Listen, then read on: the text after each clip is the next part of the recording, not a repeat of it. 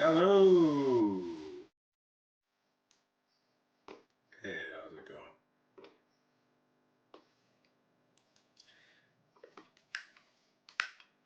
Let's see. Meet down on my. I've been listening to a lot of classic '60s rock. Why? Because I like it. Yeah. Hope everybody's doing fantastic and is California dreaming.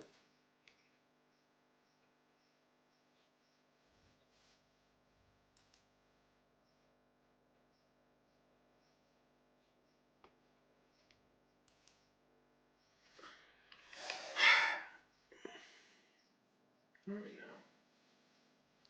now? Okay.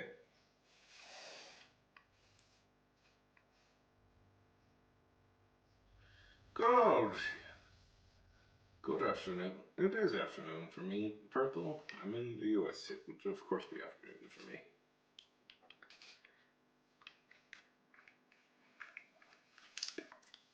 Good afternoon.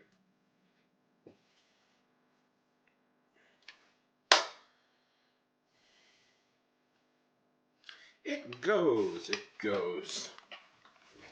One second. I'm gonna open these windows because it's a little drab in here, and I'm finding if I can just open the windows.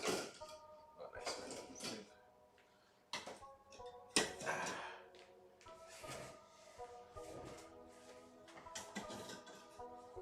There we go.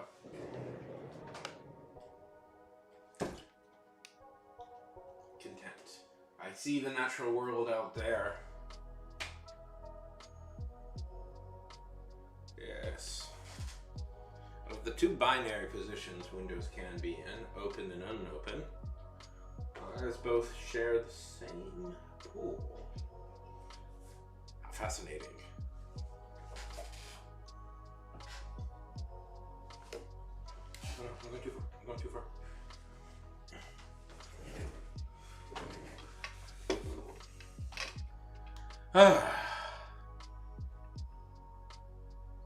Okay. Does make it a little bit more orange in here, but whatever.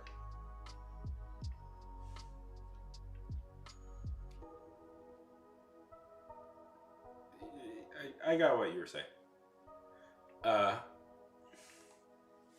That's funny.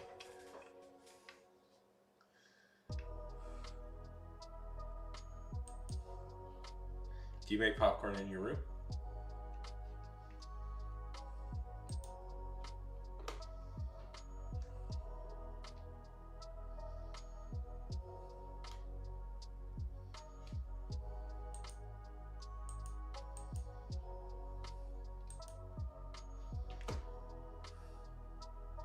Yes, Jaden. Yes, you're gonna actually have to do stuff. I'm gonna expect. It's funny. And yes, Jaden, you're actually gonna have to do stuff. What a nightmare! What a droll, unbecoming nightmare.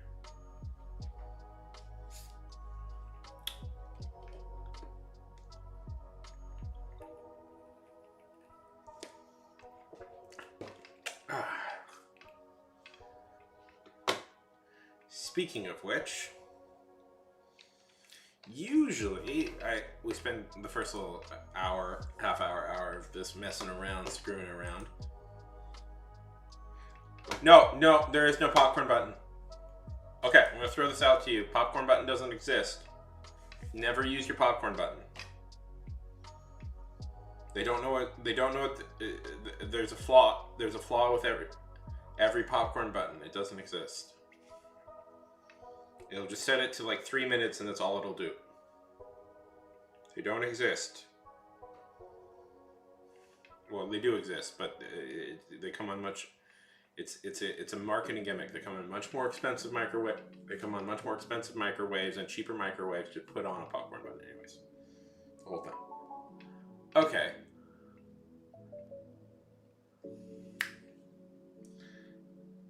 Here's what I'm saying. Here's what I'm saying, though.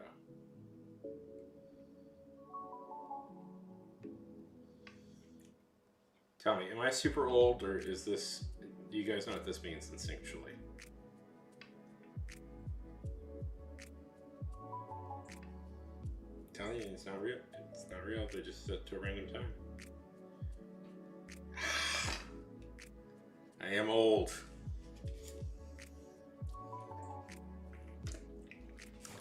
Means hang loose.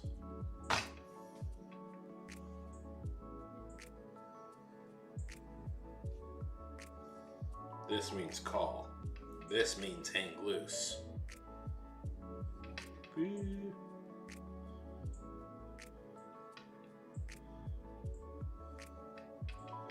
Hang loose! Anyways. Okay. Here's what I'm proposing.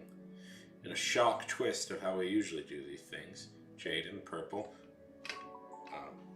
person watching over on YouTube, who is lurking, and I appreciate them for that. Let's get some writing done right now. What? Yeah. What? Yeah. What? That's correct. I'm changing the script, flipping it upside down. No, there's somebody.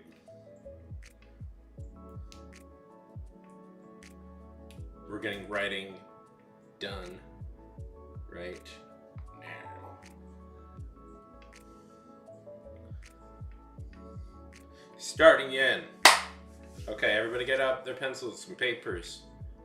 Pencils and papers, computer books and Word documents where you've put in a lot of words. Jaden Purple, let's do it. Let's aim for 100 words.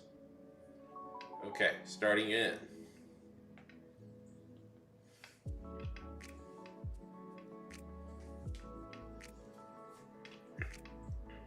5, 4, 3, 2.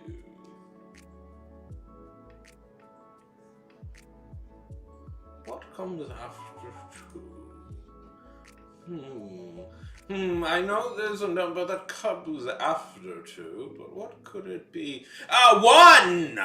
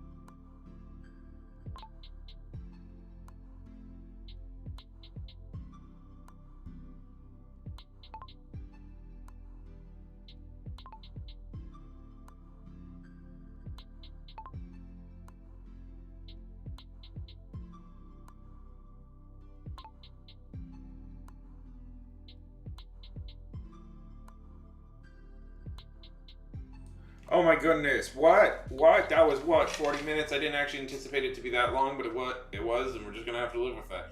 How did everybody feel? Woo! Woo!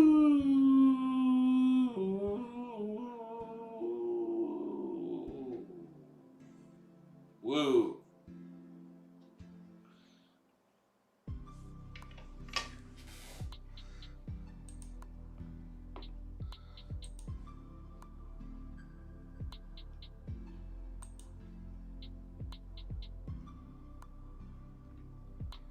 Okay, I'm back. I have to go to the bathroom. I need to be. I really have to go to the bathroom. Be back.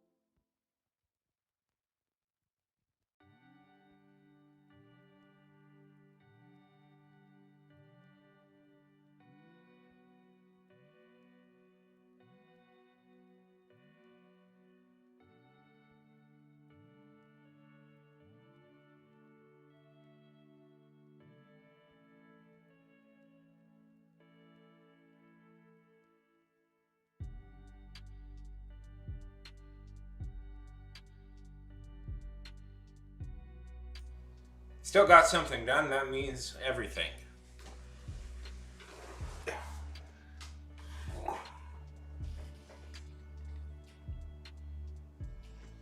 How's everybody doing?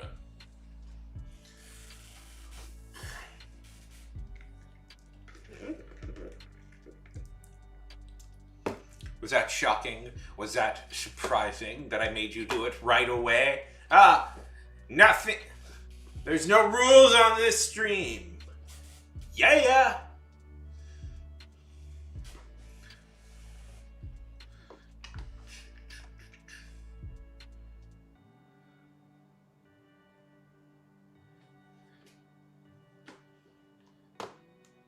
I love to hear that. Welcome to the stream. I hope you improve your English. A lot of fond memories of Italy. A lot of fond memories of Italy. Sen, good to hear you. Tell me, what stuff do you write? Big fan of Italy.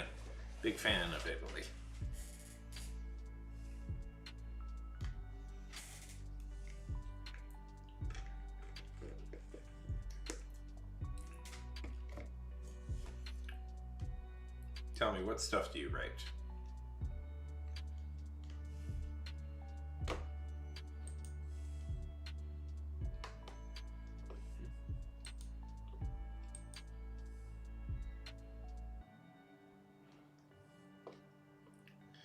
Anyways, did you get something done, Jason? I hope you did.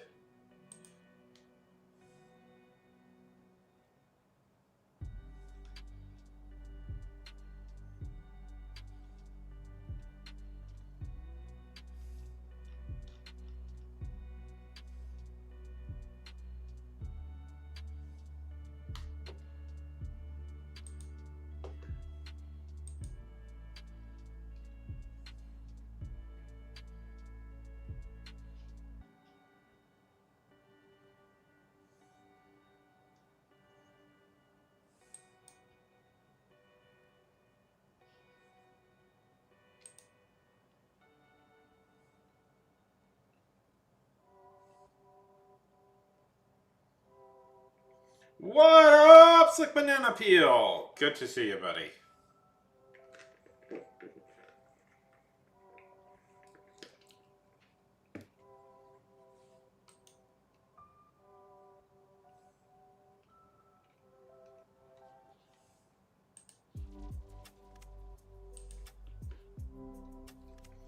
On the YouTube side.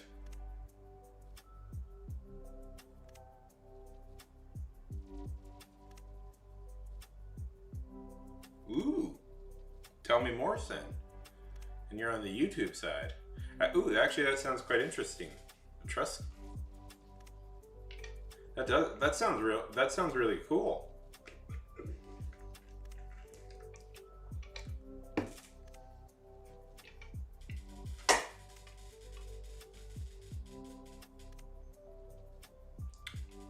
Oh no. My mic is muted. Well, let me check to see. Oh, what? It's not muted? I have been had, Battle. I have been had.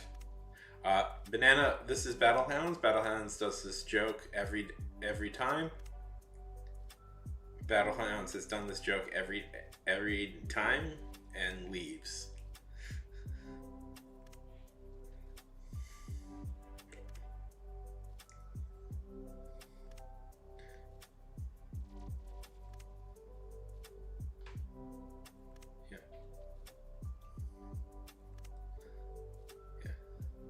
The Etruscan stuff sounds good. I know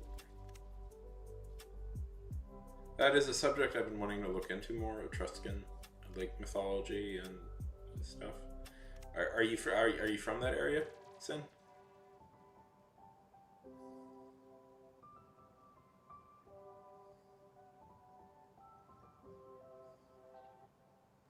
Are you from that area, or is that just an interest to you?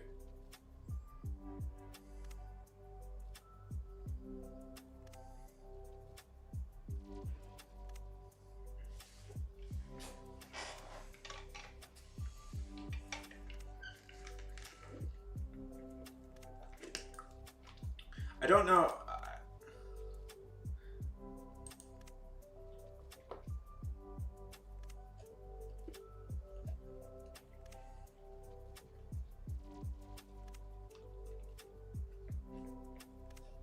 Very cool, very cool. I figured that. I figured we just did a whole bunch of writing, Slick. We just did a whole bunch of writing. I figured that might be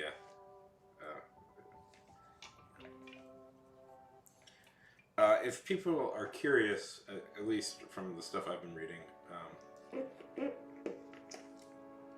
Tuscan Society is in fact probably an older society of Italy than like the Latins, and I may be wrong on this, but so it's a very interesting, very understudied part of Italy, I find.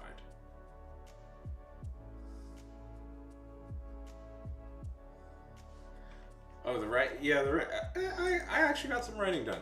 I was a little bit. My best writing ever that I've ever done? Probably not.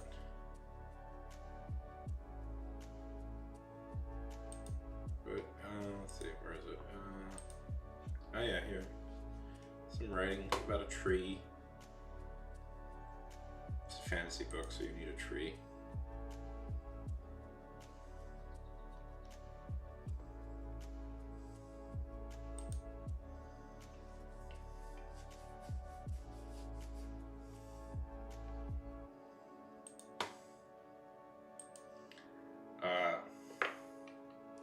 Don't you love trees? Who are the Entmutes in Lord of the Rings? Entmutes?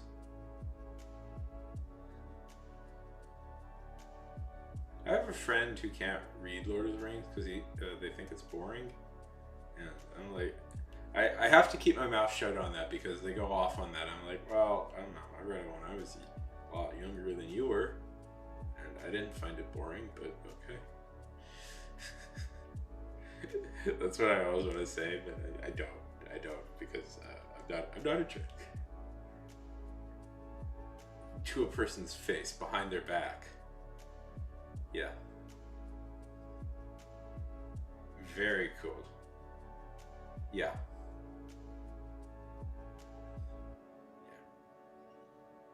Yeah. Yeah. Yeah. So, Sen, who would you say are some of your favorite writers? Yeah. Yeah, yeah. From from yeah, that's from my understanding. It doesn't. Yeah, it doesn't help that then like the Trusting Gods, which seemingly by all accounts. Sorry. So, who are some of your favorite writers?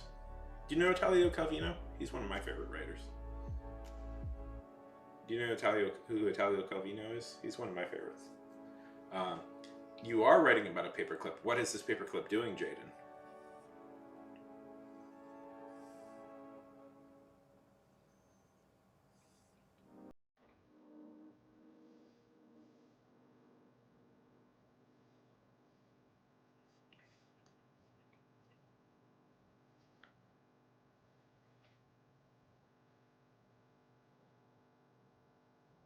So, Banana, tell me, how are things going? How's the writing going?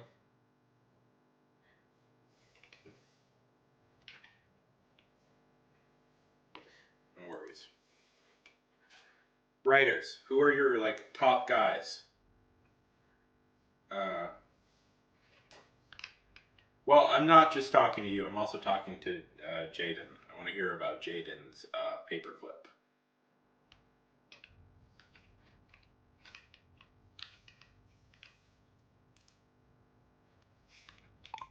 Favorite writers?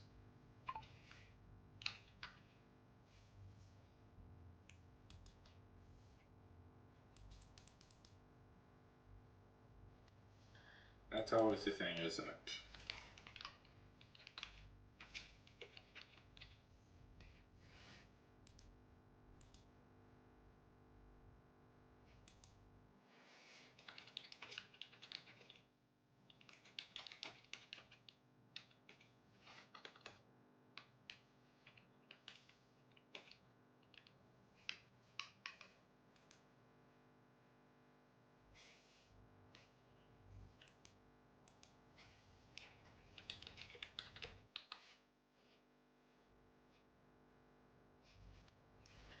Nice.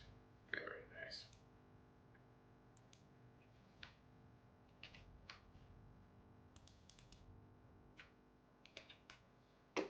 Oh, there's an ad going on right now. My apologies. My apologies greatly.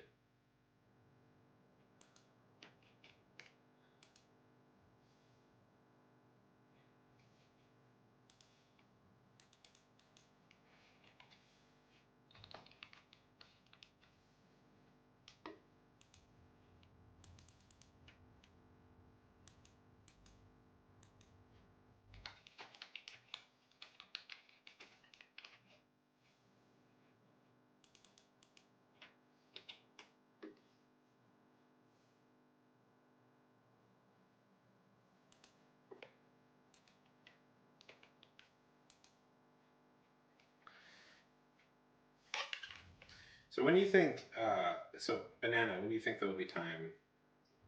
When are you going to publish your first book?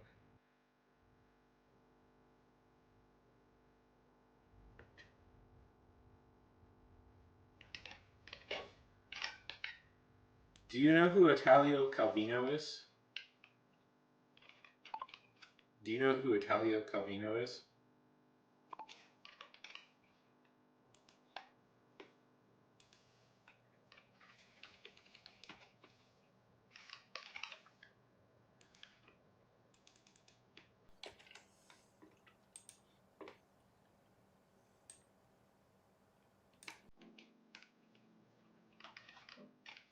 Those are all very good picks, by the way. I love Raymond Chandler.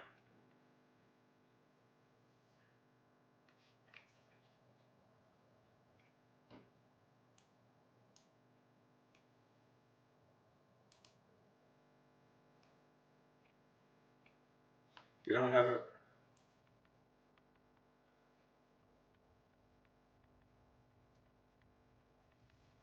Yeah, that's all good. See, I'm debating with myself whether I want to submit this to publisher or just publish it.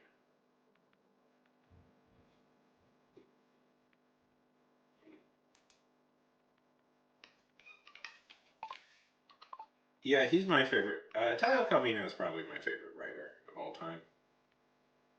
Uh, that's a good pick, Jay. Although I've explained before, Steve Ditko, in fact, did do a lot of the writing of early Spider-Man comics. Um, I mean, those are pretty darn good picks too, Banana. Those are pretty darn good picks too. Douglas Adams, I would say, is is either has been my favorite writer for a very long time, and it's still pretty up there. There's a book there's a book, Banana, I think you particularly would love if you like Pratchett and Douglas. It's called. I probably recommended it to you before. It's called Dimensions of Miracles.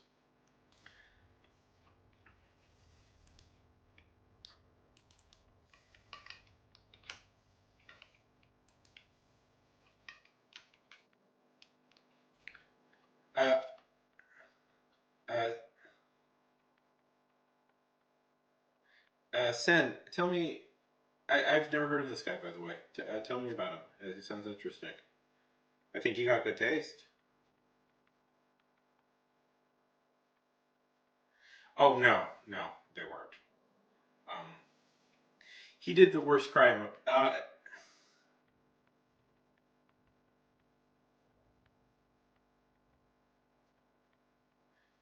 just read a lot. Did you read it? What did you think? What did you think? What did you think? What did you think?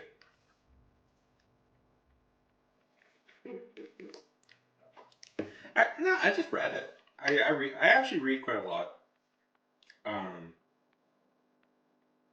I've always so when I was a kid. Okay, so when I was a kid, one of my best friends was Italian, and my dad he went to school in Italy, and we visited Rome as a kid.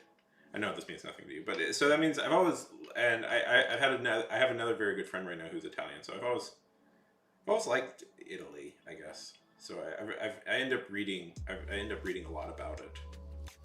Also, I'm a guy, and I do think about the Roman Empire every day. But I don't know.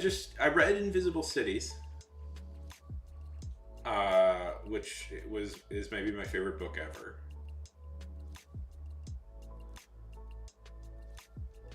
Obviously, it was right. It's the weirdest book you'll ever read. I love that book so much. Um, if you've never, I recommend it to everybody because it's just like I just wanted to talk about it with people. Like, could you understand half of it? Like, I know some people have a little trouble parsing like the writing style a little bit because it's like he has a very like he writes very like flowery language at times, but it's so weird. It's like the fact that he goes to he travels back in time to an ancient dinosaur civilization.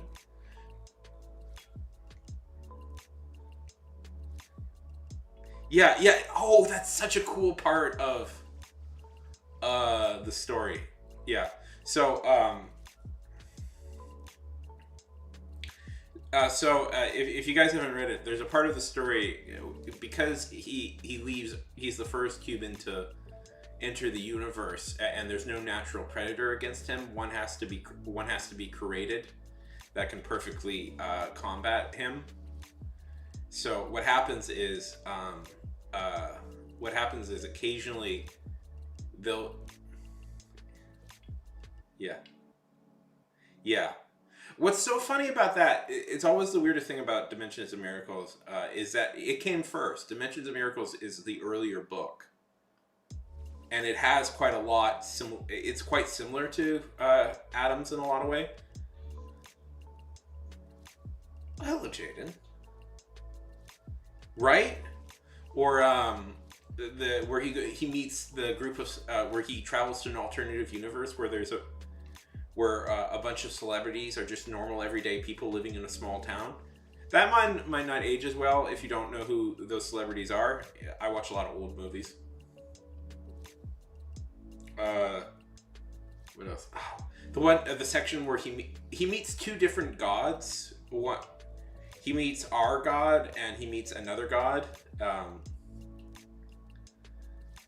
That's one of my favorite sections where it's like science gets accidentally invented because the like the contractor who built the Earth wanted to charge him more money. Like wanted to charge him more money because he didn't finish all the stuff he needed to finish, and he's like, well, okay, maybe they could invent science. Anyways, it's a good book. Dimensions of Miracle by Robert Schlacke. It's one of my favorite books. Dimensions of Miracles by Robert Schlacke. It's one of my favorite books. It is a quite obscure book nowadays.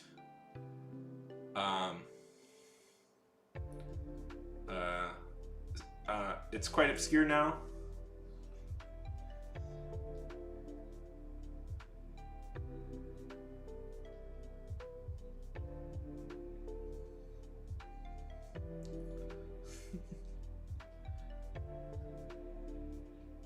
Okay.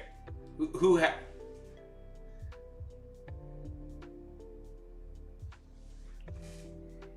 Anyways, it's pretty wild. It's a very trippy book. Yeah. Okay. But which region has the best pizza in your opinion? Tuscany, of course.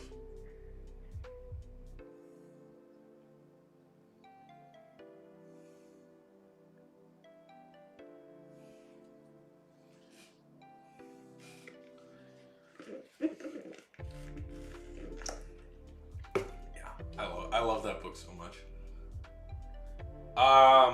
Well, it was named after Theodore Roosevelt, but he didn't invent it. It was a toy. It was a toy company. And there was a whole story about Theodore not shooting a bear, a bear cub, and that made national headlines because life was simpler back then. And that became such a story that it was named a teddy bear. But I don't remember which company actually made it.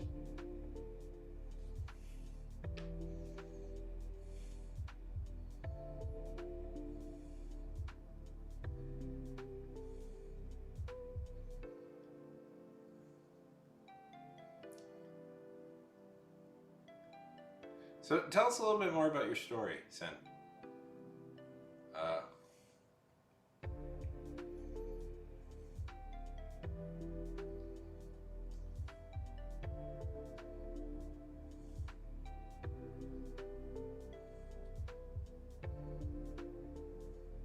That's not a fun answer, but that's... Yeah. I mean, I knew that, let's see. Oh, right, yeah. I don't know. Who invented the teddy bear? I know that, okay, the teddy bear,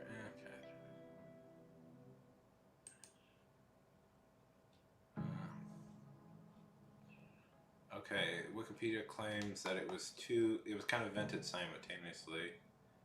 It was invented, Morris Mitchum in the US invented it.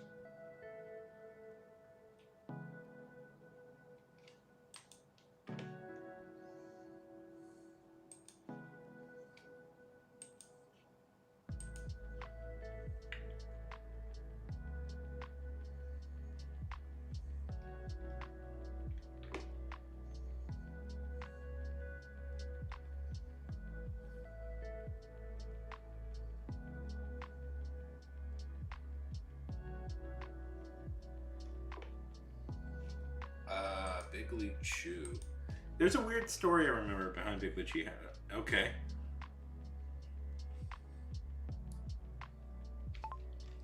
Who invented Big League Chew?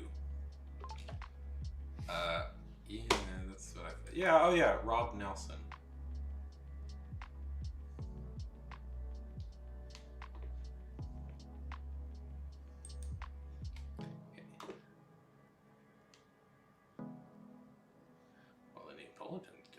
Although I know that's slightly a misnomer.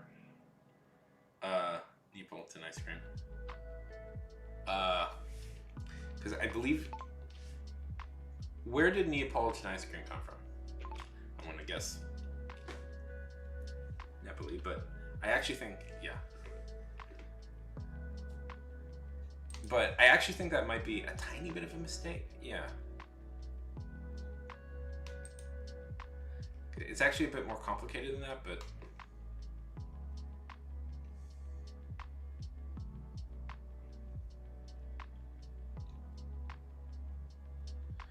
I believe it was actually invented by uh, uh, Italian immigrants, but it was in the U.S. Anyways, it's a little bit more complicated. But anyway, so hello, Gabriel.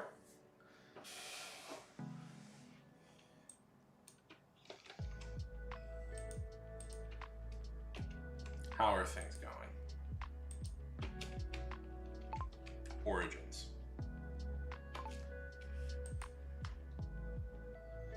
I like it.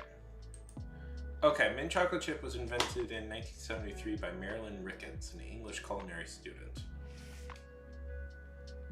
Oh, I know that story. It's not German. It's English. The guy who invented it was it was like William his name was German. Like his name was like literally William German, so it was German's cake.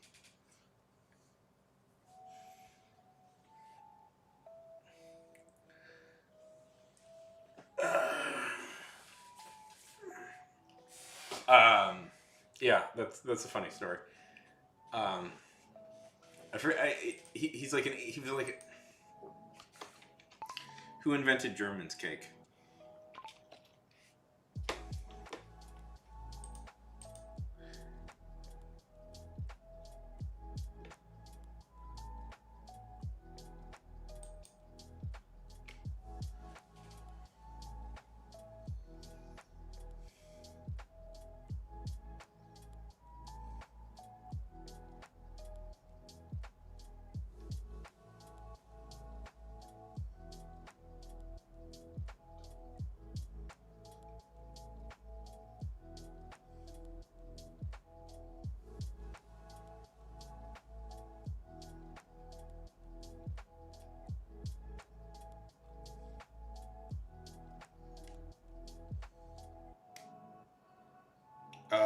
Well, okay. I mean, sort of.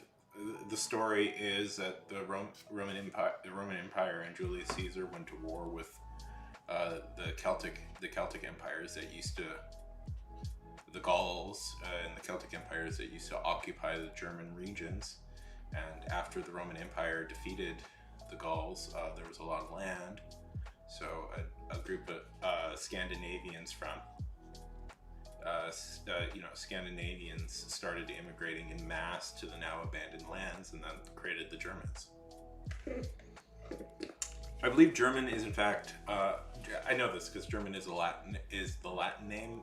I don't remember what the Deutschland is the actual name.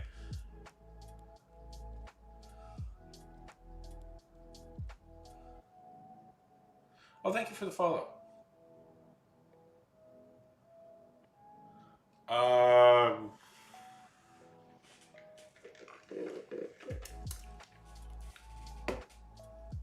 Well, Xena Warrior Princess would be different. Dude, that sounds so awesome.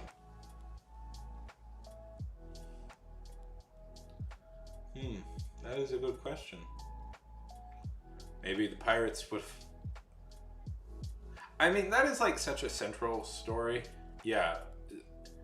Well, I mean, he did befriend the pirates. It's just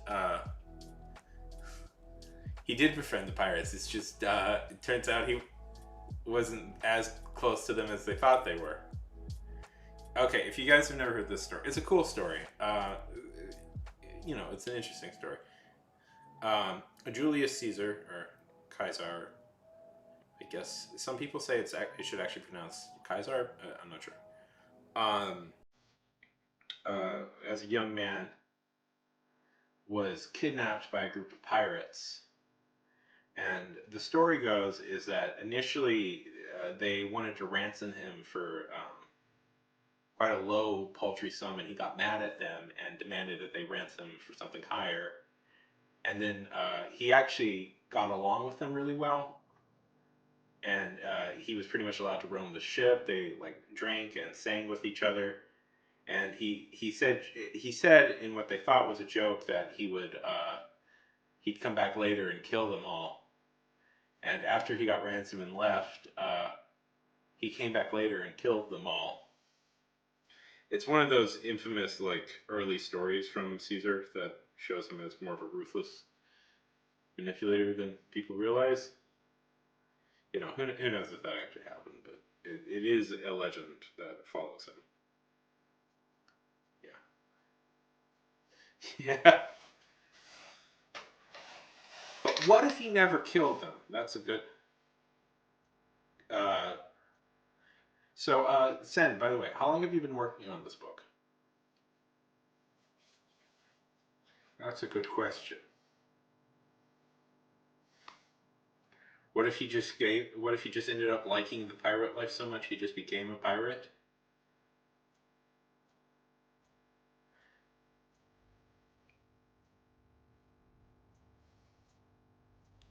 I figure he'd probably rise up through the pirate ranks, build an armada. I think he'd take Rome either way, but he'd probably be a naval victory instead of a land victory. Anyways, so Sen, how long have you been writing this book? Sen is from Italy, Gabriel, if you don't know. So it's very apt that we're having this discussion.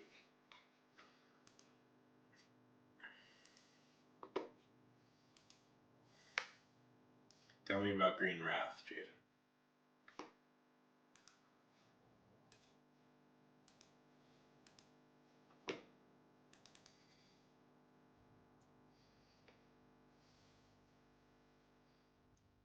Oh, yes. Of course.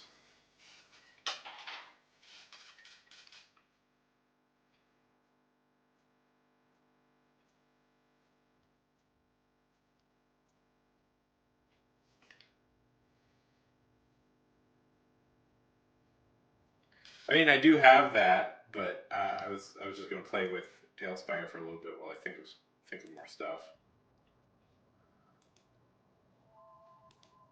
I'll show you. 1 second. Let me bring myself up.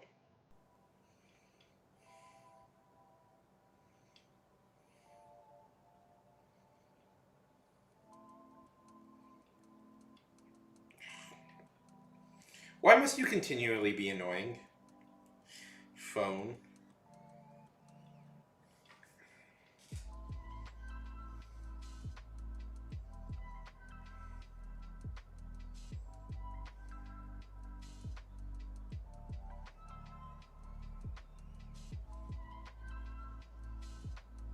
How long have you been working on this book?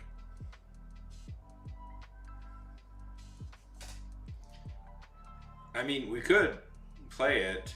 I do play a lot of Crusader Kings. But this is a thing called Tailspire.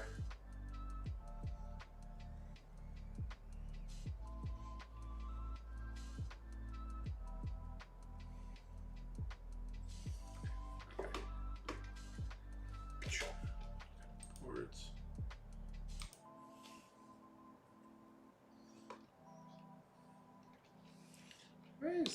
Why is this word always behaving so weird nowadays?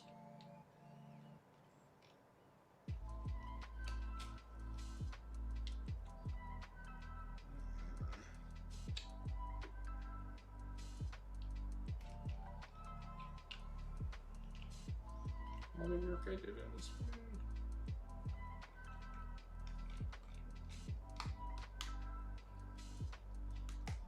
It's like it vanished from there. It's very strange.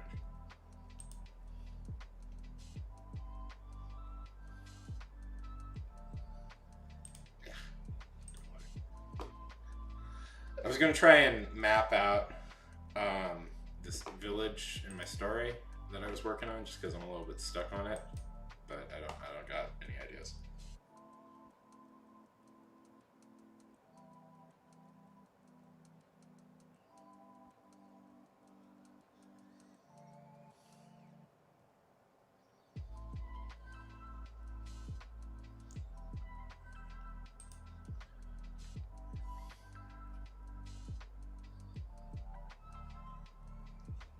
I know that feeling. So.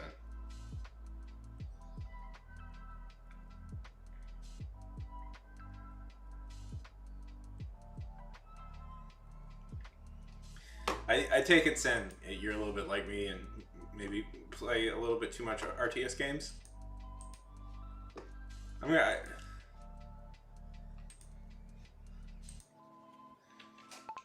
I take it that you maybe play a little bit too much RTS games.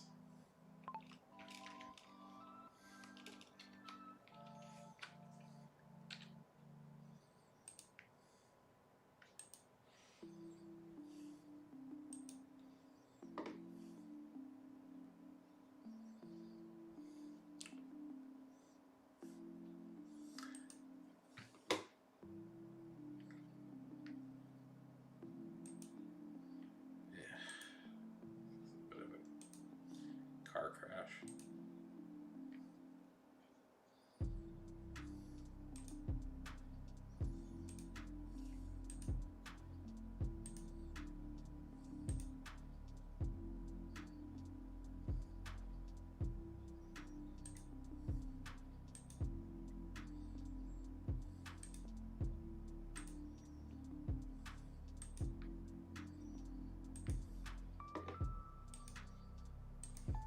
Are you planning to make this a series? Are you planning to make this a series, or is this a one and done deal?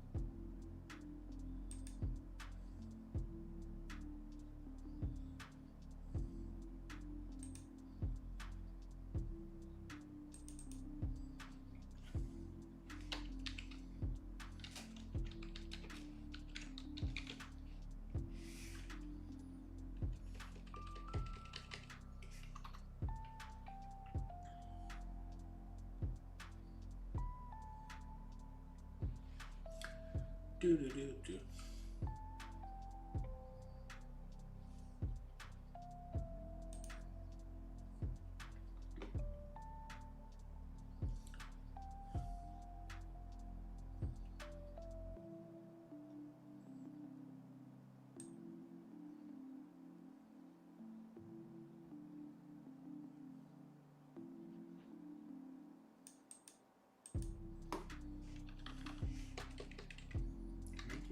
I'm making my character a little bit too passive in these new passages. I'm making my character maybe a tiny bit too passive in these new passages.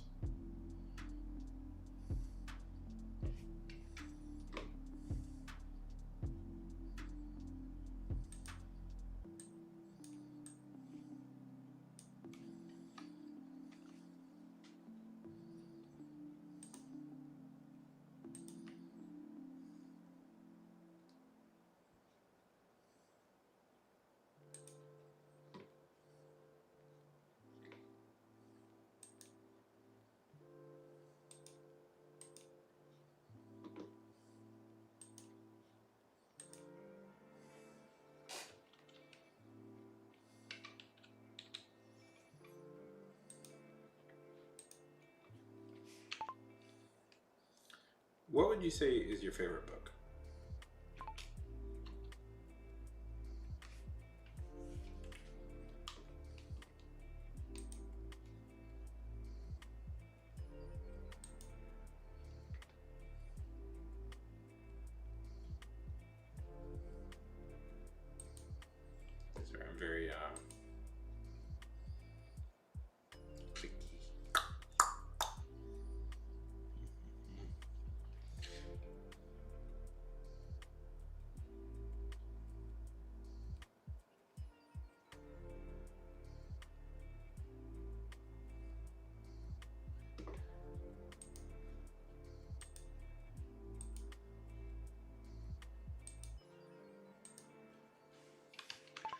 those games. Have you tried Crusader Kings 3 or Civilization 7, I believe?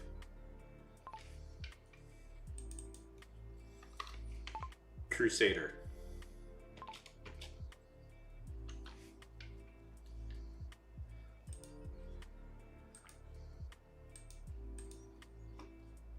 Okay, check it out. This is terrible of me. Check out how many hours I've put into Crusader Kings.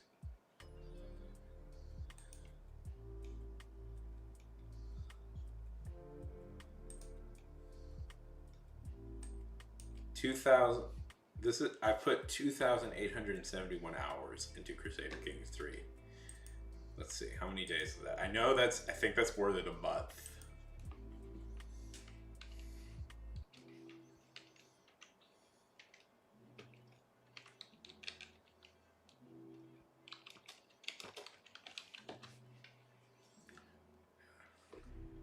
$170 days of.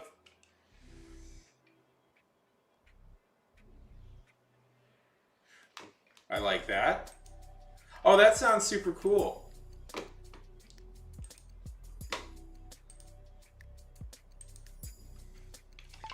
For some reason, I'm now picturing like the Bicycle Thieves, but what if it was about superheroes?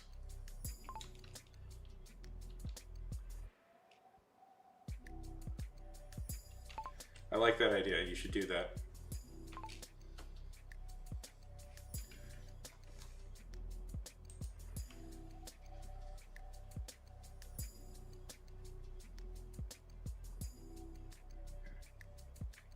I had a somewhat similar idea about superhero satire, superhero satire, but I was gonna make it like analogous to like breaking into the entertainment industry.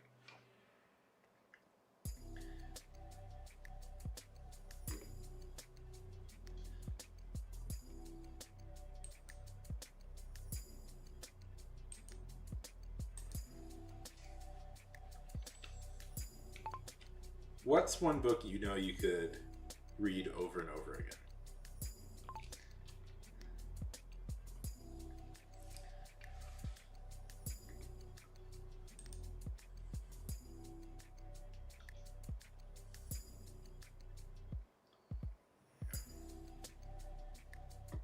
Okay.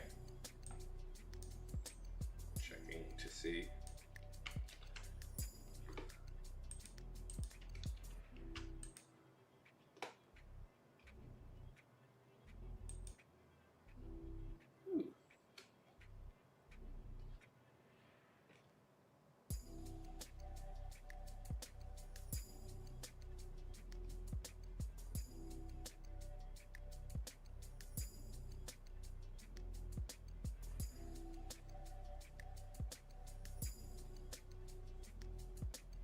Actually, that sounds pretty fun. I might read that.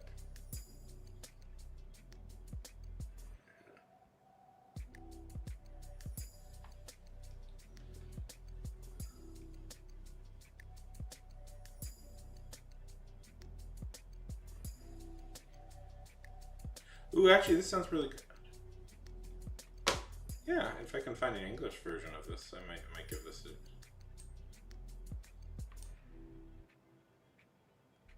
Yeah.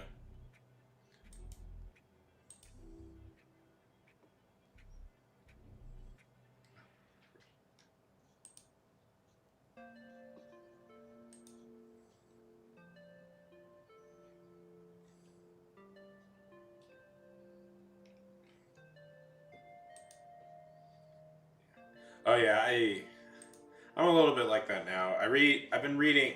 I'm trying to inch back into like reading fiction. I've been mostly reading history books as of late, which are fun, but I'm not. I do miss my fiction.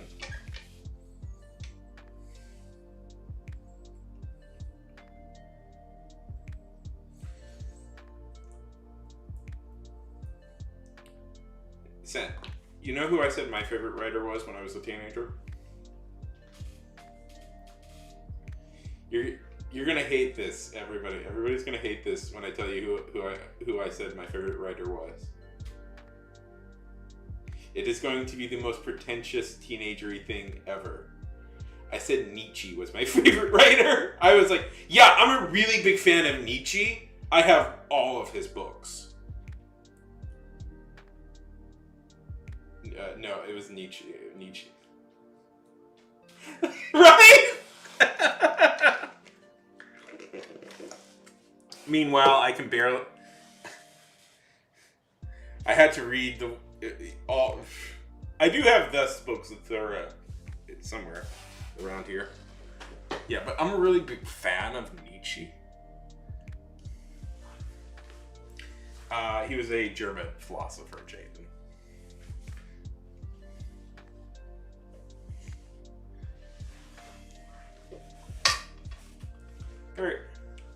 He was a German. A lot of his stuff is about like individualism and trying to become the best version of you. Let's see, do I have a copy? I still have the books. Let's see. 1 second. Do I have it in here?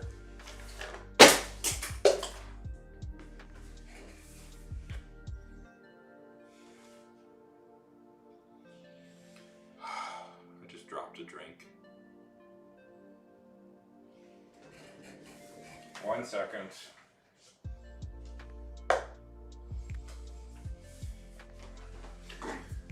I have to clean that up.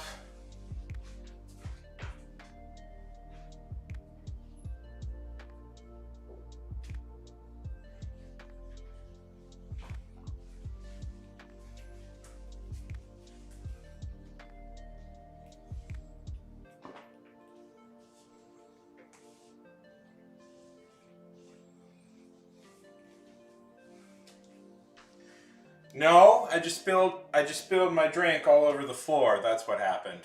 I just spilled my drink all over the floor. Ugh.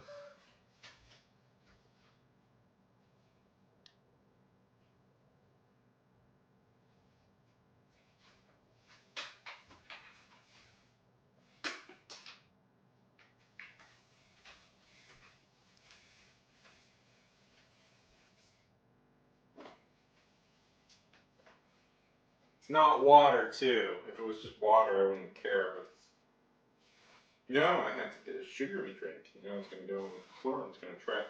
I had to get a sugary drink and it's going to get all over the floor and I have to attract ants and it.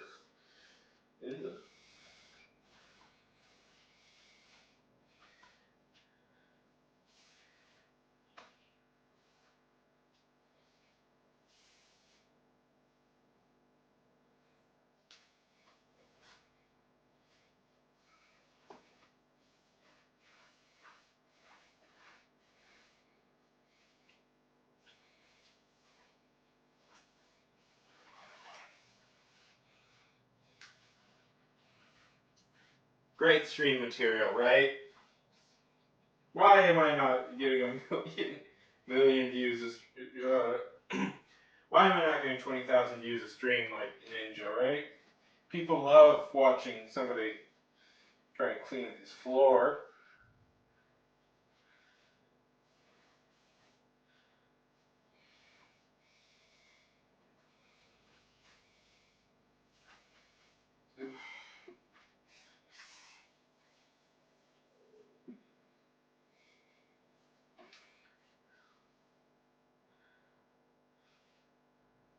Oh my god! I love Tom Ligotti. Tom Ligotti is one of my favorite writers. Have you read any of his short stories? Once you finish with The Conspiracy Against, you should look up his short stories. They're amazing. If you like this conspiracy, anyways.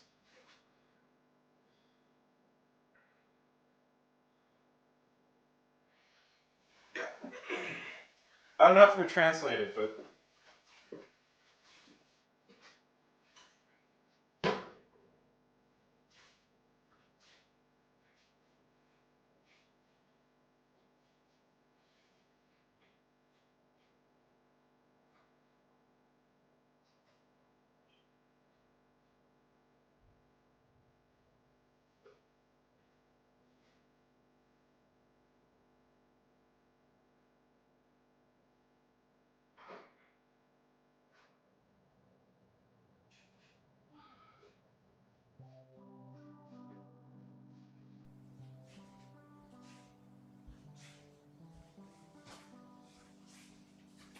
Yeah.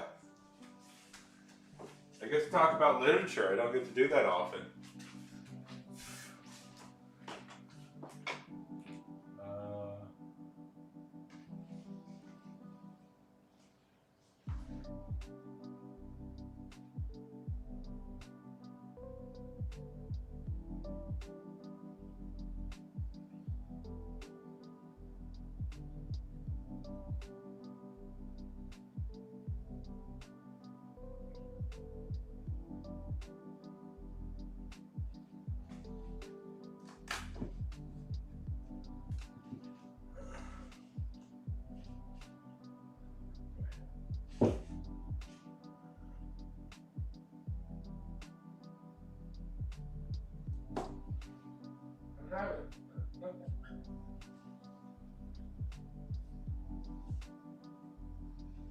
I was trying to see if I have my a copy of Nietzsche here, and it's there.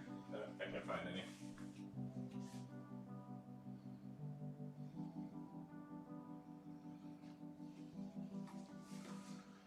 Anyways. Yes.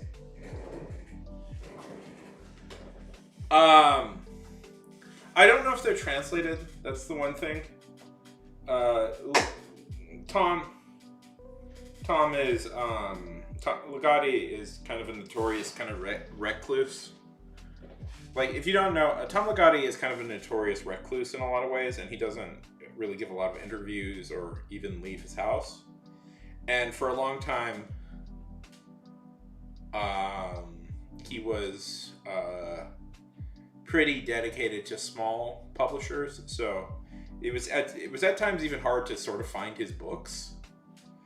He seems more open nowadays to publishing under bigger names, but yeah, he's a very it's the best way to describe him is he's kind of the midpoint between like H.P. Lovecraft and Franz Kafka.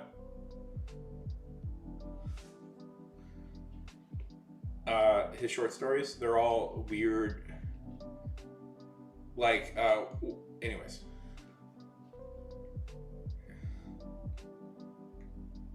Yeah. Yeah. I love that, yeah.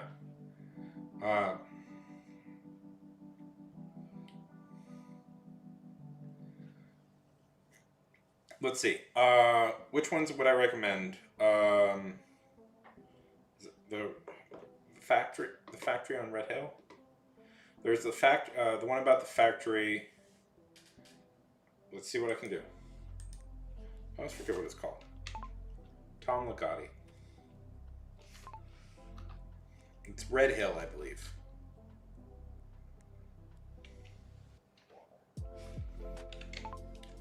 The Conspiracy Against the Human Race.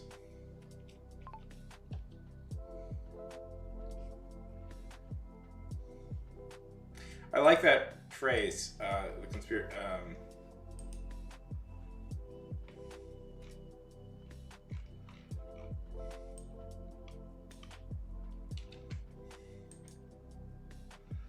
Depression hole. That's a very good way to describe things.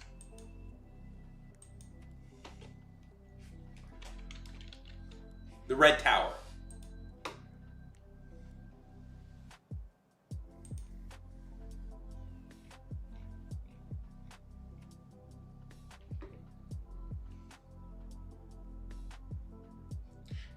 How horrible. How terrible. I mean, I could read it right now. Here. This is the Red Tower. Here's. Go. Here's the Red Tower. It's considered one of his best. It's about a factory that does some bizarre things. He has a ton of those. Like, yeah, his stuff is very like dreamlike and scary in a way that is hard to explain.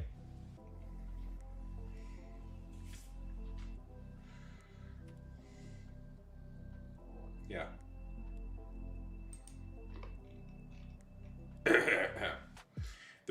factory stood there 3 stories high in an otherwise featureless landscape. Although somewhat imposing on its own terms, it occupied only the most unobtrusive place with the grey emptiness of its surroundings, its presence serving as a mere accent upon a desolate horizon. No road led to the factory, nor were there any traces of one that might have led to it at some time in the distant past. If there had ever been such a road, it would have been rendered useless as soon as it arrives at one of the 4 red brick sides of the factory, even in the days when the facility was in full operation. The reason for this was simple. No doors had been built into the factory, no loading docks, no entranceways,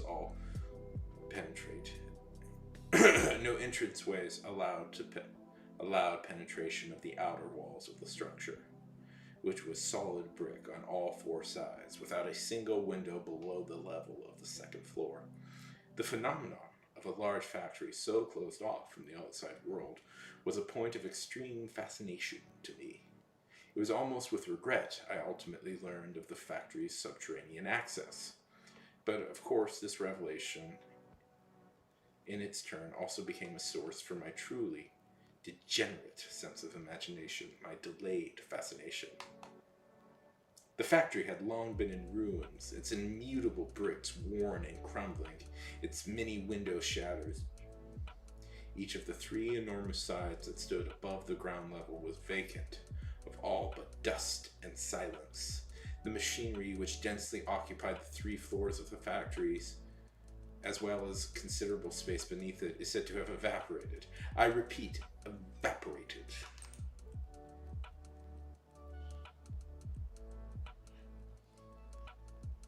Anyways.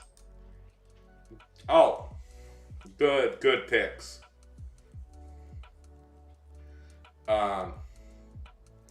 Oh my god, yeah. That was so heartbreaking when David Lynch died. I mean, he did. Just no, such bullshit.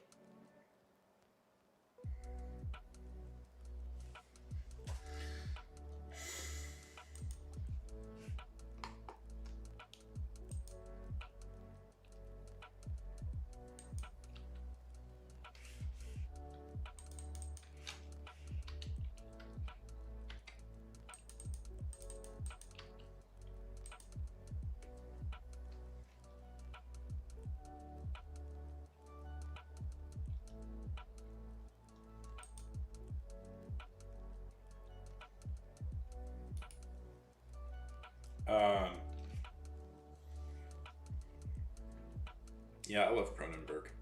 But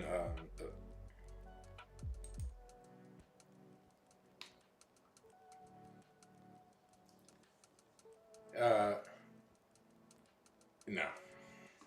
I was going to ask if anybody else had seen a Cronenberg movie, but I don't think that's... Nope. When I was a teenager, when I saw Videodrome, that like blew my mind. That was simultaneously the scariest thing I've ever seen, but the most compelling thing I've ever seen.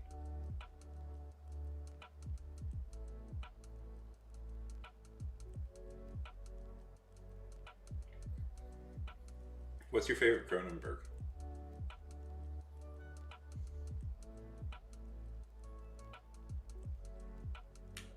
Also, Twin Peaks is one of my favorite shows. I've been tempted to do a rewatch lately of it, but I haven't got around to it.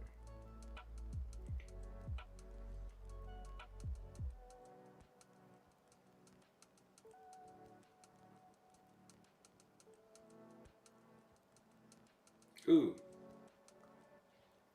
I do know some stuff about Italian film, but I don't know enough. When I was in college, I took a Fellini class. I studied, when I was in college, I took a class on Fellini, but let's see. Yeah, no, this looks cool. But I don't, like, the modern scene I don't really know as much about. Yes, this looks like stuff up my alley. I might take a look at this.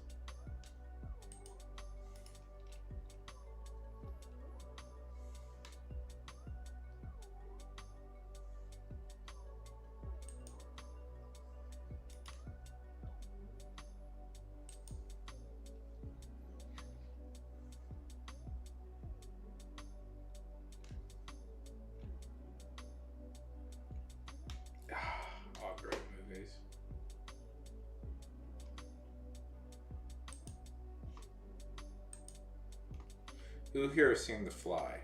Have you guys seen The Fly? The remake that Cronenberg did. Probably the best remake of a movie ever.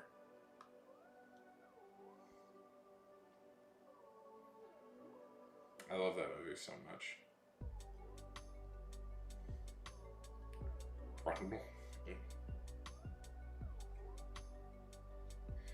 Oh yeah, that's one that nobody talks about. I haven't seen that one yet. That was one of his more modern ones. I haven't seen that one yet.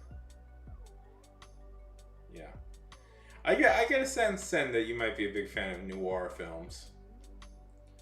Am I picking? Am I correct?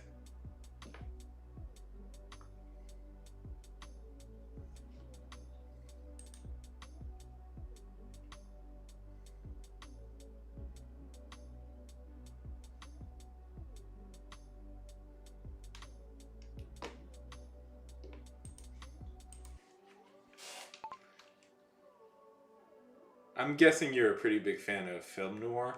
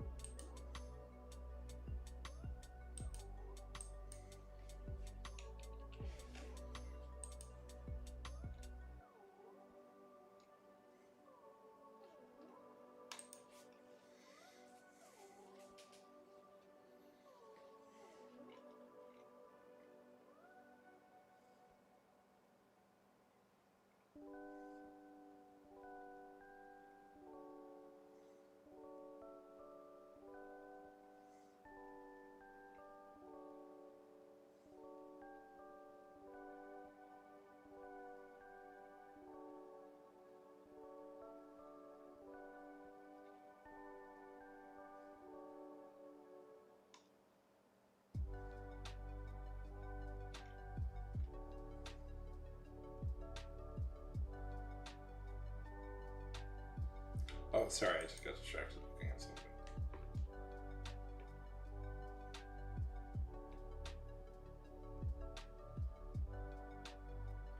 Sorry, I was just distracted. Yeah. I'm thinking, how about we get some writing done? Does that sound fun? Or I can play around with random things on my computer, but. How long have we been going for? 2 hours! Oh, goodness gracious.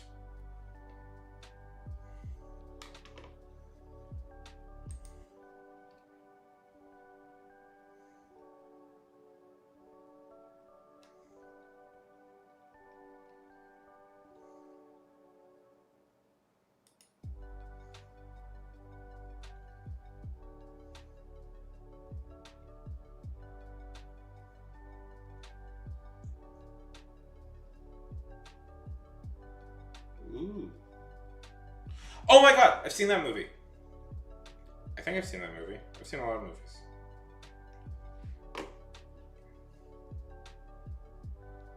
Welcome back. Have you seen this movie?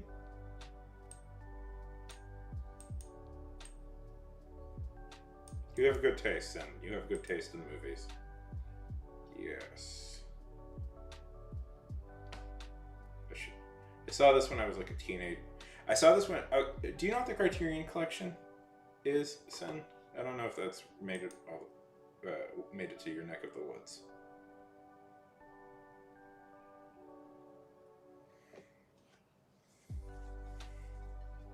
That probably hasn't.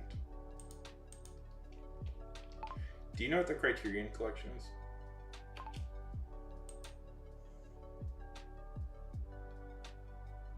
Jaden, you have very good taste. So the Criterion, if the Criterion Collection is this kind of this very prestigious thing to get into, and they bring in like a lot of foreign, like to us Americans, like foreign movies that didn't get proper DVD things, and Citizen Above is one of the famous ones that they got, and I was very obsessed as a teenager with collecting them. Jaden, your taste in movies is perfectly attuned to what you enjoy.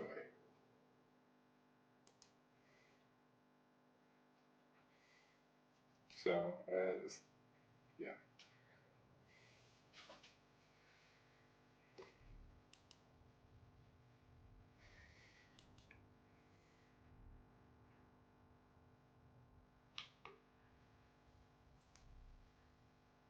Just looking at some stuff. Okay.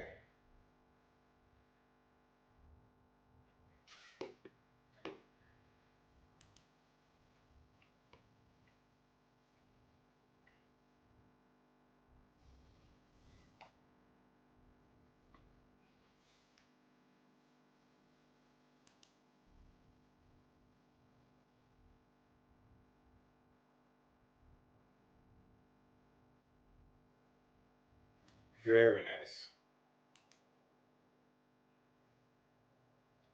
Yeah, like here in the U.S., the Criterion is like this big deal, and it's like full of like these like high art movies. If you are a teenager and you are into film, you will eventually very much get into the Criterion Collection here in the U.S. Um,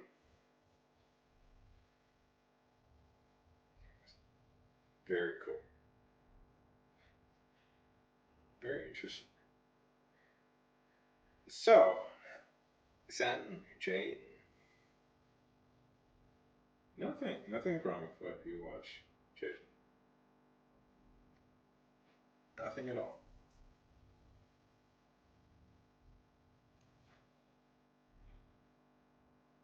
Yes, quite a lot.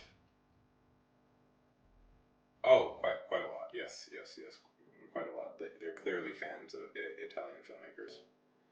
Fellini. That's where I first started watching Fellini movies. Bicycle Thieves is in there. The Bicycle Thief. No, I think it's the.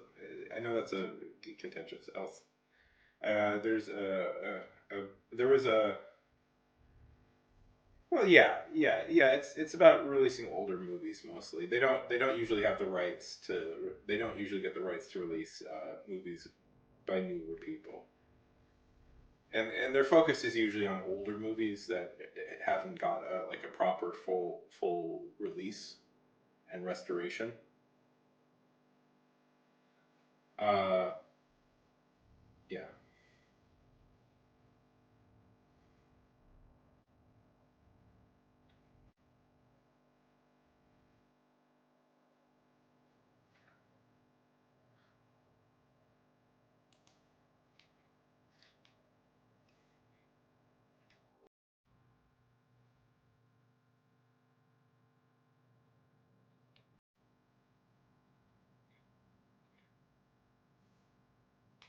Let's see if I have any.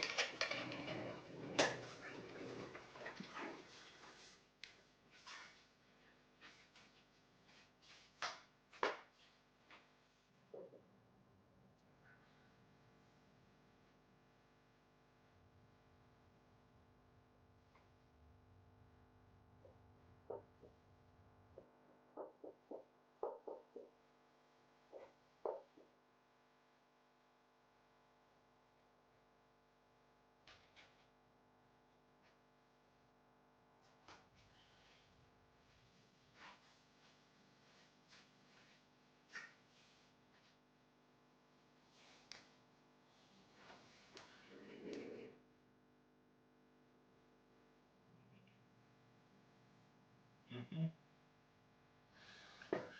I need to get rid of that WhatsApp thing. By the way, I don't even have control of that group anymore. They took it away from me. I don't know how that happened, but they took it away from me.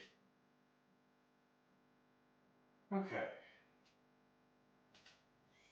Oh, here's some.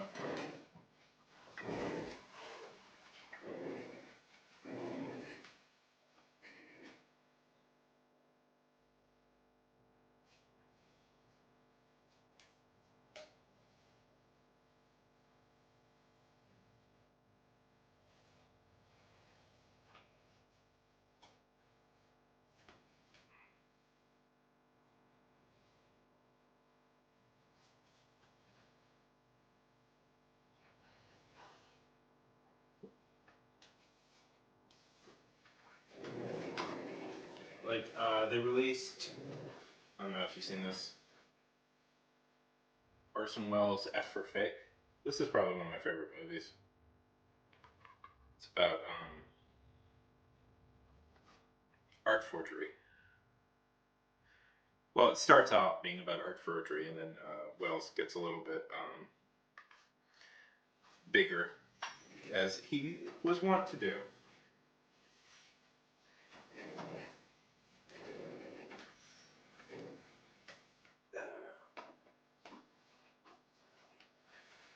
Okay.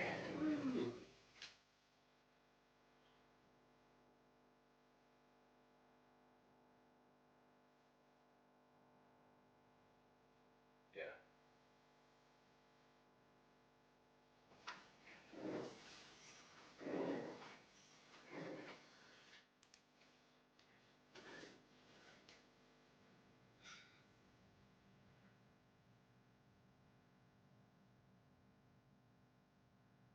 Really? That's so funny. Oh, ad.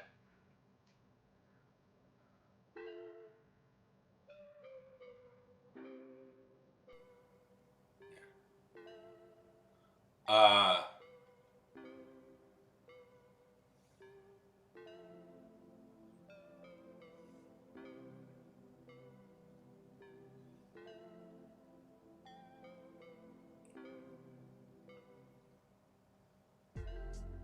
that's so funny. So he made like a bunch of low. Oh, that's hilarious. This is like one of the most like considered one of the great films of Italian neorealism. There's something similar in that. There's a director by the name of John Cassavetes here in the U.S. who's considered quite important, and he made a lot of like movies about like the downtrodden working class and all that stuff, and like normal people dealing with like hard problems. Anyways, his son Nick Cassavetes directs nothing but like fluffy romantic comedies for like that appeal to mostly middle-aged women. It's very surreal that Nick like anyway. So yeah, uh, certainly talent doesn't necessarily translate in the bloodline. I think, as we've proved time and time again.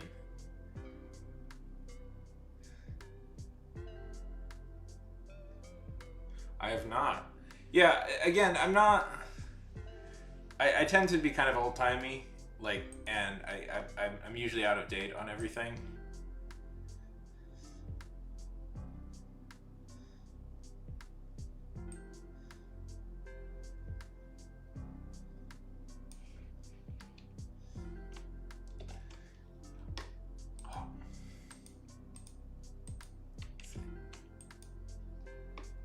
Ooh.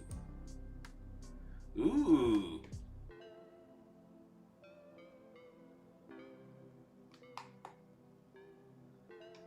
I'm liking this already.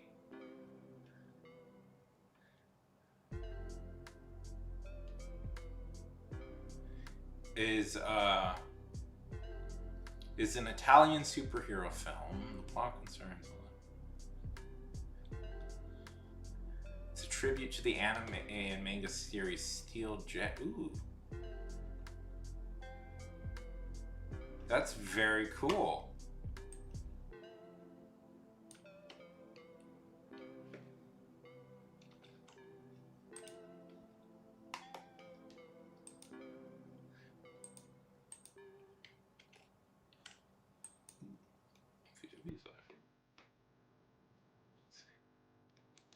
Wouldn't be.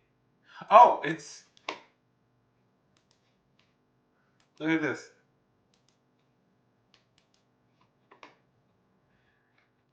It's free here on YouTube.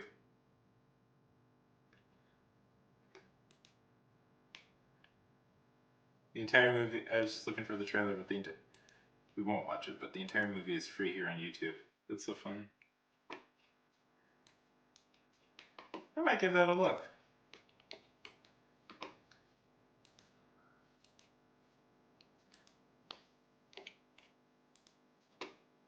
That is what's fun about like foreign for me foreign movies is that a lot of the times they're free just on YouTube. Um, One of the things I've had the thought for a while, and I want to do it at some point. Is I want to make a video or write a book about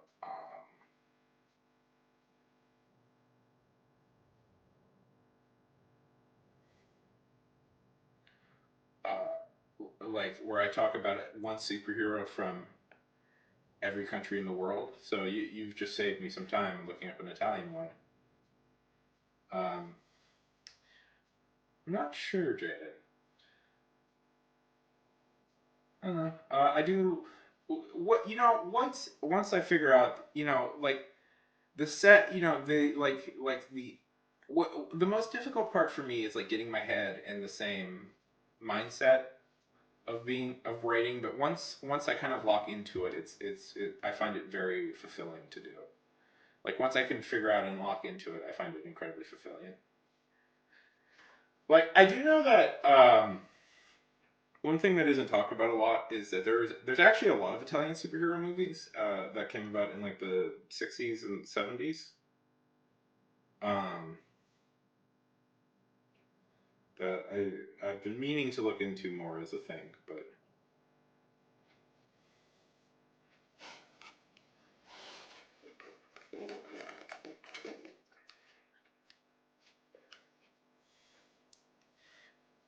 my least favorite part is trying to get myself in that headspace. But once I get in there, I feel I can like write a ton, and that's when it's the best part. Like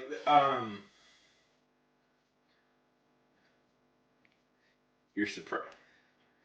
Sen, you see, you picked the perfect guy because I do have a like somewhat shallow knowledge of Italian cinema and history. uh,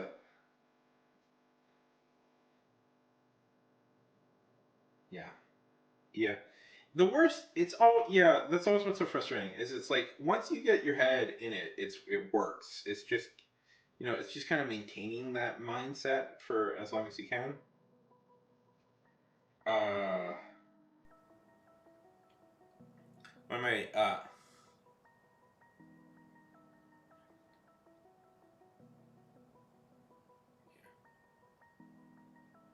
yeah, which is a shame. That's such a tragedy because it's in many ways like Italians kind of like arguably like what we think of horror today has been influenced by like the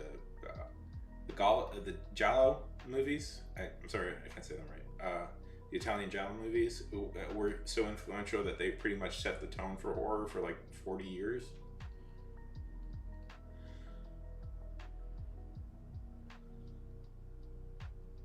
Yeah, there's definitely like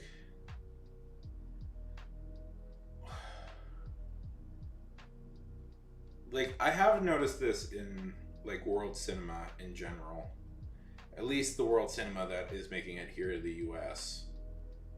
Um, is that they are it's very much it's kind of tragedy porn a lot of the time, you know, more than anything. It's like deep, it's all about like everything is sad, everything is terrible, it's the worst thing ever, and it's people suffering. And this is always coming from an American who doesn't live in Italy and isn't seeing all of them. It kind of sucks that that's the only type of movie that will like get foreign distribution nowadays.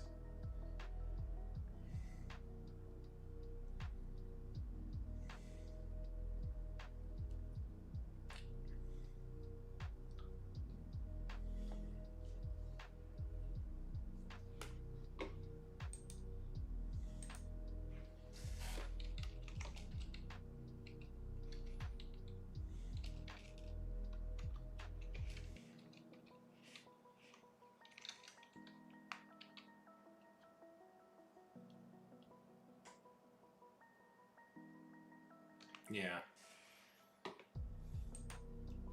Do you know who Dino De Laurentiis is? Uh,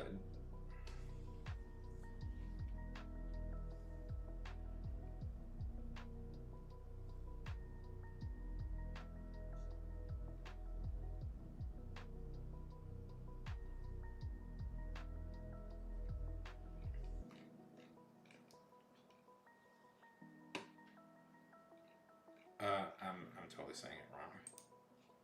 For some reason, I know how to say it when I'm not on screen, but I don't know. Words, mouth words. Do you know who this guy is, son? So, my dad actually went to boarding school in Rome for like his whole high school experience. He was in boarding school in Rome, and he was good. He was decent friends with Dino's son. Major film producer, if you're curious. A lot of B movies, and he got to see some of the movies being produced.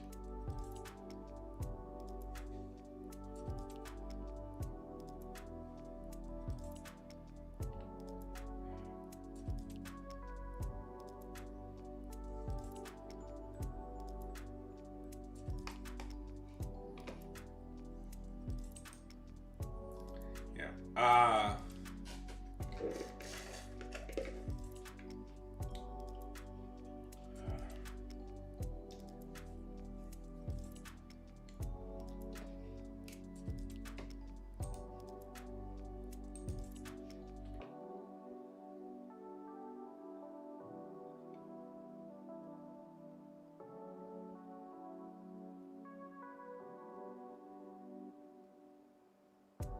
Yeah.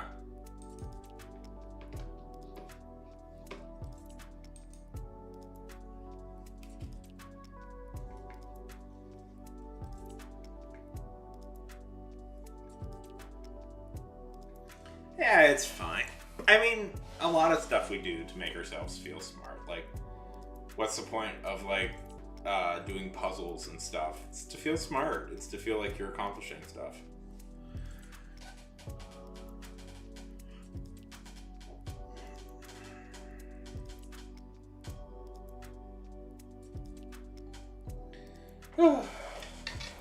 Part of me wants to do more writing, but I am getting a little bit tired.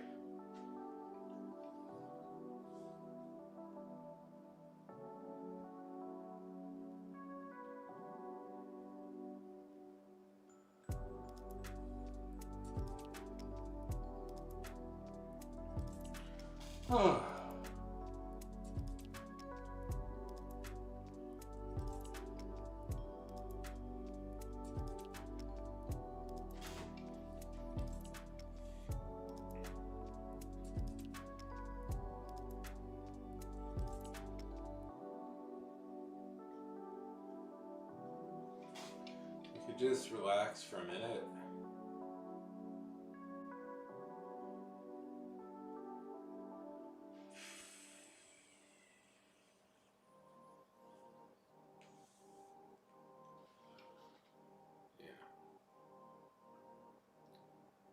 This is almost the part of the stream I dislike because it's like I'm trying to decide whether I just want to call it here or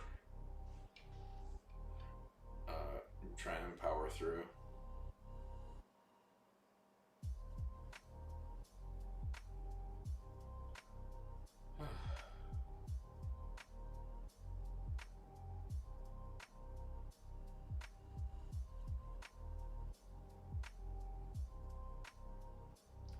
Okay. No, he was friends with the son of a producer. He was friends with the son of a major producer in Italy. Because they went to school together.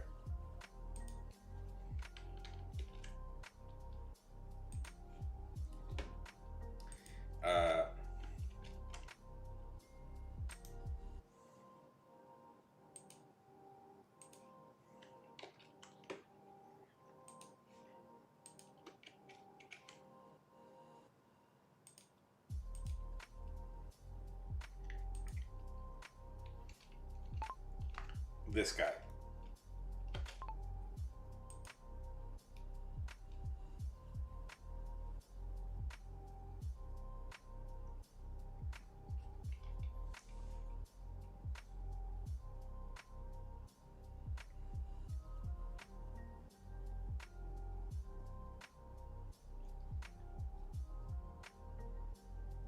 Yeah, right. Yeah, he's a pretty big name. I know.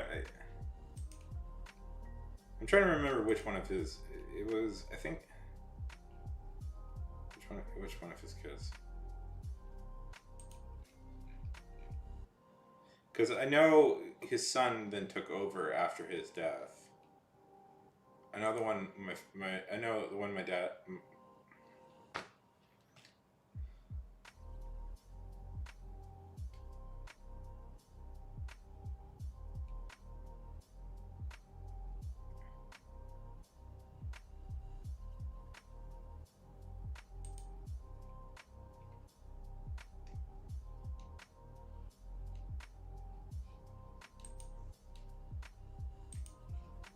Yeah.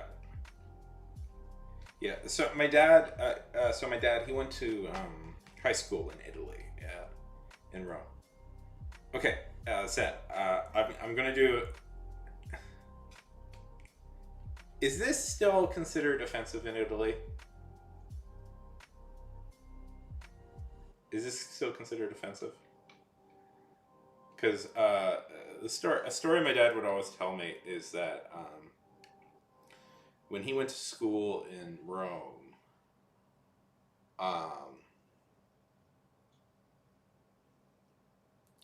the way they would get around is they would hitchhike. That's the way you kind of got around. And he would always tell the freshmen that came in that, oh, no, no, no, no. The special way to do it in Italy is to do this. And that would always get them in trouble. Anyways, that's a story he told quite frequently. Anyways, I think I'm getting tired, guys.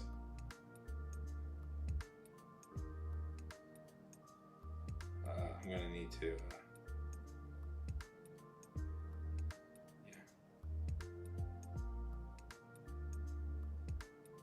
Yeah. Well, he's. No, you shouldn't have a. I'll throw this out there. Yeah, he's kind of considered sort of a. Okay, I'll stay. He's kind of considered a real hack director, producer in a lot of ways. There's some good movies he produced, but it's like a lot of them are like real cheap, lazy B movies. Like he's partly why, like in the '70s, Italy had a reputation for like producing so much schlock. Is because of him. My favorite story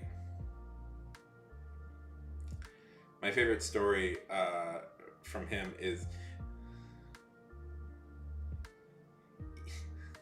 Yeah, yeah. That's what I. Yeah. So what he would do. So what he would do to the American kids, like what he would do when the kids came, new kids came, he would always tell them that this meant to hitchhike. This is how you had to hitchhike. And he said one time a guy tried to hit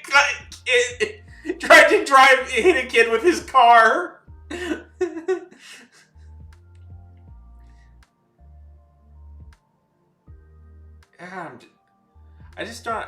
don't have the energy to like write anymore.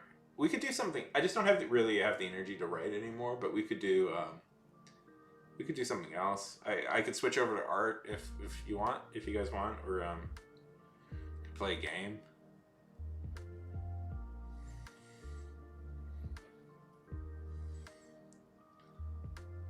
Yeah. Okay. Okay. I'll be back. I'll be right back. I'm gonna switch over to art. Be back in a few. You know what? I'm gonna run an ad and we'll switch over to art. Okay? How does that sound?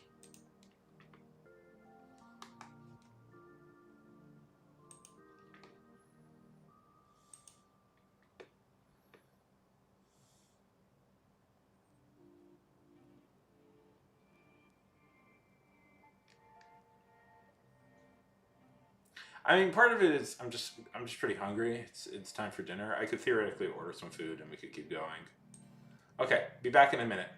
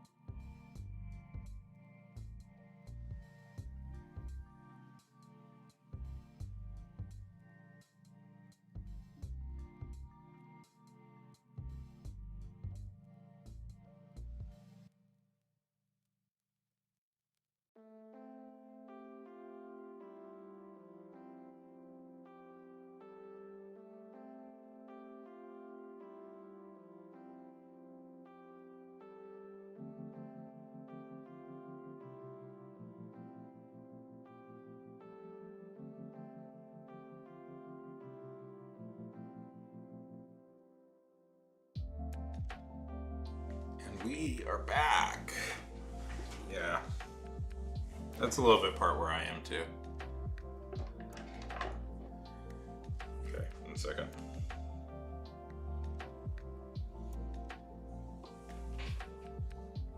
I'm just changing the name of the stream.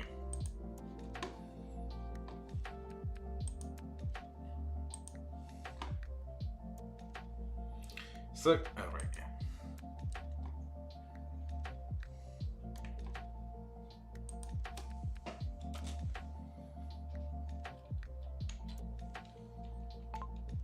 Also art now.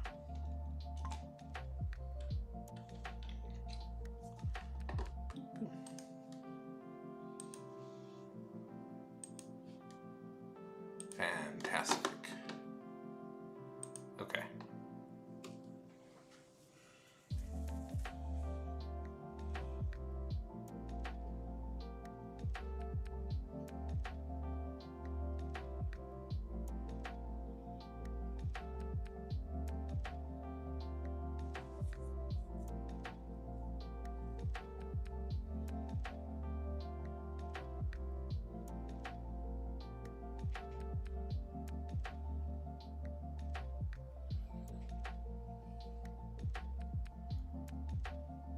What type of Jaden? What type of Pop-Tarts? You didn't explain that part.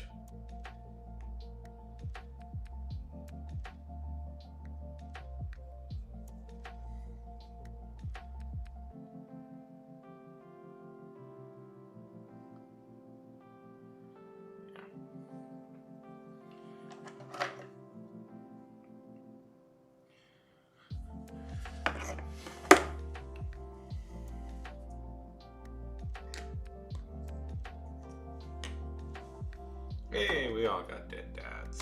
Well, mine is. Anyways.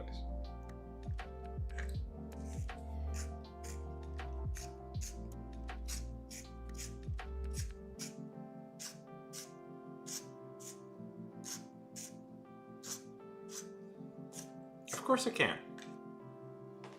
100% applies to us even more.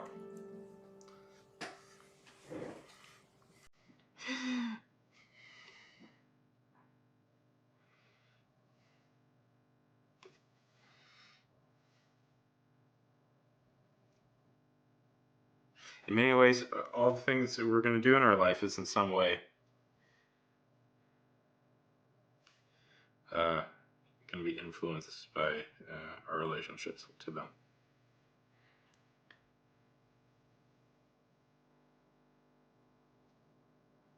I don't got any daddy issues. My dad's just dead, so that hasn't been affecting me in the least.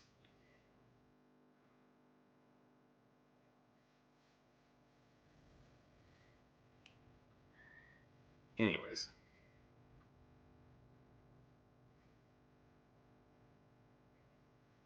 Nope. Don't randomly cry about that.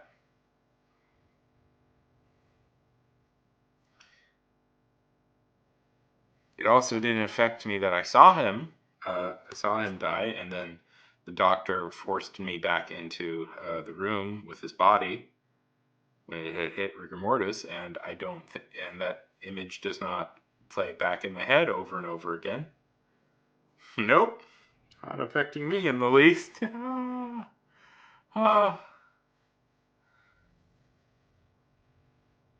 He was pretty great.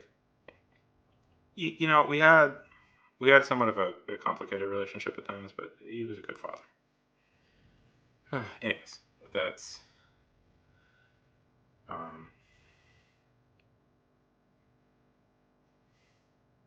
yeah. Anyways, sorry that. Spider-Man. How about Spider-Man?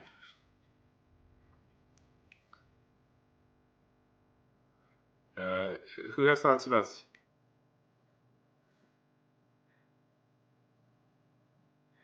What are you talking about? That stuff doesn't affect you for the rest of your life. Totally normal.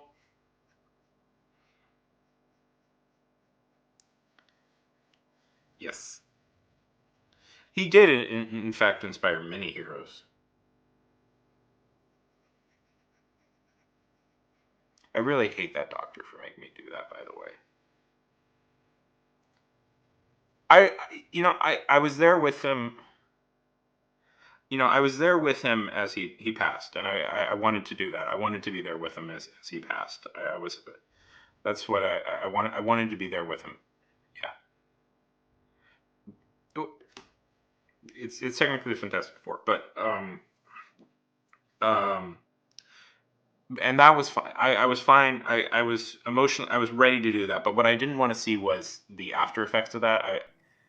I didn't want to see the body like that. That really stuck with me, and like the doctor kind of forced me to do that, and I I didn't want to do that, and that was what. I mean that whole day was just the fucking worst. But the doctor doing that, and then this grief counselor coming in and like talking nonsense to me while they were packaging, like that, while they were transporting him to the morgue, was that was the act that, I mean, that was the thing that keeps sticking with me, and I really resent the hospital for doing that. And like, the grief counselors, sorry, this is the thing, like the grief counselor said bullshit. He said nothing. He didn't know what he was talking about. He just said some generic platitudes about how you have to be strong and move on, and protect and stay connected with your people. And I'm like, I understood that. It was garbage. It was garbage, and it was garbage. What affected me, anyways. Sorry. Yeah, that was a fun few days. That was a fun few days.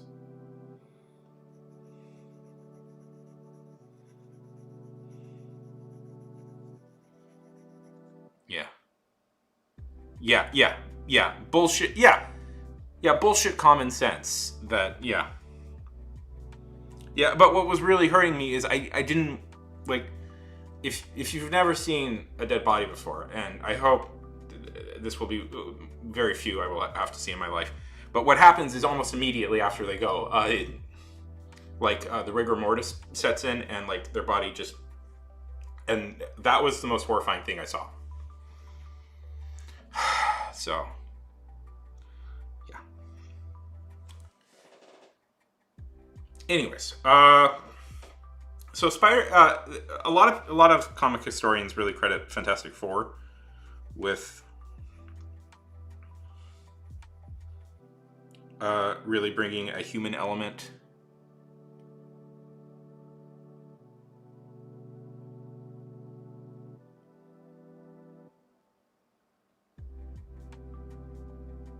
Yeah.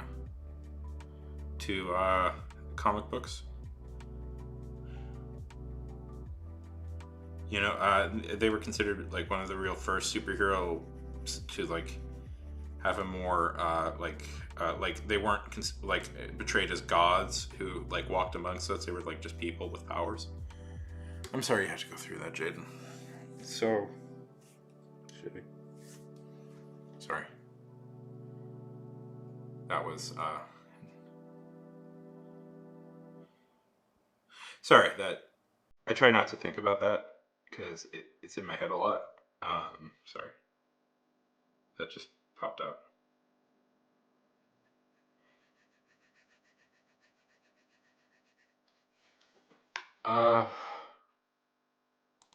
Why is it overlay? Why is your thing over like that? That's funny. No, I mean I believe that was the Justice League. Yeah, that's weird.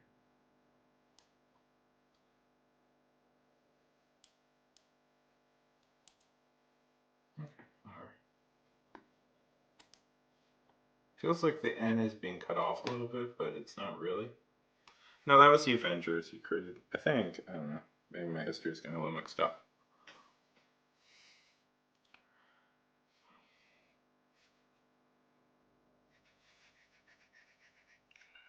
Anyways.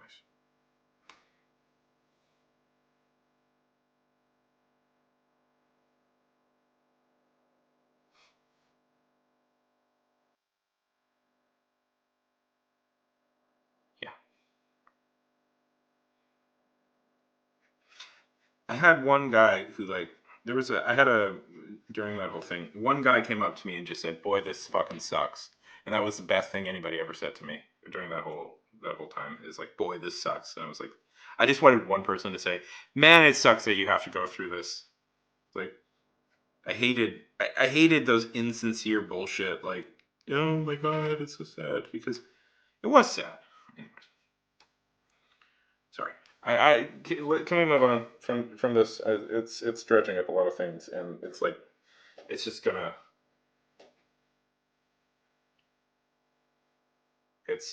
Sorry. It's just yeah. Yeah.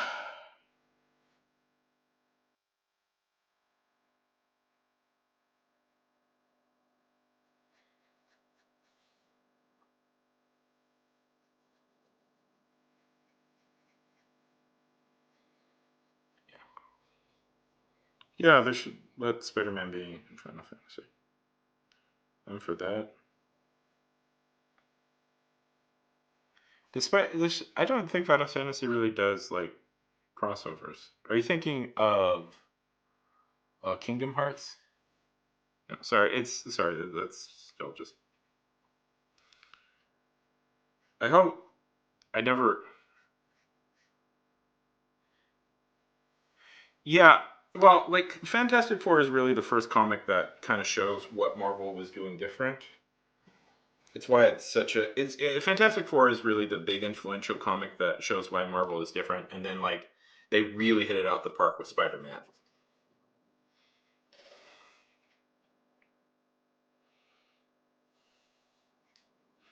You know, I've read like a lot of I've read like a lot of old comics and stuff because I just for reasons. And you know, there is like characterization, but it's so wishy-washy.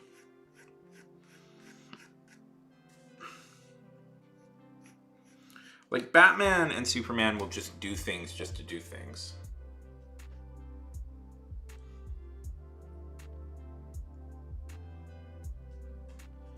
Batman and Superman in the comics will do things for no rhyme or reason just so the plots can happen. Yeah, I mean, Fantastic Four is one of those things that is... the original Fantastic Four comics are one of these unfortunate things where it's like they were completely innovative. They changed the way like superhero comics were written, but then everybody copied what they did. Everybody ripped off what they did so much that it doesn't feel like fresh anymore. You know what I mean? Like reading them now, it might be hard to like really understand how influential they are. If you get what I mean.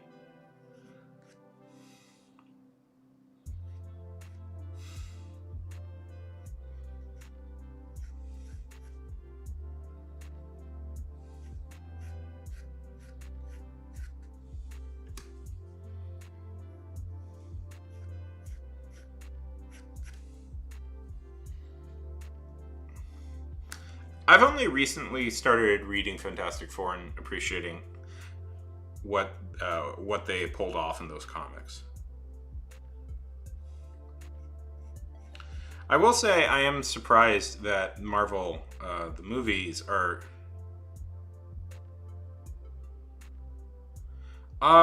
it's only been a couple of... I don't know, like 4 or 5 years at this point.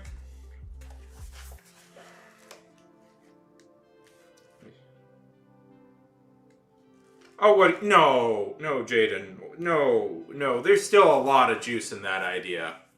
Like, this is something... I drew this a few days ago that I don't hate. No, we could... Like, 5 or 6 more times.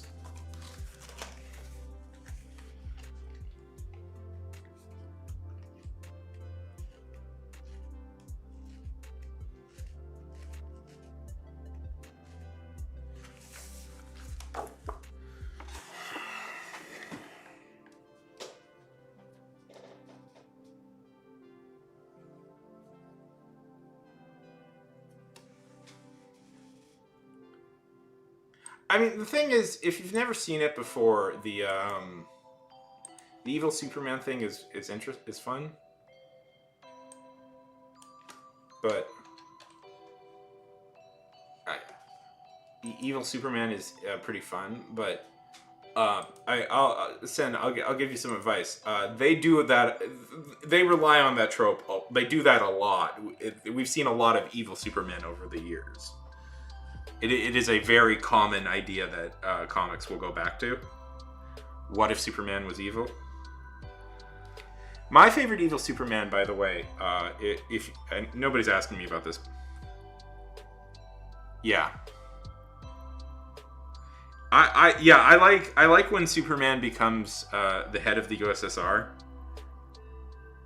That one's always been really funny to me.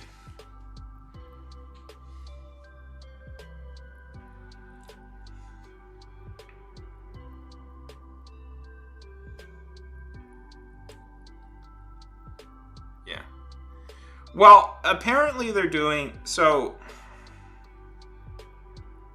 Okay, so like the Fantastic Four is a really important comic series, and one of the big things it's important for is the Galactus trilogy, which is considered the first true like masterpiece Marvel ever produced, which is where Galactus comes to Earth and the Fantastic Four have to fight him. One thing that I'm a little bit thrown off by is like, really, we're doing Galactus in the first movie? Okay. That's kind of the culmination of a lot of those storylines, original storylines. Yeah, I'm hearing that it's pretty bad.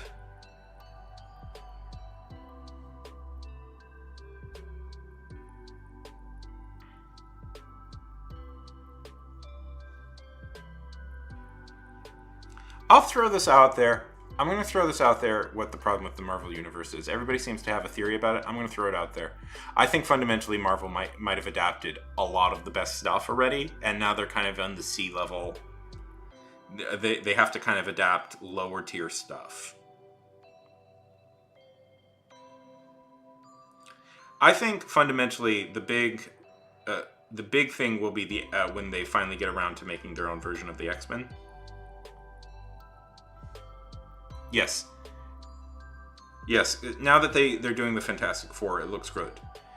Clearly, everybody saw my well-received reaction video to the Fantastic Four trailer that everybody really liked.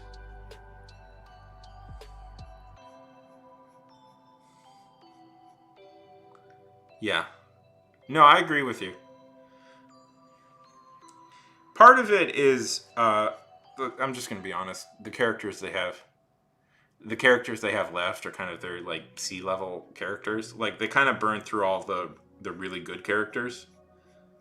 Like, there's still some good characters around. Like, Doctor Strange is really good. You know, obviously Peter Parker.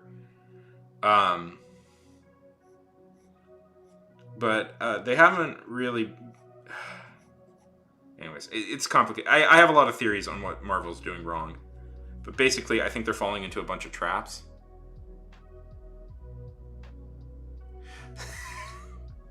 I mean, maybe. It might be. That's just funny to think, because The Incredibles is very inspired by... yeah, so I'll throw this out there. In many ways, The Incredibles up to this point, I haven't seen the new one, is the best Fantastic Four movie. Because Fantastic Four is essentially that, is what a good Fantastic Four movie is, a lot like The Incredibles.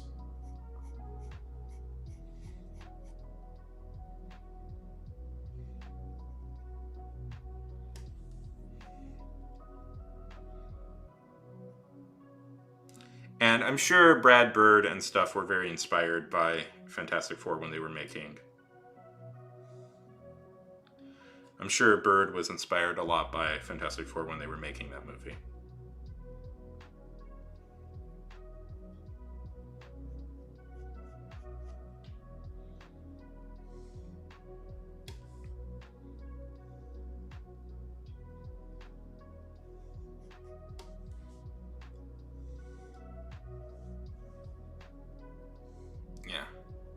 No, I agree. Marvel, it's kind of in a slump.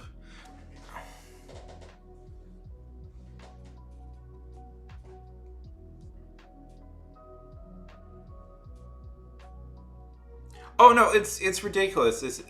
Yeah. I agree.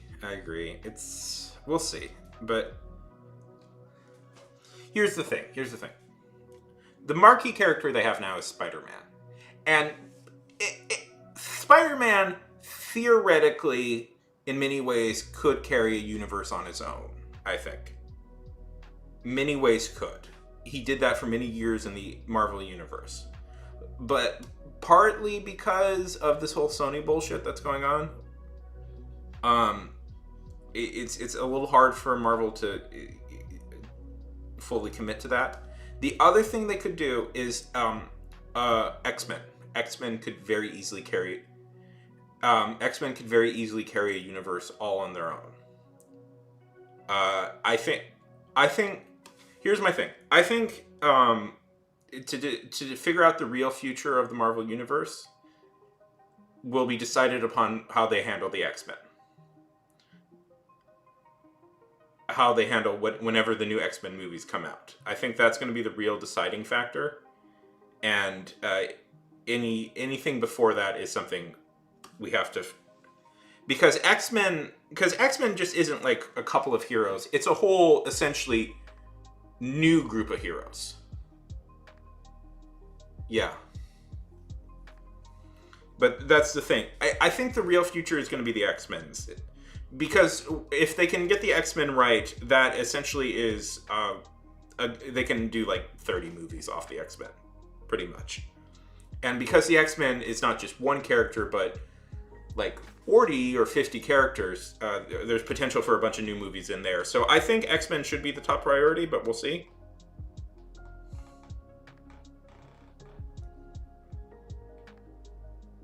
Yeah, we'll see. We'll see. That's going to be the real deciding factor is X-Men, not anything else.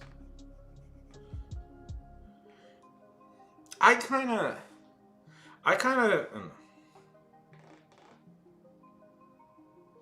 yeah. I'm hearing not good things from Brave New World. I don't know. I'm honestly not that interested. I don't know. I'll give it a watch. I'm going to throw this also out there. To me, Brave New World is watch at home on streaming movie, not go out and watch it in theaters. I'm trying to get through the Oscar noms this year, so that's what I'm going to be focusing on.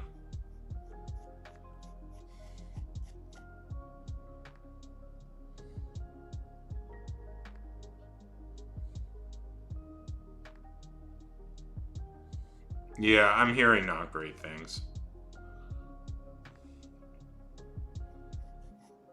We'll see. We'll see. But again, I also think we're not exactly in our like A-list. We don't exactly have access to the A-list characters anymore. Yeah, I hope Sam Wilson does better. There's some good, decent Sam Wilson Captain America comics that they could do. They could adapt, but here's the thing. I'll throw this out there. Here's the thing. I think is Marvel kind of forgot how to make individual movies, and that's what's really been frustrating me as of late. Like everything is now connected. Where I think the appeal of the original Marvel series was that it was individual movies that felt like a bigger world. You know? Which is funny because this is a problem that actual comics have, which is that they don't know how to tell individual stories anymore, and they'll completely screw up interesting stories they are telling for large crossovers.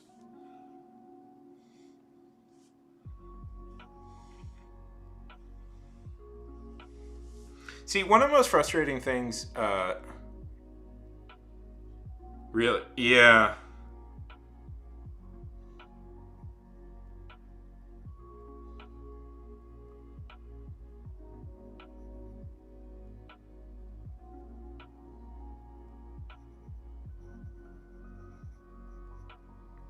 Really? Again, I haven't seen it, so I can't comment more on it. I will at some point, but I don't know.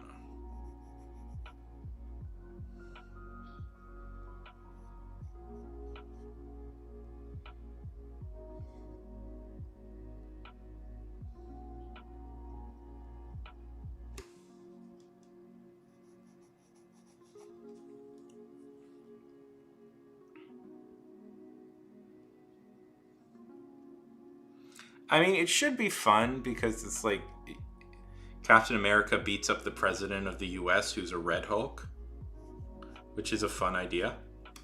But I don't know. I'm just not interested in seeing it in theaters. Yeah, I can.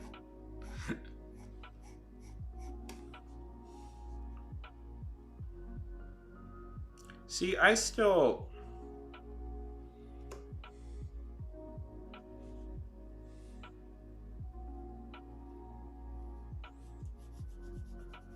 I don't know. I think the X-Men is going to be the big deciding factor, because with X-Men they have access to hundreds of new superheroes new stories that they could potentially do.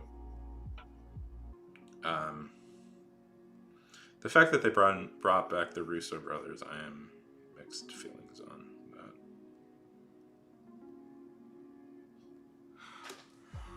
Okay, I'm going to say a very controversial opinion, and let it be known, part of the reason I might have this controversial opinion is I did not see it in appropriate context. I saw Winter Soldier on a cruise, so it may have just been that I found everybody around me quite loud, and I was kind of annoyed by it.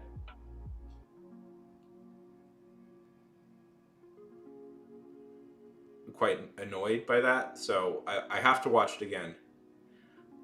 But I kind of think Winter Soldier is overrated, and I don't get why people were so into that movie.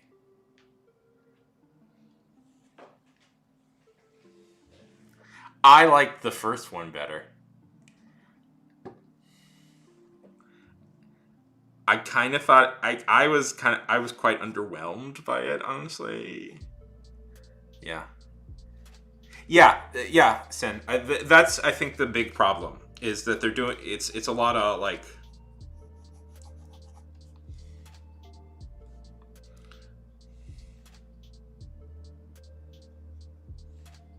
Again, I didn't see it in an ideal environment, so that's probably an issue.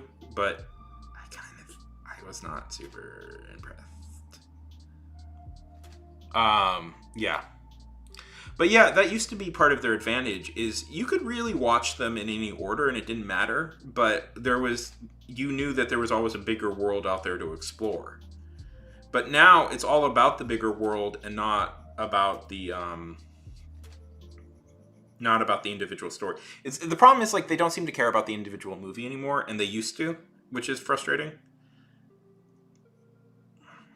You know, the movie is always the setup for the next movie.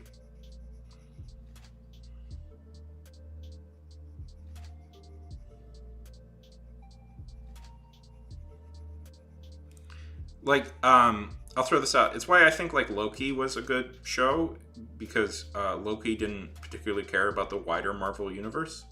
At least in the first season. I haven't seen the second season.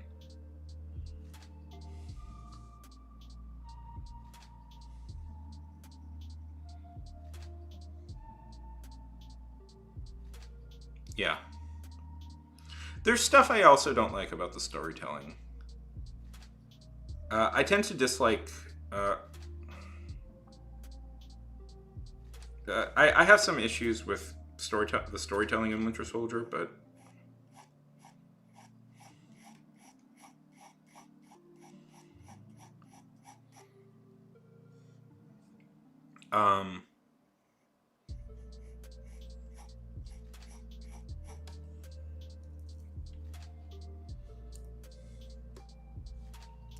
One of my big, anyways, but that's neither here nor there, because it kind of goes into some thoughts I have about the wider world. But, I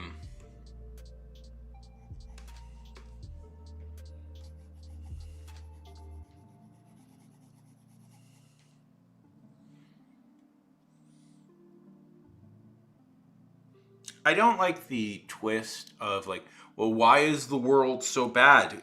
What?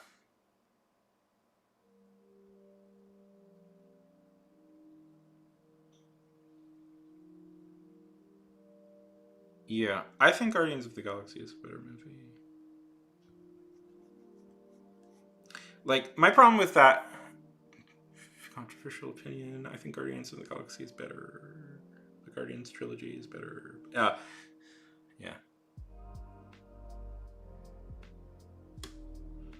But, so I hate that. I hate that scene in particular, because it's like, well, why is the world so bad? Oh, yeah, it's because there's a shadowy, evil organization making the world bad. It's not because the world is complicated and screwed up. No, it's this one shadowy, evil organization. It's like, I hate those twists. I hate when movies and comics do that twist. It is dumb. It is dumb. It is always dumb.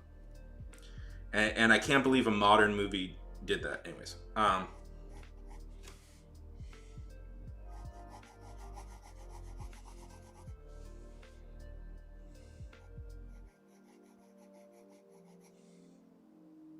but anyways,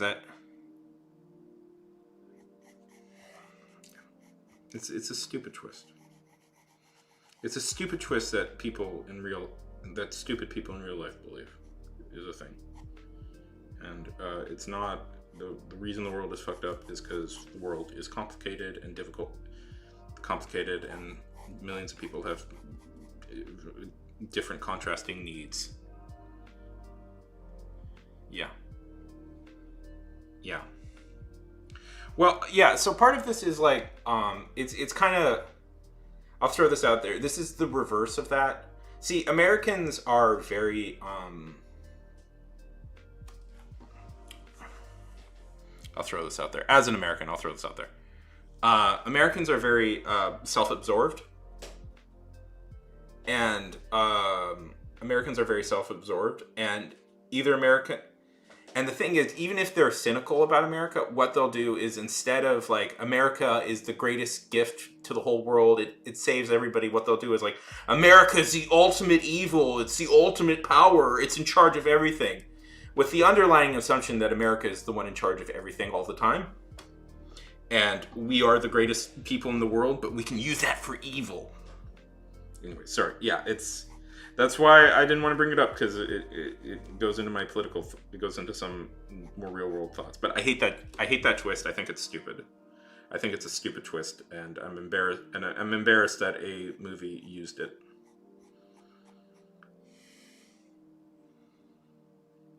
I'm embarrassed that a modern movie used a twist that a 13-year-old would come up with. But I like the character, so. And it makes sense that it comes from the mind of two of the stupidest directors in Hollywood right now, who every time they open their mouths, they greatly embarrass themselves with the bullshit that erupts from it. Yeah. Well, no, they literally say, Jaden. They literally say in the movie, we're the reason everything's going wrong. We're the reason the world is bad. Nobody wants war anymore, so it has to be this one secret evil organization. It's childish. It's a child's understanding of world politics.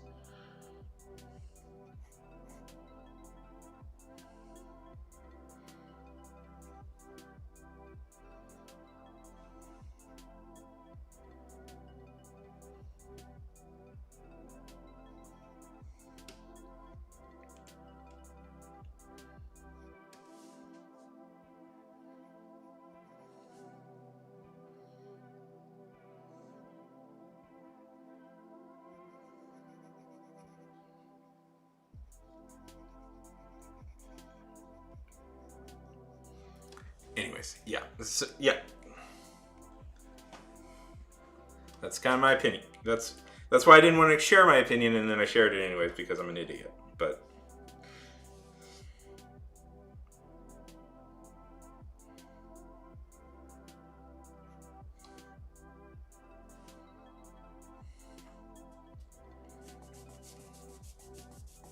sure, I just don't think its purported seriousness is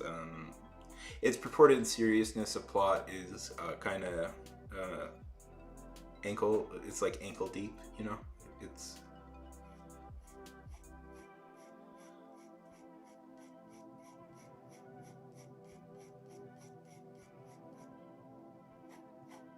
again.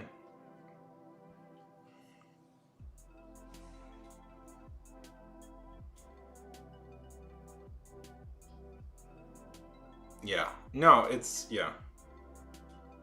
No, I agree with you. I'm in the U.S. I am in the U.S., so I find this attitude Americans have very obnoxious. I find there is very obnoxious attitude amongst Americans right now about all this stuff. I find it very obnoxious, particularly that Americans have a almost childish understanding of world politics, but decree that they know what's best. Sorry, I don't want to get political. Because I feel myself getting mad. And I feel myself getting mad about stuff right now, and I don't want to. So.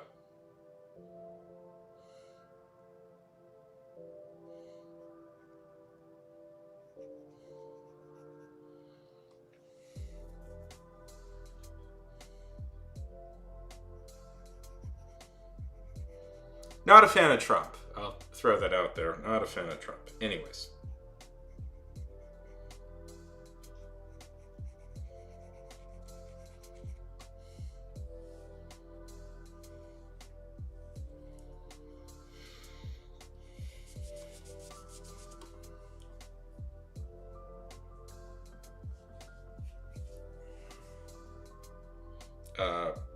Especially not a fan of the news story I just read today. Was really quite frustrated by that.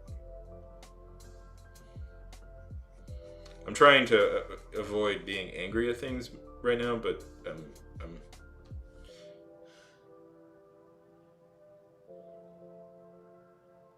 yeah.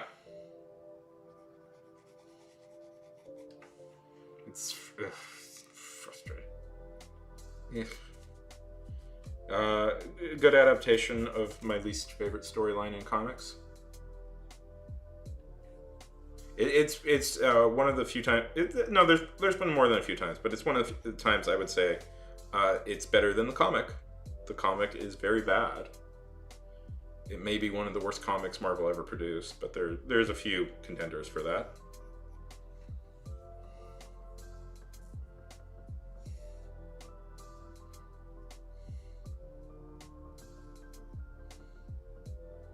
Isn't it fun how we always blame the immigrants for our problems?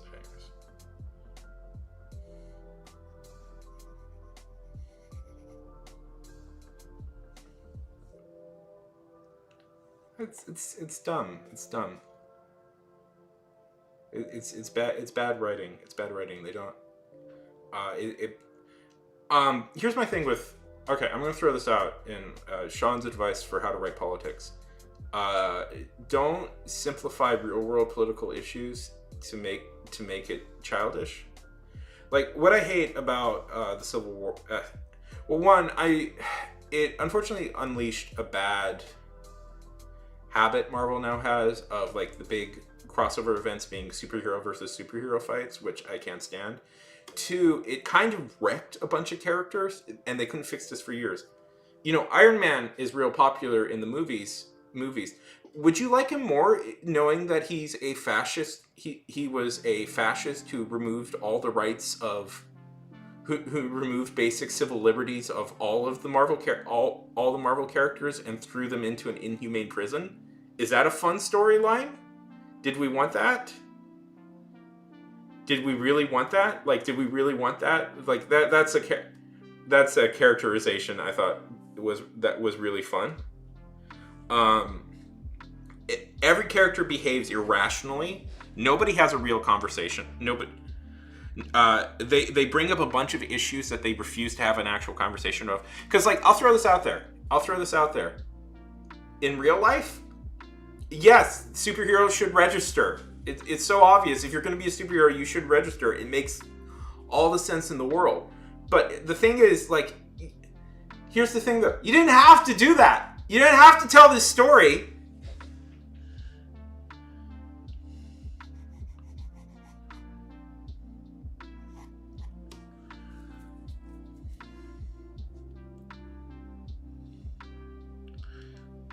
Like, superheroes should be accountable to somebody if they screw up.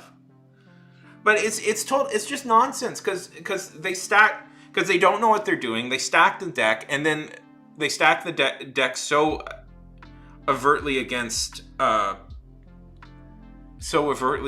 the other side. Yeah.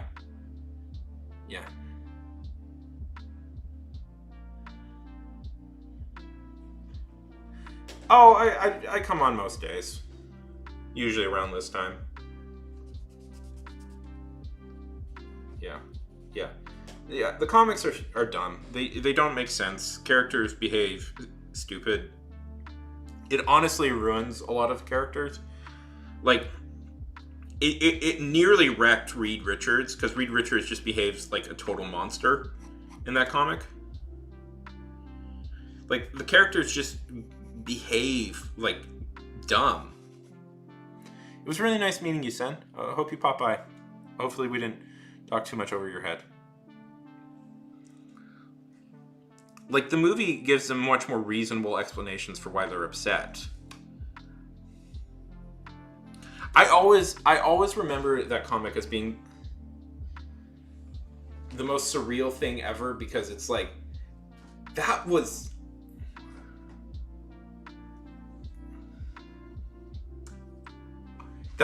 you have to remember, Jaden. I'll throw this out there. Remember something very important. You know what happened right at that time? What was happening right at this time? You weren't alive for this, I bet. Right at the time Civil War was coming out, you know what? There was a little movie about to hit theaters. Iron Man 1. The first Iron Man came out, and what would like potential new fans go and read, excited about how cool the new Iron Man movie was? Yeah, Tony Stark like committing war crimes.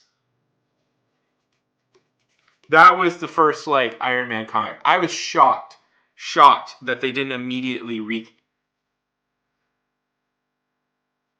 Yeah, no, I agree. I love that movie. I love that movie. But I was shocked that they like didn't like immediately wrap that plot up and made Iron Man like just a generic get Iron Man back to where he was before, cuz I've never been more shocked by a positioning of comics with movies, cuz it was like the worst Iron Man story where he comes off like a monster.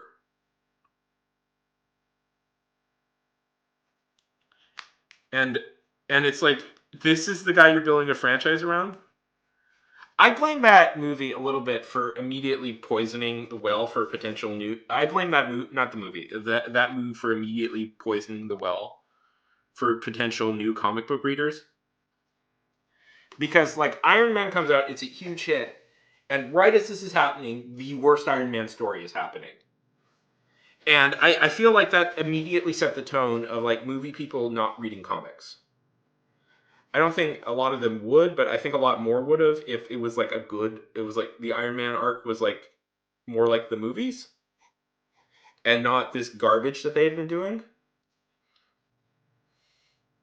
I resent, partly I resent that story for like, just as like the whole industry was changing. Yeah. Yeah, exactly. Exactly. Yeah, and that immediately turned them off, and they never really bothered to look back. I don't know. That's just my feeling. I don't know if that's true, but I feel that. I feel that that's what happened.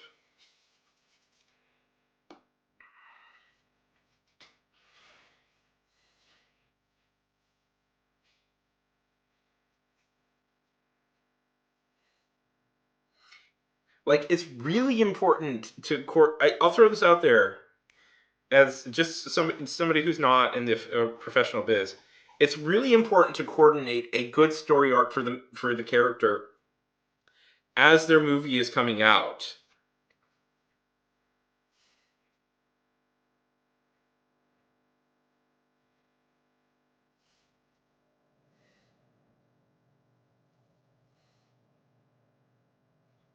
Like, they should be getting a nice big story arc as their movie is coming out. Like, eventually, they had to do a terror. Like, the whole scroll thing was like, I'm sure. I know the Secret Invasion kind of flopped as a TV show, but the whole scroll thing came out, and I was like, okay, they're just gonna make Tony a Skrull, which would be, yeah, they're just gonna make Tony a Skrull, which would be kind of cheap, but whatever. Let's just get rid of this plot while we can. And then they didn't do that, which is like, I mean, I guess I respect them for not compromising, but maybe they should have just compromised. Like, maybe they should have just compromised and got rid of that idea.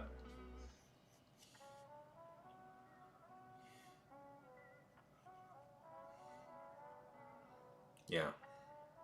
Yeah, that is always one of those funny things where it's like, and I think that's a little bit of the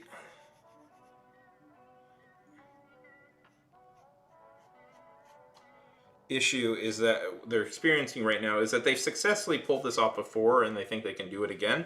And maybe they could. Here's the thing. I need to stop saying here's the thing, but here's the thing. Sam Wilson probably should have just got his own independent movie as the Falcon. I'll say that.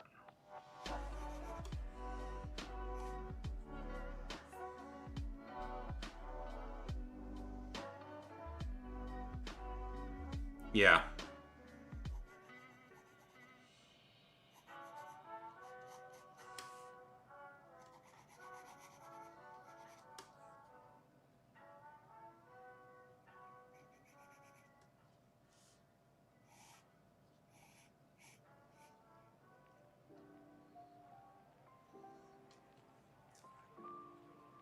We'll see. I hope. Yeah. I'm frustrated. It's a frustrating experience. I tend to not. Anyways. I dislike Joe Quesada. I dislike Joe Quesada generally. I think he's kind of a hack. And his tenure at Marvel is led to a lot of really weird decisions that we've yet to totally fix. Don't mind me. Yes, the best decision ever. Oh, it'll be too weird and comic booky. Fuck off. Frick off. I didn't curse. It'll be too weird and people won't like it. People won't like it. We need to make it not a cloud. Make it a big guy. Make it a big guy. Make him nice and big and give him a big damn crown.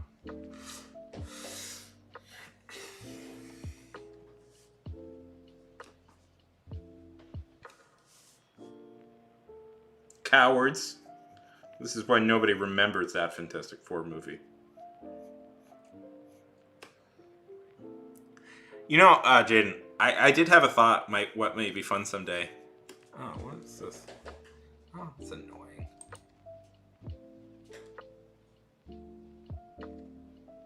Yeah. I did have a thought. What might be fun someday is we could look at some of the really old Marvel movies nobody cares about anymore. Like, do you know there was a Fantastic Four movie produced in the 70s or 80s? Have you heard about this?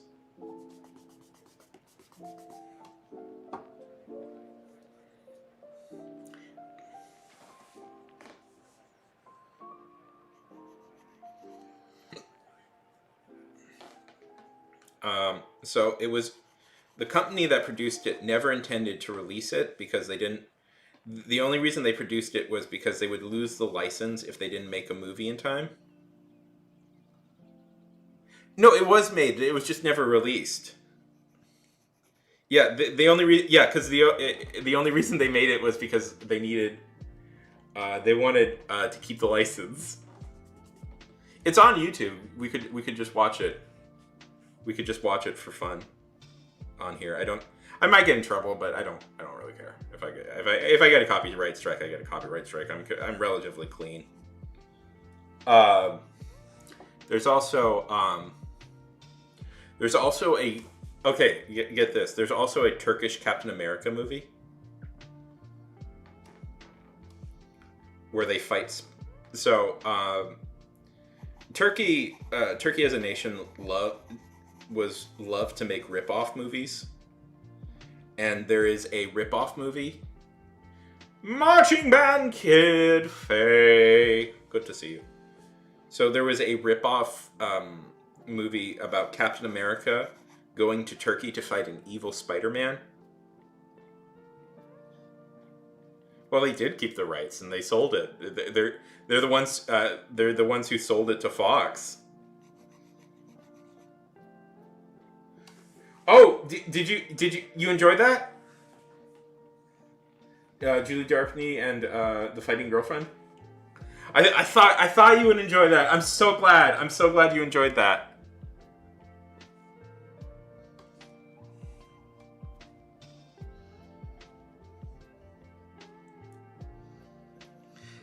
Because we were just talking, and I was like, you know what? I bet Fade would really like to learn about Julie. that would be a character she would really like.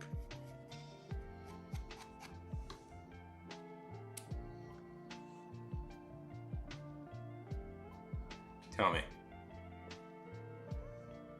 Let's see. I was trying to think if there would be anybody else you would be interested in. There's give me a minute. A few will probably pop up.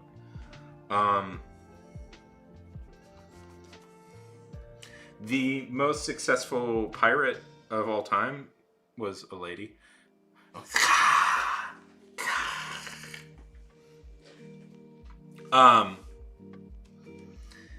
Away with that devil word.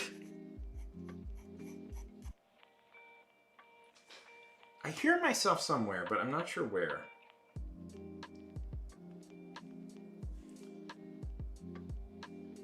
Oh, no worries, no worries.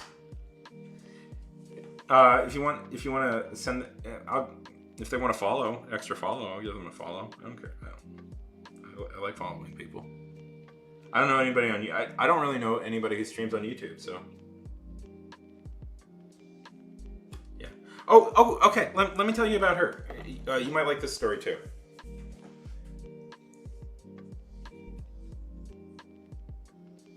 Because she essentially runs a pirate.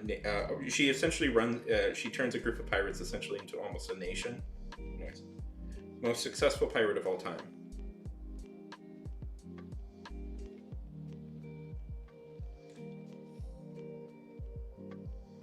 Okay.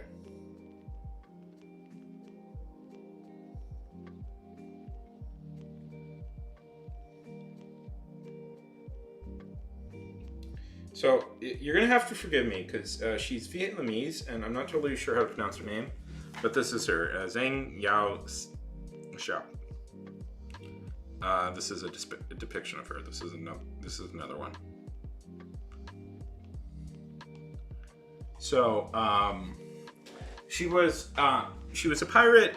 Okay, so it's complicated, but she would most likely be not categorized, but she would most likely be considered Vietnamese nowadays. But she was dealing with the... Yeah. So, okay.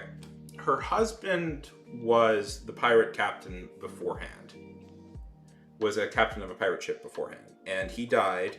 And it's not actually that unusual for, especially women at this time, to inherit their husband's ships.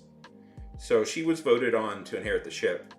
And what she did is she essentially united all the disparate pirate crews into one huge conglomerate. And they formed essentially a kind of a rogue nation within Chinese borders, within the borders of China. To the point, it was so intense that one of the reasons that the British were initially brought into China was to help beat her back. And get this, Fade, everybody. She won. She had the entire empire of China after her, including bringing in British ships. And you know what she did? She beat them back, then negotiated with them, and said, "Okay, I'll give up piracy, but one, immunity for all the pirates, including myself." Two, you have to give me a shipping, an import-export shipping license, and I have to become an official merchant under your flag. And she got that. So she became like the richest, most powerful pirate of all time. And then China just gave up and said, "Okay, fine, you can keep all your stuff, and you get a license to be." I think she ended up importing salt. I'll send you the link to her Wikipedia article. I'm underselling it because there's a lot of things she'll do. Yeah.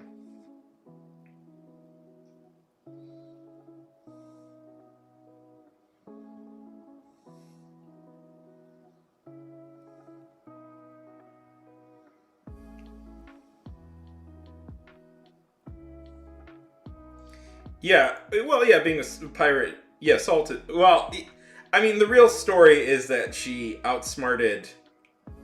The real story is that she was so badass, she kind of brought China China to its knees, and then she got to keep all the stuff she stole, and they had to give her more money. And then she got to just keep doing what she was doing under the legal protection of China.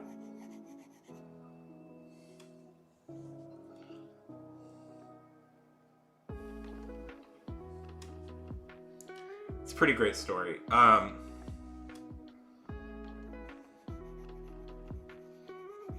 I'm not going into the full details of it, just because there's a lot of intricacies. But that's another person that you might like looking up. Yeah, it is. She, by the way, she's probably would be nowadays considered Vietnamese. She was from that region. She was from that region. It's a little bit it's a little bit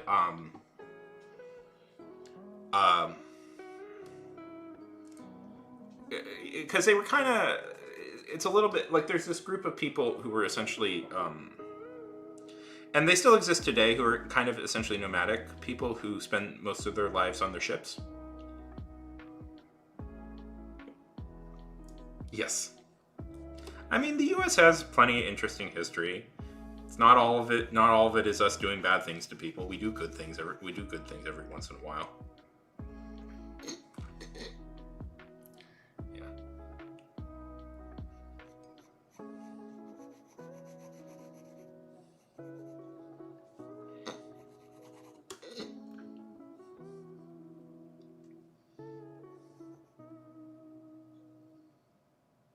Yes, it is.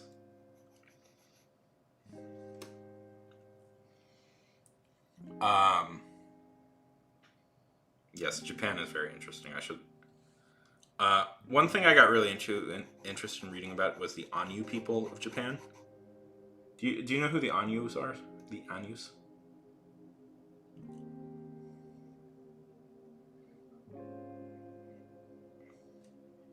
Are you Fade? Have you ever heard of the Ainu people? Not a lot of people have. So, the Ainu, they are the native Japan. Okay, so Ainu are the native Japanese people. Which is, you're like, what? I thought Japanese people were the native Japanese people. No, not really. Well, sort of. The Japanese people, I think they're called the Yoshima people, most likely immigrated from China to Japan thousands of years ago. But there were already a group of people living there, and those are the Ainu. They're mostly in northern Japan. And the Ainu have their own culture and like religion totally separate from Japan. And then the story is actually quite similar to how the U.S. works, but they have like a lot of really like cool stuff associated with them, like including their own like mythology that Ainu people of Japan.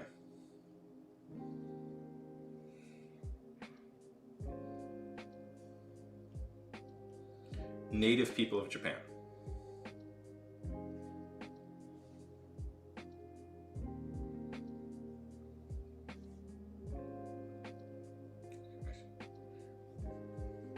History is one of the most fascinating things you can ever learn about, I think.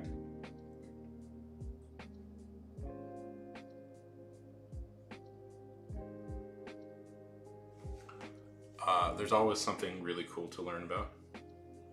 Because I love reading. I love reading about this stuff.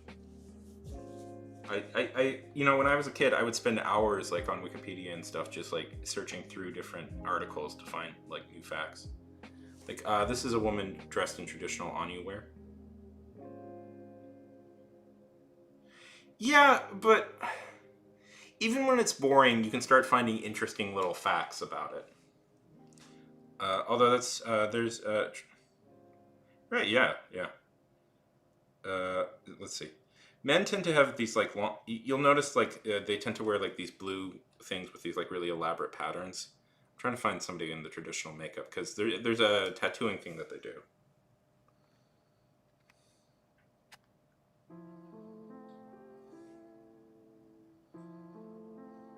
Yeah, there we go.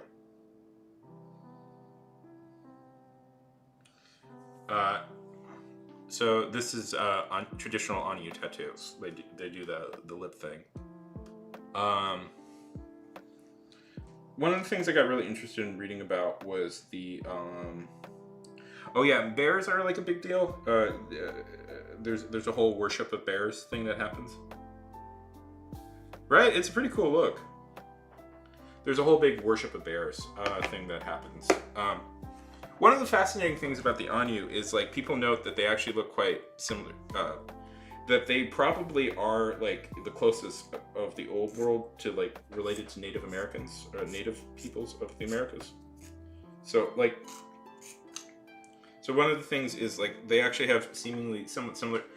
So what it's believed is like, okay, so Native peoples are believed by scientists and historians to have crossed over into the U.S. through an ice bridge that connected Russia to the Americas. So that doesn't exist anymore. And so what it's believed is that the Anu people were the people that kind of went, instead of going that way, went south. And so that's why you'll find Anu people will be in like northern Japan and parts of Russia.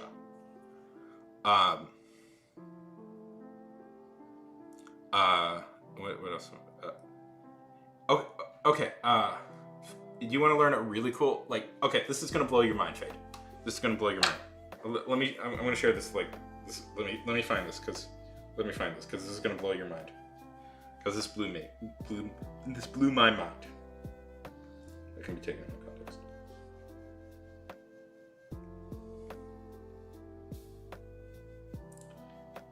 You're not even gonna get. You're gonna be shocked when I tell you this, because it's so cool.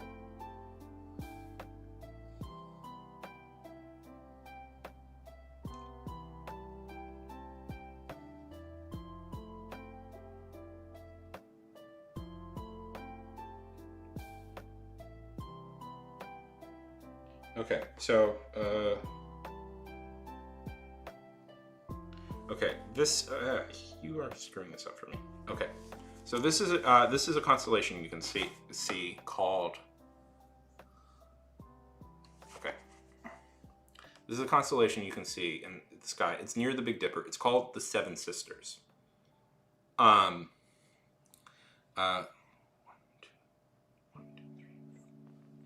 If you notice, though, of the constellation, I'll zoom it in a little bit. Okay. If you notice of the constellation, there's actually... It's these right here. It's these right here. You'll notice there's actually only 6 stars. There's more stars, obviously, but, you know, constellations are a little strange like this. But across civilizations, it's called the Seven Sisters. And when I say across civilizations, it's across a lot of civilizations.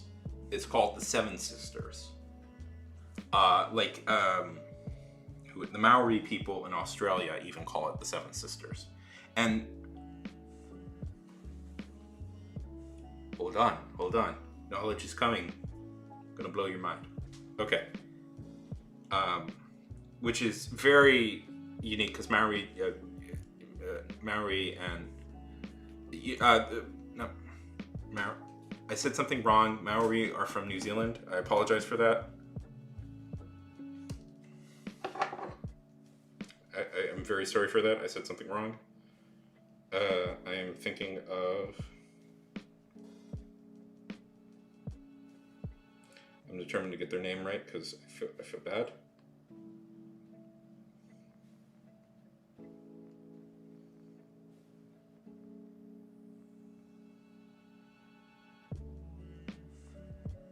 Aboriginal. Okay. The Aboriginal people of Australia have a myth. And the myths, they differ in thing, but they all tell the story of how there used to be 7 sisters, and then one of the sisters disappeared. Okay.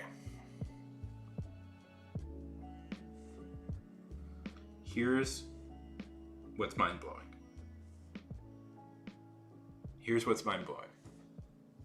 there are 7 stars. And we found that the 7th star was in fact visible, would have been visible to the naked eye about 100,000 years ago. But it slowly disappeared behind another star. So, what this possibly means is, Fade, it can't be proven 100%, but what this possibly means, Fade, is that the myth of the Seven Sisters is in fact the oldest myth in that we know of in human existence. It's so old that it may come from a time when all humans lived in Africa.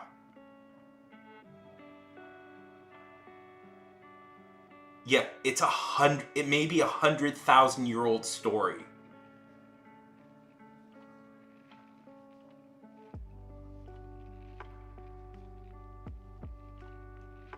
Right?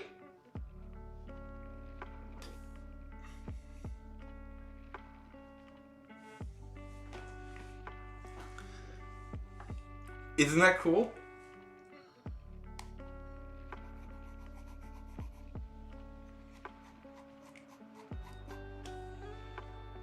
I'll send. You know what? I'll link you the article I read about this. You read it, Fade, and then tomorrow when you go to school, you'll tell people this, and they'll all think you're really smart. Seven Sisters myth.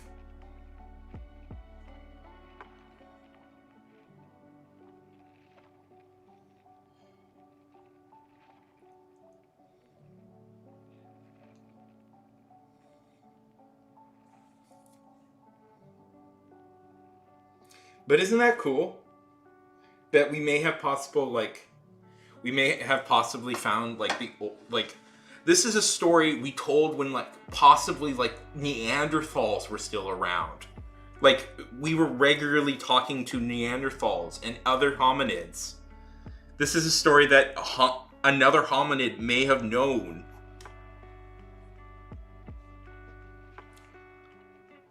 We have tales that old.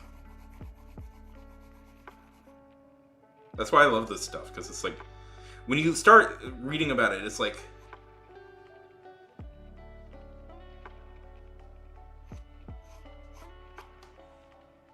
that's why I love stuff like this, because when you really start reading about it, you're like, yeah, read that article, and then this is the trick that I used to do. This is the trick I do. Is like, you read one article of a really smart sounding thing, and then you bring it up in conversation, and it's like, oh wow, they're really smart. Cool. If you want to link them, I'll give them a follow. Probably won't pop up much, but it'll help them. It'll bump up their number. And if you don't, feel free to not.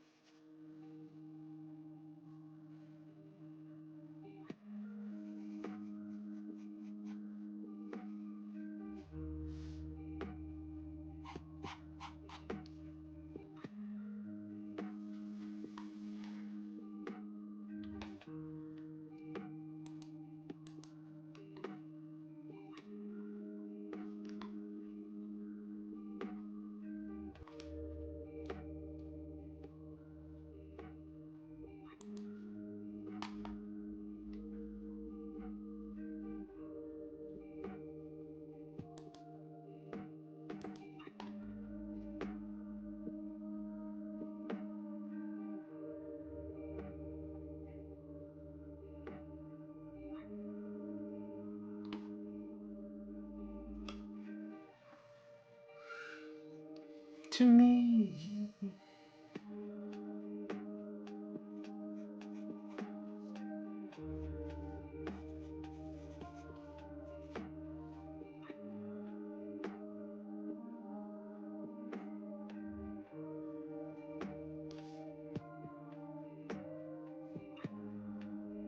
So what's everybody else doing?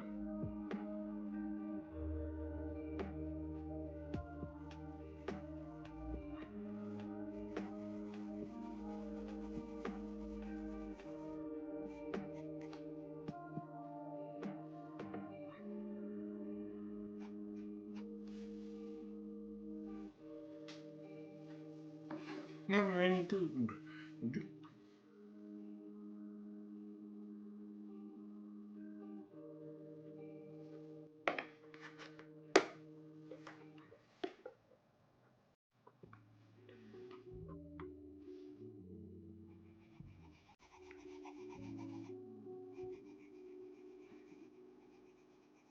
Is that weird? I felt weird that I asked that. I very much was just trying.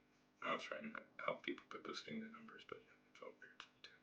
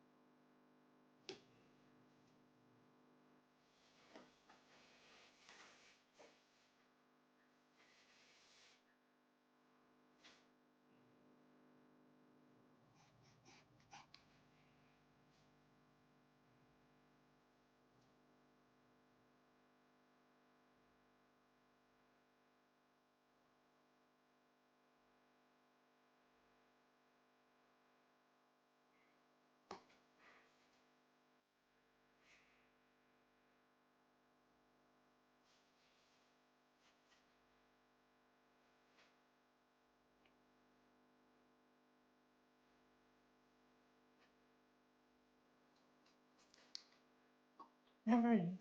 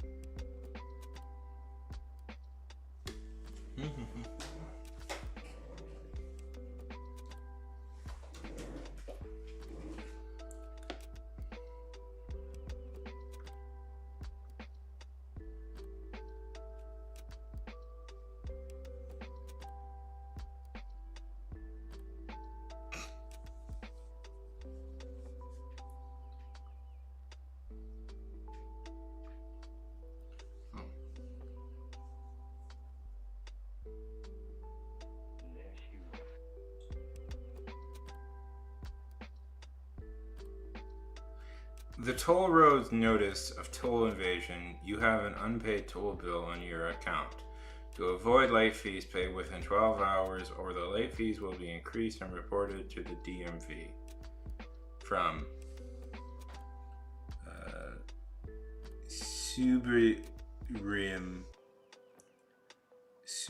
Subarum My NY. Guys, do you think this is real? Oh my god, do you think this is real? Do you think the tollway is mad at me?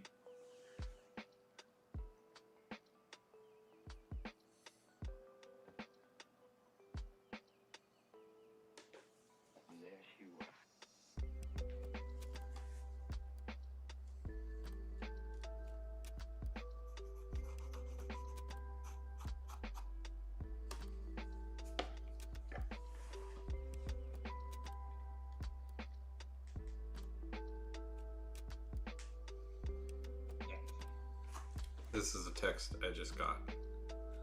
I am suspicious that it is not real.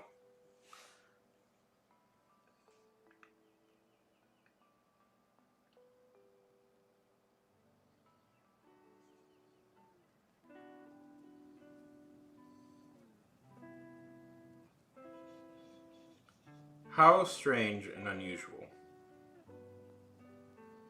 At the moment now, I am currently serving 5 to 6 years in prison for aggravated assault. Assault. I suspect that my identity has been stolen.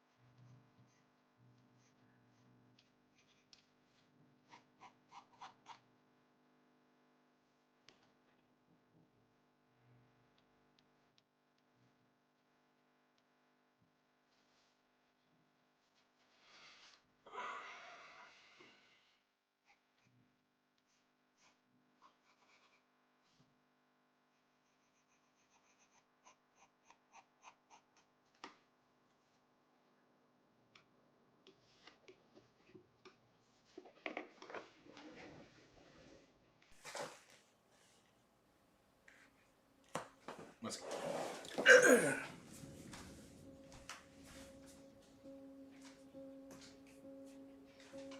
the downpour's haze, my soul does weep, rain-soaked memories forever decrepit. From misty veil, emotions untold, whispers of past in raindrops unfold.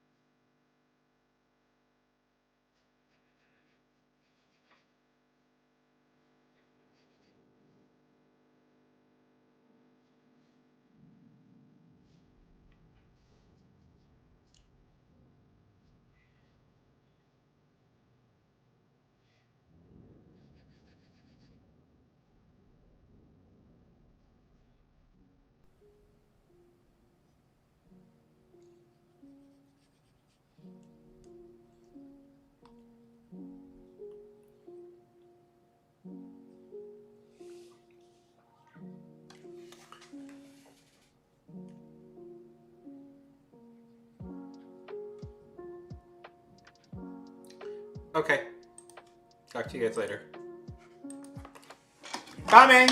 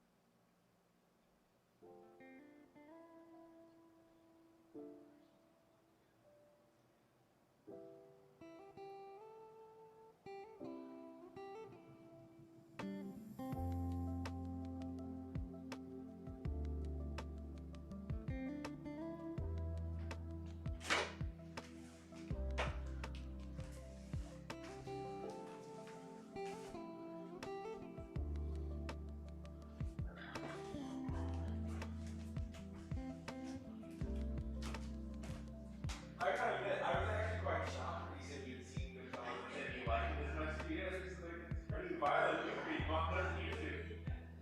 But I was like, okay, but I was also, yeah, it's a big hit. I probably saw it.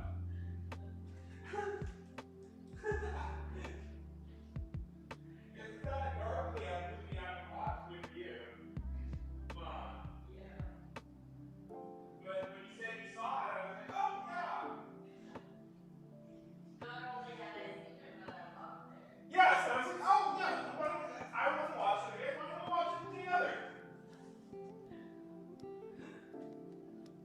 But man, De Niro was so good in that. Like you can really see why he was like such a big star. Yeah. I'm happy him and Scorsese are working together again. Because that was not a fun part of his history when he was doing those terrible comedies. There is something, I don't know, it feels like we as a society like to embarrass our older actors by having them star in just kind of garbage. I don't know. You know, acting is one of those things where you just, they don't really want to stop. Like they just, like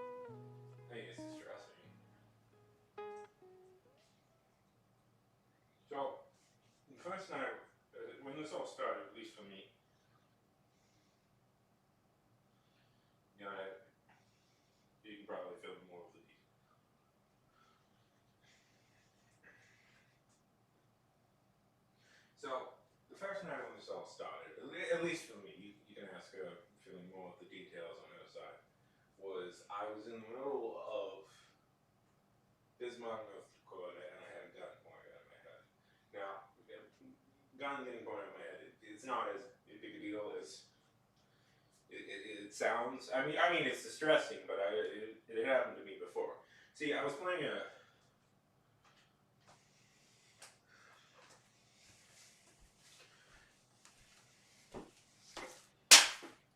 game of Hold'em in the back of the Chinese restaurant. I believe it was the Golden Dragon, if I remember correctly, with some of the local businessmen figures. I can say mob, right? I can say, yeah, mob. They were mob. They were mob guys. They had come under the impression that somehow, possibly, I had cheated them out of some money with cards, which is, well, funny because they were right. I have been doing that. Don't look at me like that. Don't look at me like that. I'm not.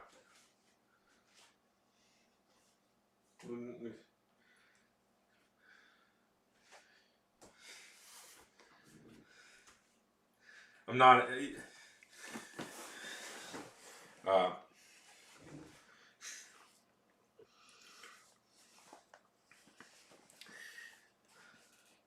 The thing about it, what's ironic is I wasn't even the only one at the game cheating.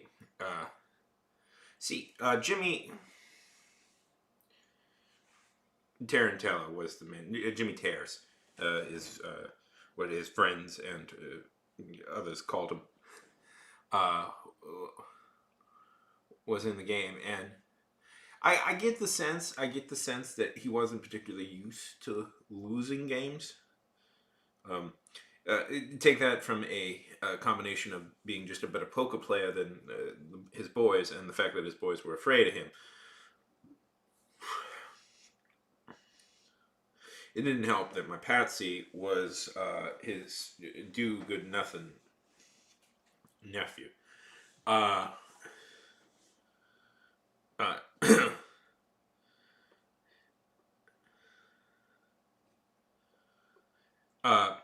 It didn't help.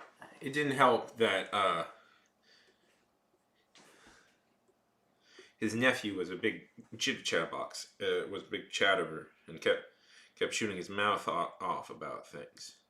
See, whenever you're cheating, cheating is not a thing where you can go in, win $1 million, and then walk out. No. It's subtle.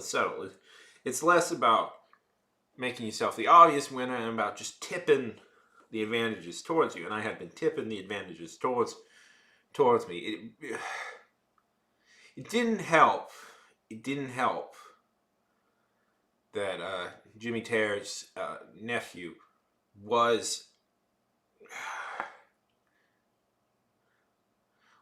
somehow on a lucky streak, and it didn't occur to him that maybe that he should let his uncle win more than he was letting him. That already set the environment off, and then I come in, and just pretty consistently I'm grinding out wins over and over again, and the violence I don't like.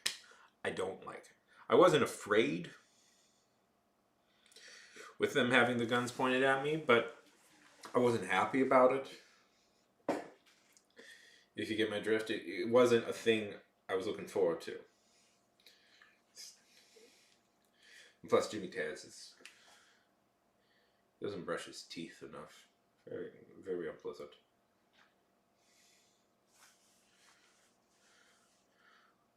What did you say your name was again? He said. I lied and said it was Giovanni Ribisi. I had been watching the Friends earlier. That's where I got that idea from.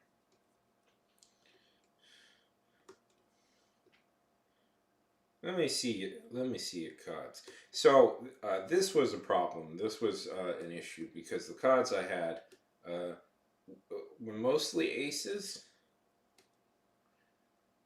and you gotta kind of think quick in these situations.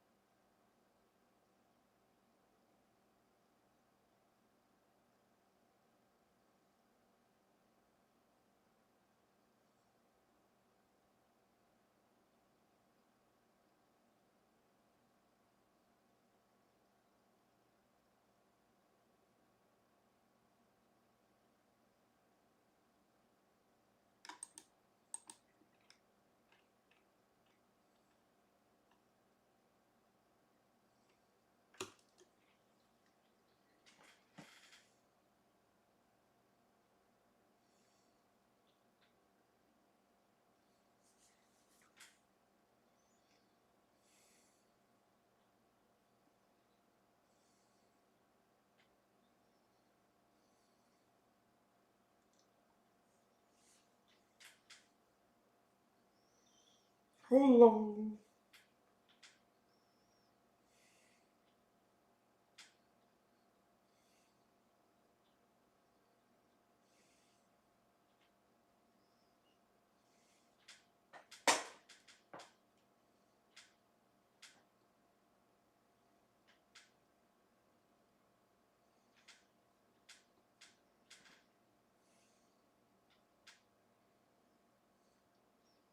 What do you think of this idea?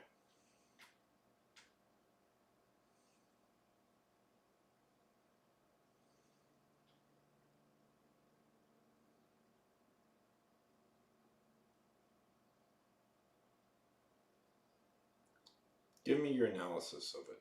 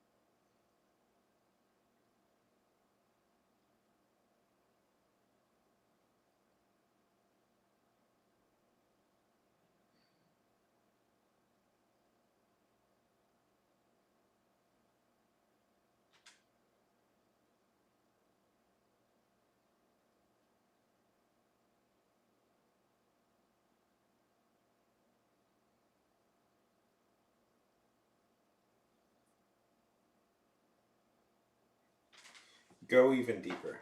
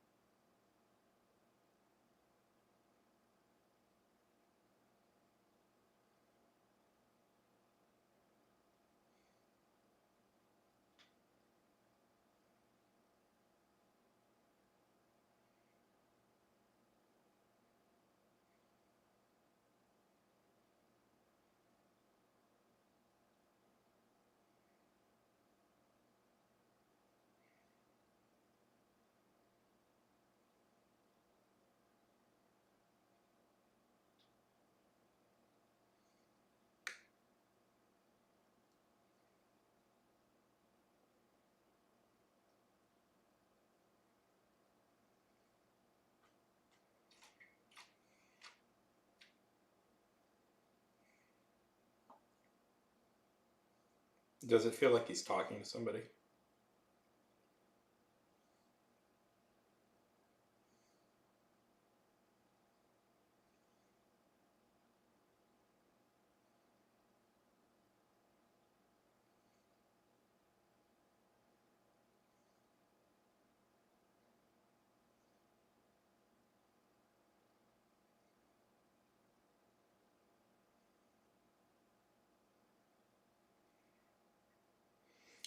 This is obviously the moment.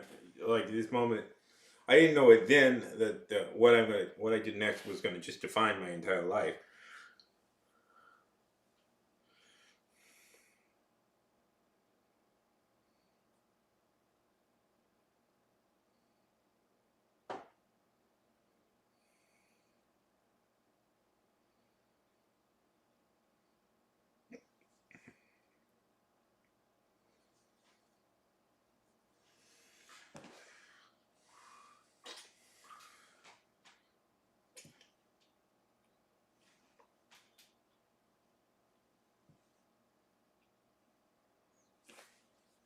So I do this big hand sweeping motion. So I'm about to hand over the cards, and I drop them. So I'm about to hand over the cards to him, but so I immediately lose my grip and drop them. And then, me being me, I'm a nice guy, I'm a polite guy. I established that already. I go like, "Oh my God, sir, I am so sorry, and so sorry." And I let my fear get to me, and immediately everything starts to drop, and then I pull up a bunch of cards and I show him, and I don't know which cards are his, which cards are mine, which cards I have in my sleeve. There was a lot of them in my sleeve. Jimmy Taz. The thing about Jimmy is Jimmy is a bit angry about things. He didn't get the name Jimmy Taz for nothing. So that he doesn't buy it, but he did briefly stop holding the gun at me when I gave him the cards so he could look at the cards. And you know, you gotta learn how to take chances in this business. And the chance I took was running away. I was an okay runner in high school. Not the best. I played baseball. I was average at it. But man, I could run decently fast. See, mob guys, like, especially at this level of mob guys, they don't move as fast as they probably should be moving. And I swear to God, I swear to God, I had been running for 2-3 hours. I just kept running. The only thing my body knew how to do was move, run, perfect motion. I'd watched Mission Impossible, same day, and I got really intensely into how Tom Cruise was moving. What he likes to do is like these perfect squares, so I was just focusing on that. Perfect squares. It was about, I don't know, 2-3 o'clock in the morning. When I finally stopped, I was in the middle of some street in town. I don't know. That's one of the few times I ever actually was in Bismarck, North Dakota. Funny, right? How it changed my life, and nothing ever stayed the same after that. But it was truly. I'm glad the city existed and it produced what it did, but also I'm glad I never have to be there, because I had left my coat back at the restaurant. I had just my shirt, and I was freezing. It was the middle of winter, and the donut shop was open. I don't stay in towns long. When you do what I do, yes, cheetah cars. Cheetah many things. can't really stay in town long. People get a little mad at you. So I had my train ticket already bought, and I was heading out there the next day. And the next day was that day, and it was in a few hours. But you know, you got to kill time. So I went in the donut shop, and that's the first time I saw her. Beautiful, beautiful. She was brown haired, freckled, gorgeous girl in my life I ever saw.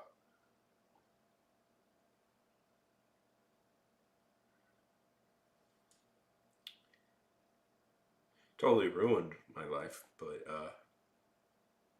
I'd do it again.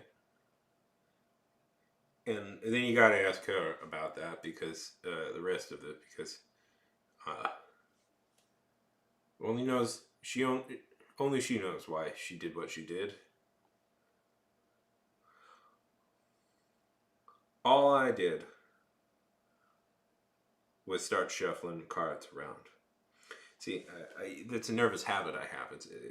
I've had it since I was like a kid. I messing with cards. I just shuffle it around, practice, practice holds and stuff. At some point in my life, you're never gonna believe this. You're never gonna believe this. At some point in my life, I had aspirations to be a magician. It's kind of how I got started in all this stuff. I was good at card tricks.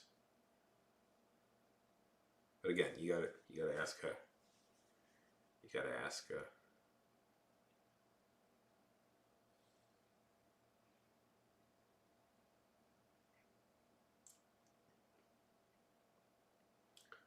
Lana.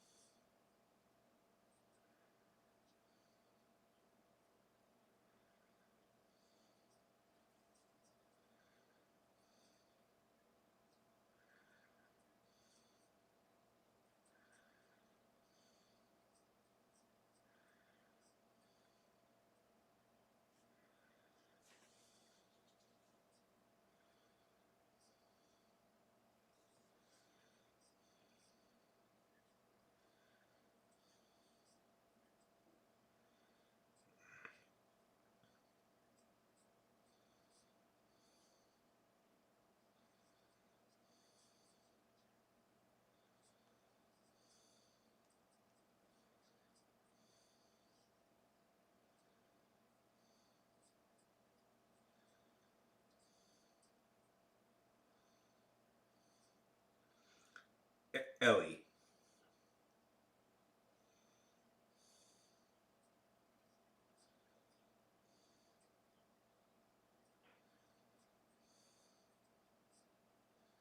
No, I was 19 when this.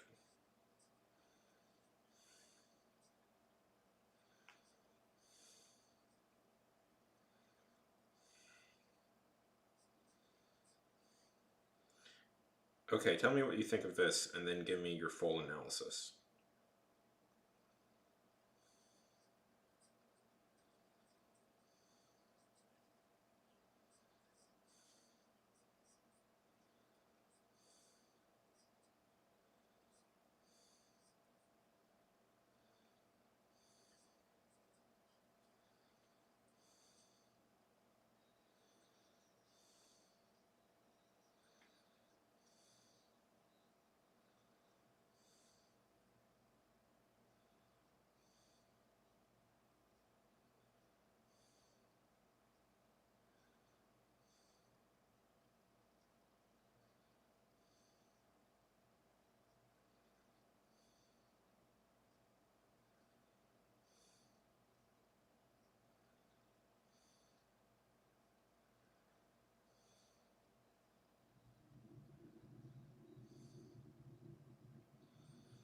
Give me a full analysis of it. Go deep.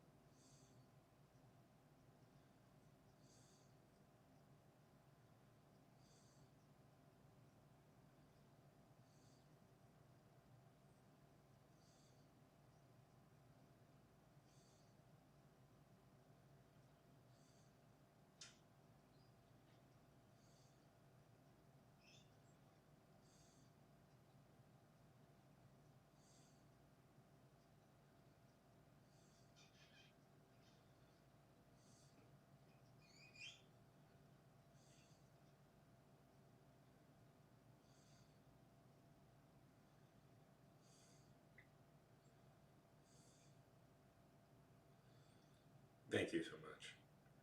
Tell me your impressions of Ellie.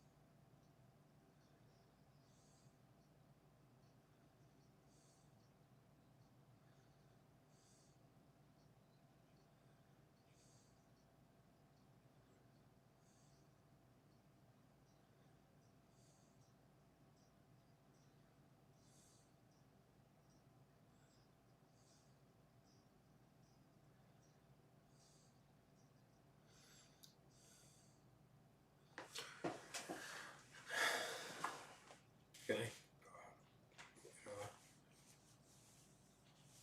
Oh, thank you. Just, very kind, very kind. Trying to remember. You know, so much shit happened with him. So much happened with him. It's hard at times to remember.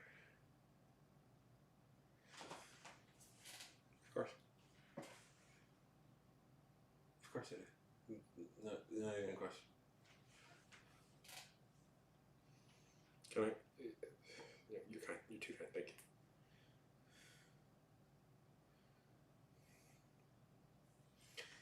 you. Can I have one of these? Okay, thank you. You're far too kind. You are far too kind. Thank you so much.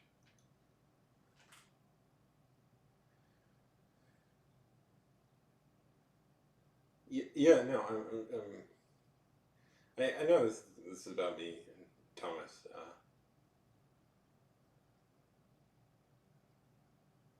You know, just so much of my life has happened with him, and it feels so short.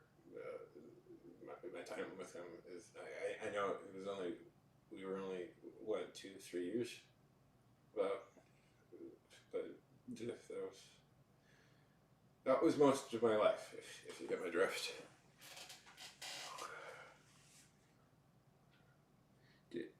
So, the first time we met.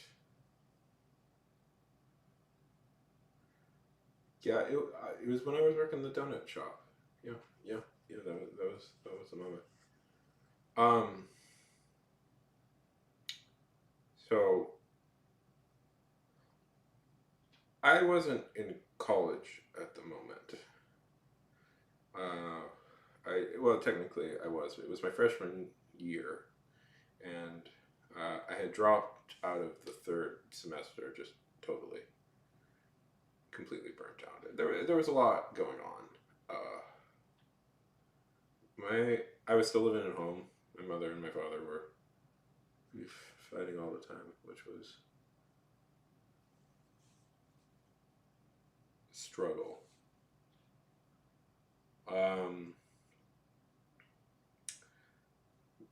They get divorced a year later, so you know how well that all turned out. And I guess I was just doing nothing with my life.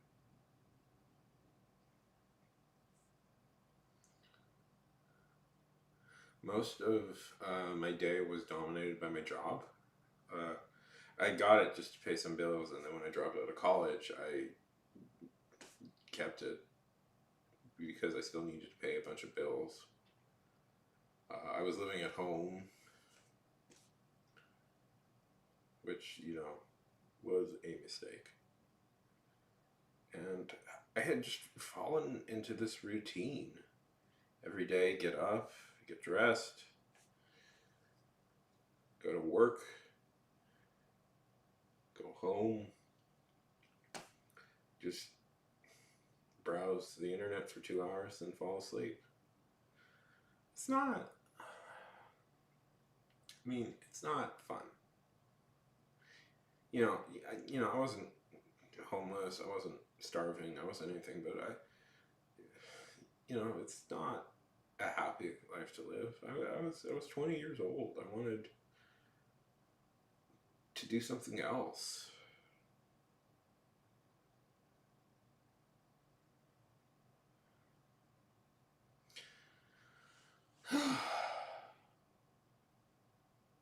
I had been good at math. It's not a brag. I just am. I've always been good with numbers, and I used to amuse myself. I would do difficult equations. Don't give me that face. I know it's cringy. I know it's dorky. It's just what I would do.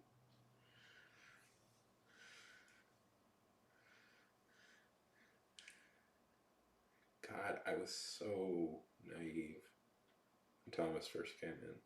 He was good looking. I know he's still good looking now, but he was good looking then too. It was kind of old German part of town, mostly older people and people with kids. I didn't see people my age usually. I went home, my parents were older, I went to work, the work was older. But he was young and good looking and very, very, very antsy.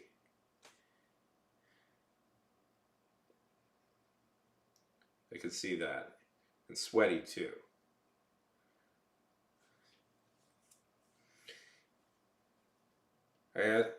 He asked, "Can I have a cup of coffee?"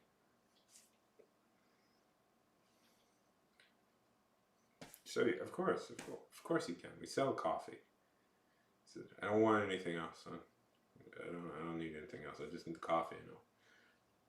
Find a faraway table to sit and it won't bother anybody." We get losers all the time coming in here doing stuff like that. I was okay with him. Trust me, I was okay with him doing what he needed to do. So, hour goes by, 2 hours go by. I see him sitting over there, and he takes out this deck of cards, and he's just flipping with them. He's flipping with them and doing all these little tricks. Don't see that, so I went over and I talked to him about it. a magician, he said. Yeah, show me a magic trick. Okay, okay. He fanned out his cards and he asked me to pick one. I pick one, puts it back on the deck.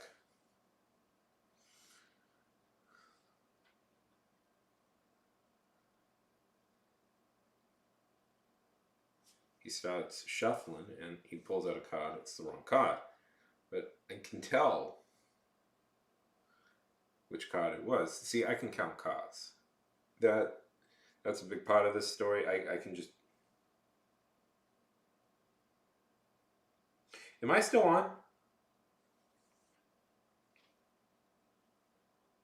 Am I still on? Holy shit, am I still on?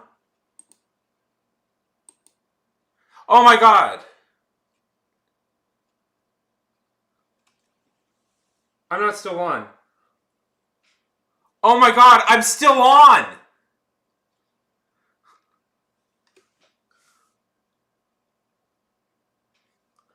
Ah, I turned off the Twitch, but I forgot the YouTube. Oh, I'm so stupid. Oh, oh,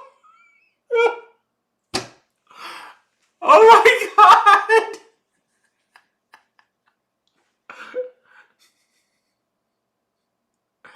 Oh, I watched a whole movie! I was doing some writing! Oh, hey, Leilai.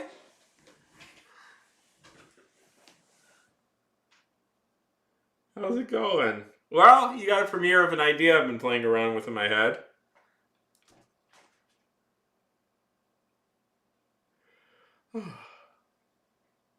Oh.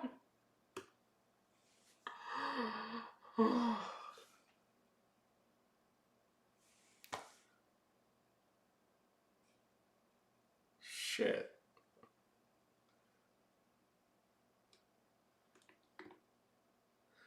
Oh, thanks.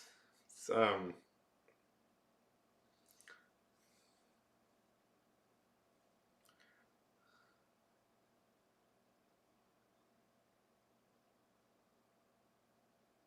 I guess for like 3 hours. God, I hope I don't say anything. I went to the bathroom at one point. Well, I guess we can. Oh my god. I didn't. Oh my god.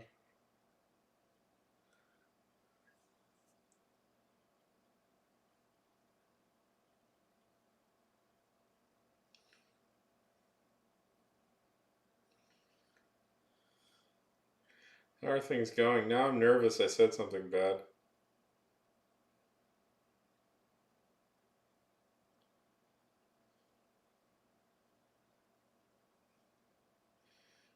Did I say anything embarrassing?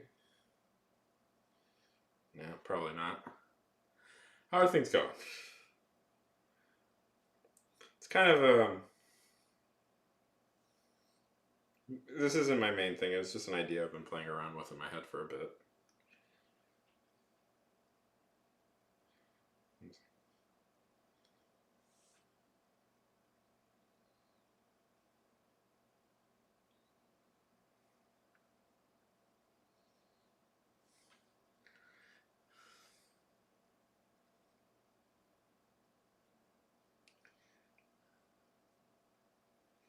Well, you just saw me. You just saw me in my natural environment. Good. Yeah, I was dictating the idea. Sometimes when it's easier for me to just dictate an idea than to write an idea. I've had this idea for yeah, I've had this idea for a while. For okay, so it's kind of it's a story, and it's about a card. It's about a card cheat who meets this girl, like in a small town, and he realizes she has she's a card counter. Like she's just very good at math and she can count cards. So the two of them decide to team up and go on a crime spree together of cheats, of doing card cheating throughout the country.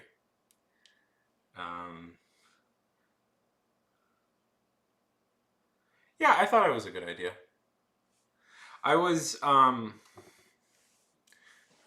been very put off by so I don't know. It kind of came about because I thought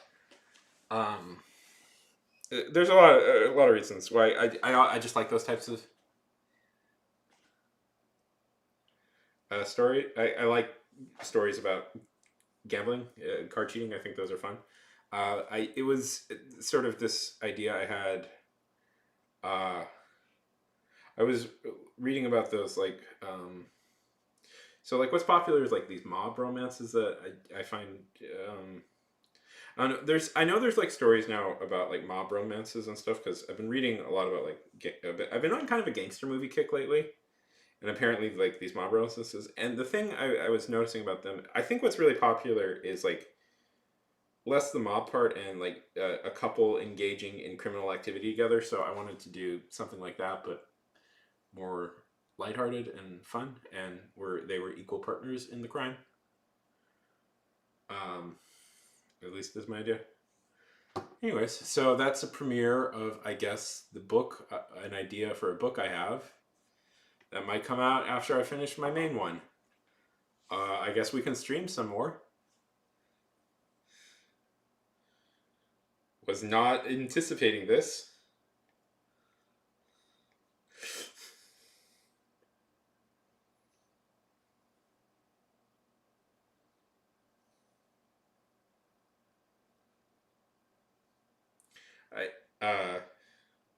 I just rewatched the movie Goodfellas, so it's a little bit on my mind too. Yeah.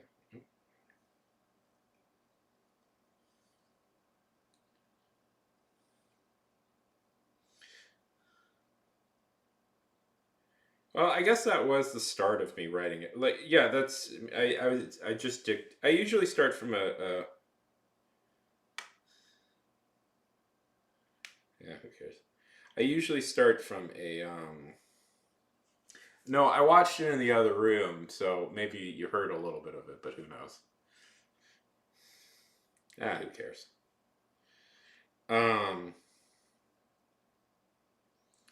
So usually what I do is I start with like a just dictate my ideas because it's easier in my head. It's easier if I just talk, and then the writing comes later when I have more of a thing laid down. So yeah, I mean, let's see. How many words did I get by just dictating it? Oh, 1,800 words. Leila, 1,800 words. Pretty darn good.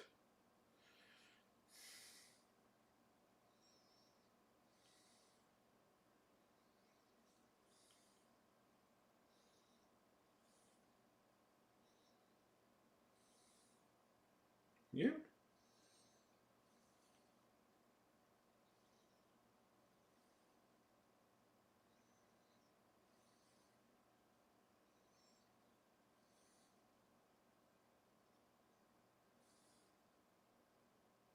Yeah. For a writer, that's pretty good.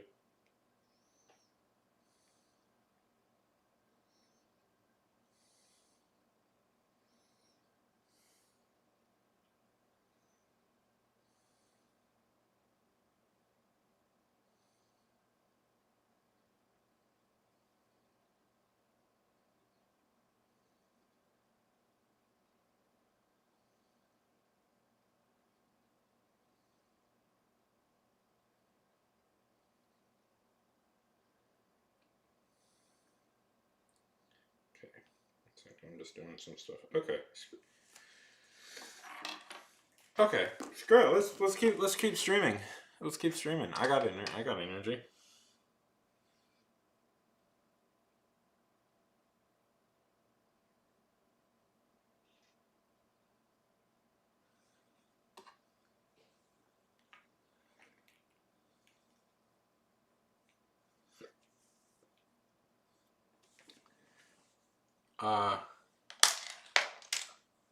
I I'm trying to draw my character.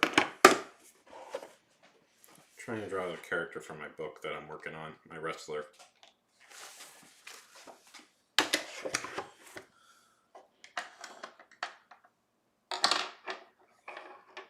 Have you ever seen Goodfellas? It's a good movie. It's one of my favorites. I decided to randomly rewatch it tonight.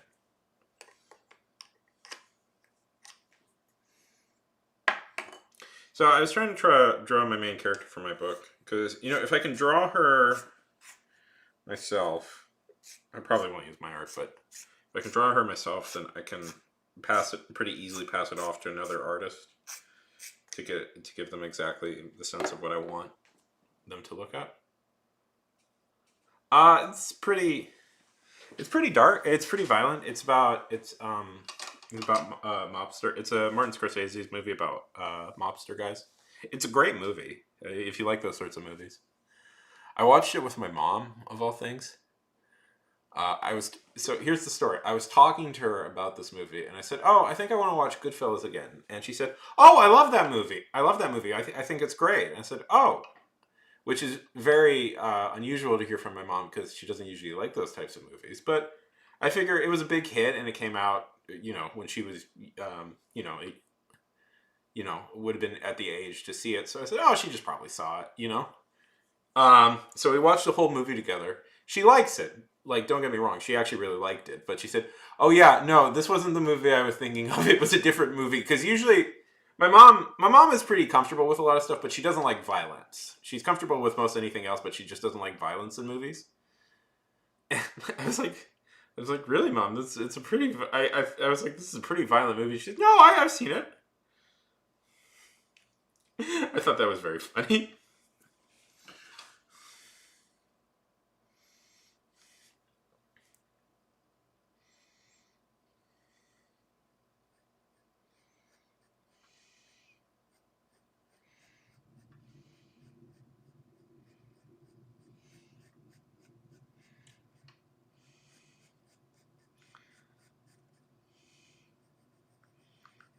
So how's the art been going?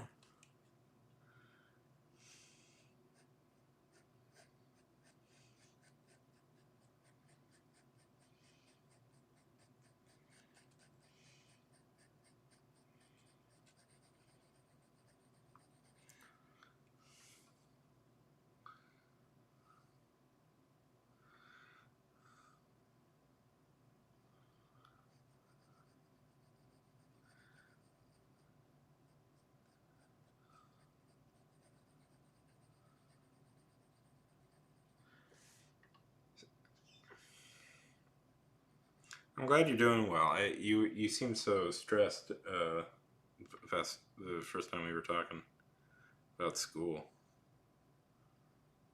So when is school off for you? Like when is the semester over with?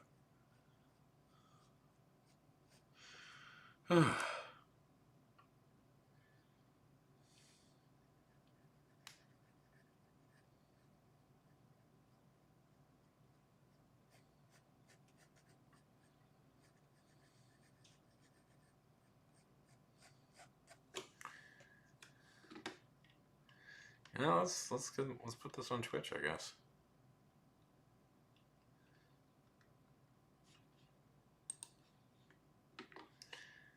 Hi, Twitch people. I'm back. Now, if you're curious why I randomly decided to come back,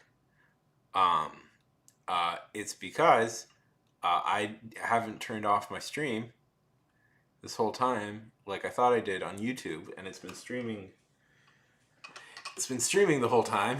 So, and Layla popped up right in the middle as I was doing some writing. So, screw it, we're back. Let's keep doing some stuff.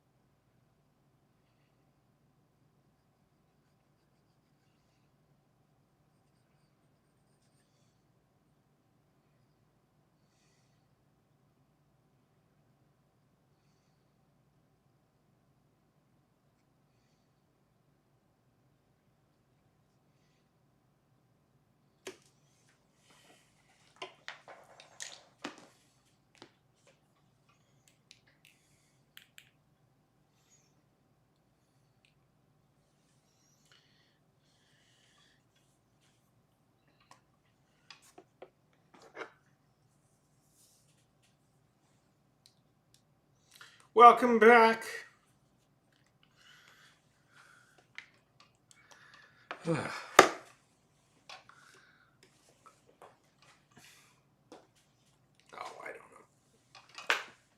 Oh, I decided to do a dual broadcast on Twitch and Kick again, just because if I'm gonna do this, if I'm gonna do this for a little bit longer, why not do this for a little bit longer? You know.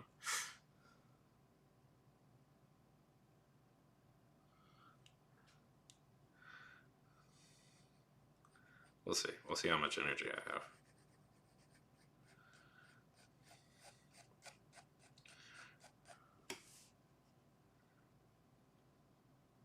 That's kind of like a nightmare scenario earlier where you don't realize you're still on. That's happened to me once or twice where I didn't realize I was still on. And it's like, you're like, what's up? Probably won't get a lot of. I will go over this again. Probably nothing will. Probably there'll be nothing. There's nothing wrong. All I was doing was working on that idea. That's a very rough draft, by the way. You know that a lot of editing will have to go into that, but I don't even know if I'm going to do. Yeah, it's an idea I've been thinking about for a while. So, and while watching Goodfellas, kind of, I figured out the tone I want to take. So.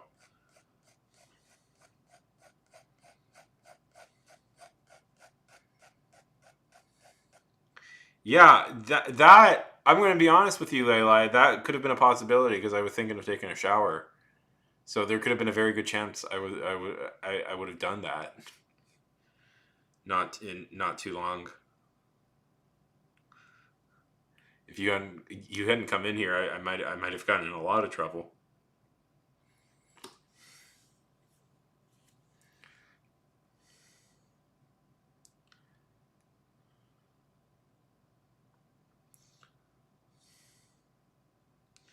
Usually when I'm done, I turn the cameras away from me just to be safe.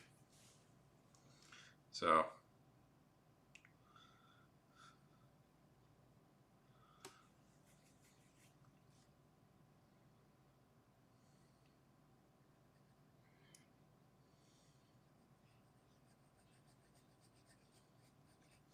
let's see. Did anybody else comment?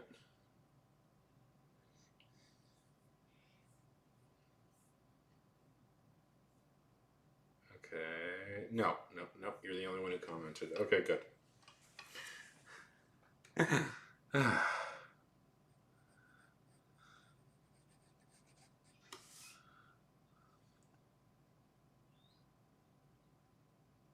I've been kind of on a gangster movie kick lately, which is, I don't know. I read a book about a gangster, and then I read a bunch of other books about gangsters. So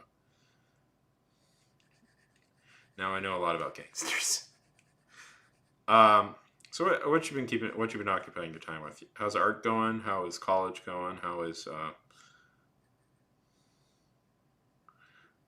your hospital idea? Hello, Nevermore. Hello, how's it going? Good to see you. You may have. No, I'm. Oh, I'm sorry to hear that. Yeah, well, I've been kind of, I've been kind of on a kick for the past few weeks, just because I read Wise Guys, the book that Goodfellas is based on. So I really wanted to rewatch that movie. And then I read Casino, which is from the same author, and I also really want to watch that movie now.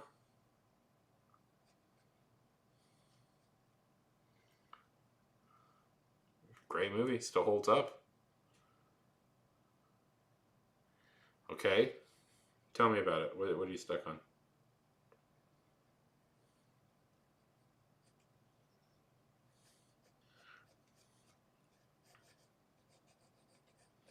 So never.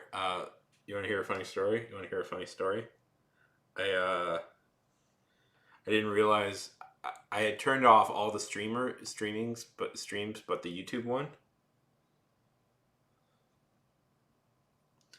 and I accidentally and I left it on for like 3 hours, so I'm now very nervous. I hope I I don't think I did anything wrong, but I don't think I did anything, but I'm very nervous about that. That is something I didn't realize I did. Right? Yeah, it's funny. Layla is the one who caught me because I was just doing some writing.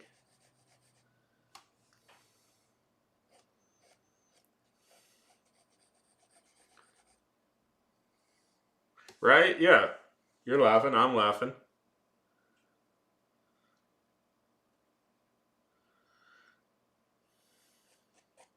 This turned into an accidental 6-hour stream over on YouTube. What if we get this all the way to 12? No, won't be that long.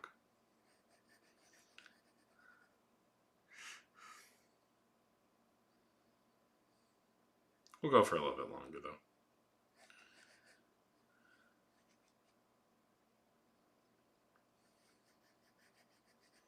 So playing any new games? Oh, I'm just writing my book. Just writing my book. It's I'm not getting as much stuff done in it as I was the past 2 days, but I'm still getting stuff done. I wrote about, how many words did I write in that today?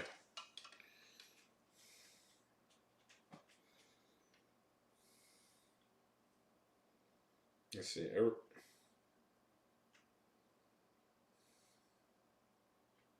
I wrote 574 words in the book, and the thing I was working on before, it was about 1,800. So yeah, altogether I wrote about around 2,300. Haha, very good for me. That's a very good number.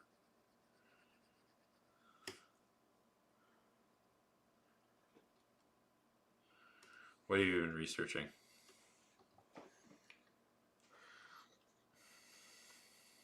Yeah, Layla, yeah, perspective is hard. It's hard. Why do we have to have perspective?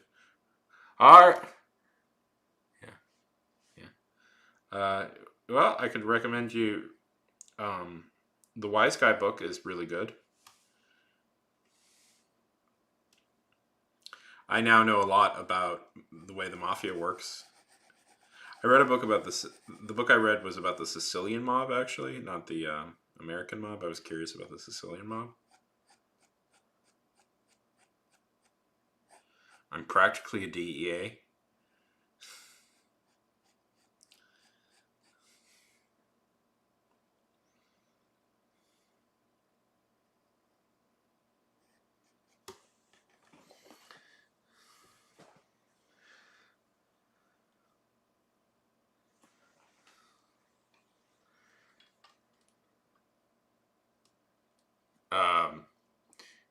Darn awesome is the phrase I was going to use. But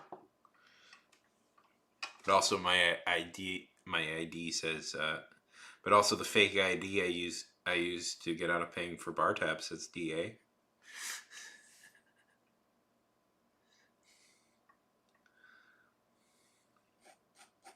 Layla, have you been playing Marvel Rivals?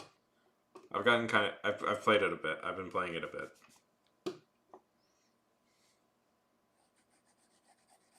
It's not usually the type of game I play, but it's actually, I'll admit, it's actually kind of fun.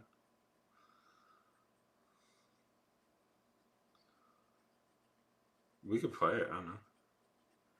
I don't know if people are playing. It's free. Yeah, video game. I've been getting into them again lately. Oh, thank you. Oh, thank you so much. Thank you so much. This stream will be good because it's like, it'll add to my time, I think. Well, it's free. Well, yeah, we can crossplay with each other, I think. I heard people do that. Maybe one of these nights we'll do a stream where I crossplay with people on here.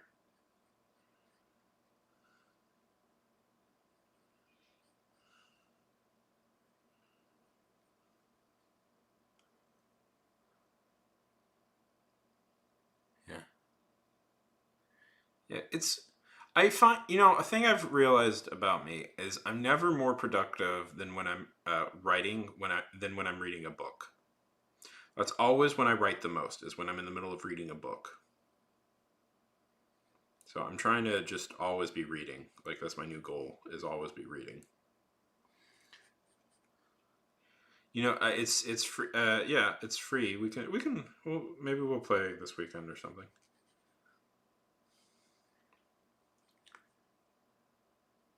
Yeah. Yeah, I agree. It goes hand in hand. It puts you in the right headspace. It makes you think in book, not in movie.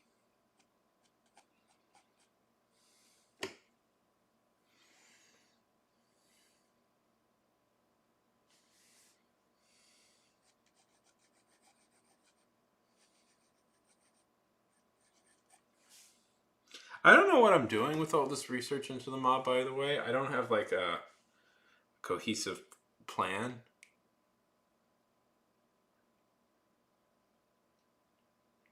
Yeah. I know that's totally fair. Yeah. Yeah, it's free, by the way. Maybe at some point. I have thought about it. I've thought about what a gangster story for me would be, but I'm not totally sure yet. I don't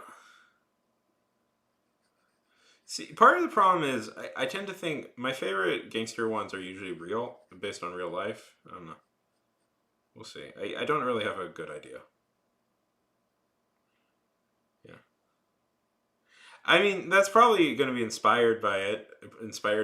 That idea I was talking about, and you saw me writing, dictating. It will probably have a lot of elements that I learned. But I was thinking, like, could I write a story with a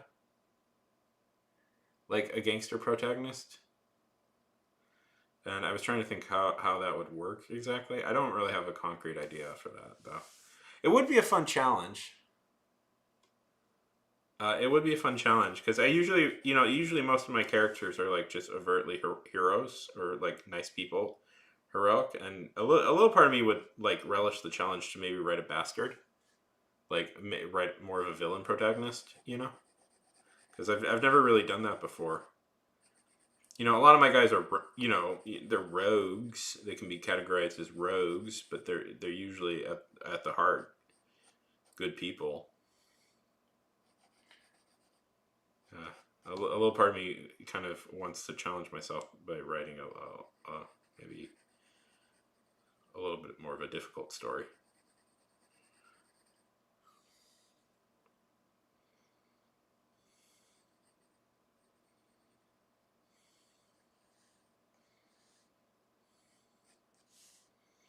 We're thinking about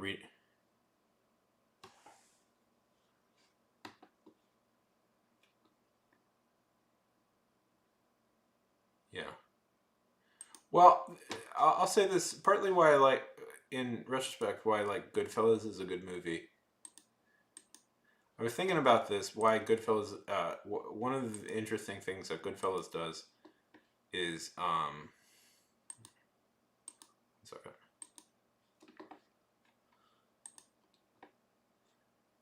One of the interesting things that Goodfellas does as a movie is, ultimately, like Jimmy, Henry, all those guys are lower level dudes.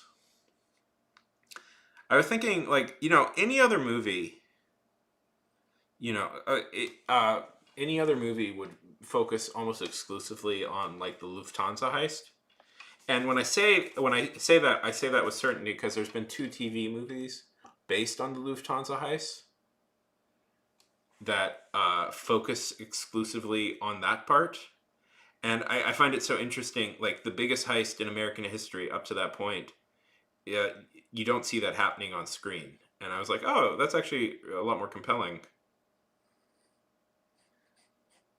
Yeah, exactly. But I was thinking about that. It's like, but when you really think about it, it's an interesting play that they don't like, because any other filmmaker, that's all they would have focused on. Like Scorsese, any other filmmaker like would have focused just exclusively on the heist and the repercussions of that. And like Scorsese almost focuses on an off like a minor character in that. Like Henry Hill, played a big role. Hill was a part of Lufthansa, but he was not he was not really part of it. Like, yeah, you don't see the heist. It almost feels incidental. I think that like, yeah, I think that's what's kind of interesting about that is like it's this chaotic thing that happens out of Jimmy's control. It's just one of those things that's like chaos. As like Jimmy, like his life gets more more uncontrollable. Yeah.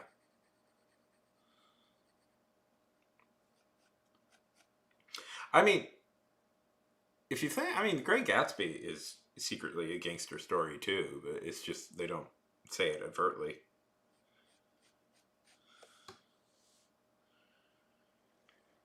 It's just you don't. Yeah. But The Great Gatsby is also about is a gangster picture. Yeah, but it's just not told from the perspective of the gangster.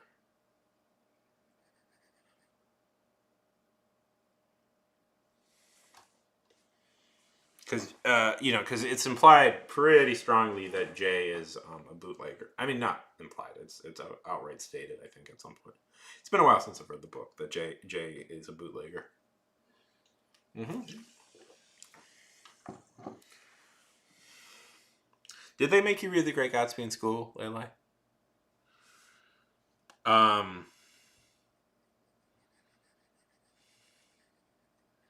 Scorsese.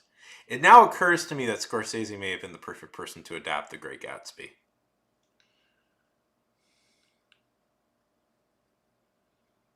But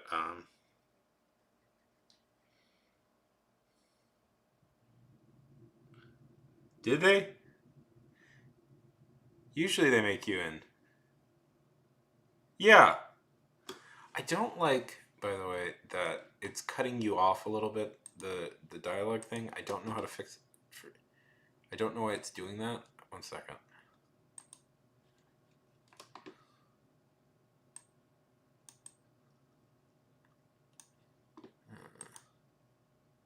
Okay, that looks... look. I love me some Shakespeare. I mean, Shakespeare's all about Italians killing each other. It's not too dissimilar from gangster movies.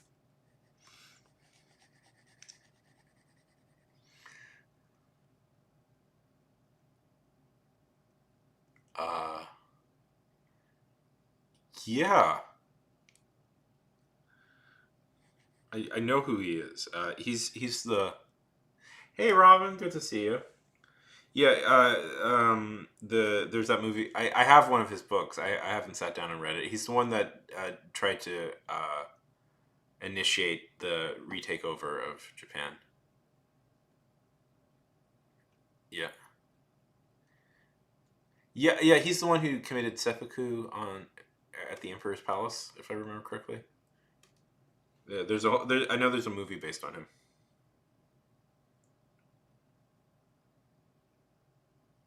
How's it going, Robin? Yeah. Okay. So let's see. Let me find a picture of him.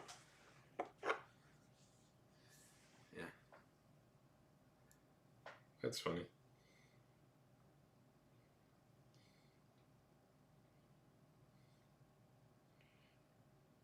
Nishida. So it's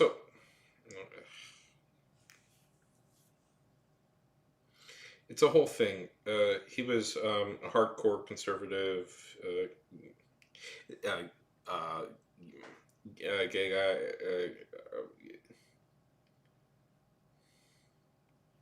a novelist who I believe was nominated for the Nobel Prize at one point, and then he tried to initiate a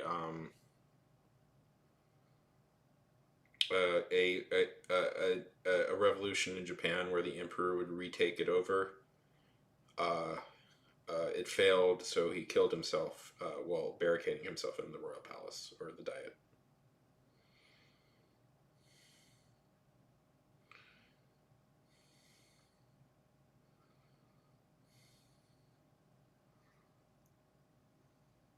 Oh, we're talking about. Sorry, I'm terrible with names. Okay, Mishina. Well, he was gay.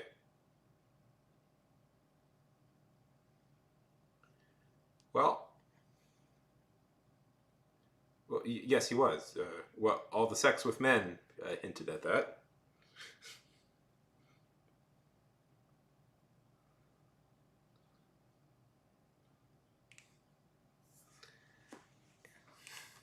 Yep. He had a wife. And a lot of... Yes, I know Peter Thick. Yep. Yeah, so this was him.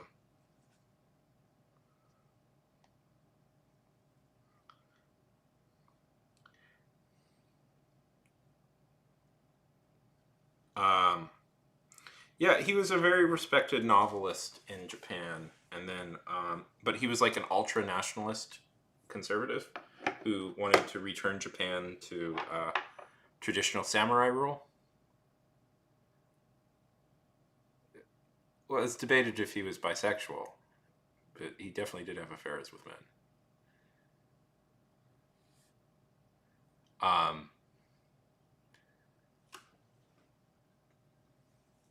But what was I saying? Yeah. Yeah, but yeah, so he was an ultra Nash. Yeah, so he was an ultra. Okay, so full story. He was an ultra nationalist dude, and he had led this like group of like ultra nationalist guys that he recruited mainly from like Japanese gyms. And kind of one of the more infamous stories is one of the guys who was in his group then was responsible for the last what is it? What's the thing they do when it crashes into the plane? They deliberately crash a plane into something. It's kamikaze. Last kamikaze raids. Because so one of the guys in his group, one of the guys in his ultra nationalist like group was a porn star with a pilot's license, and he kamikazed the head of the Yakuza house. And the reason he had done that is because this guy, the head of the Yakuza, was caught collaborating with the Americans. And so I planned to write an article about this a while back, so I did a lot of research into this stuff. So one of the biggest scandals at the time was, what was it? Lockheed Martin. Okay, Lockheed Martin.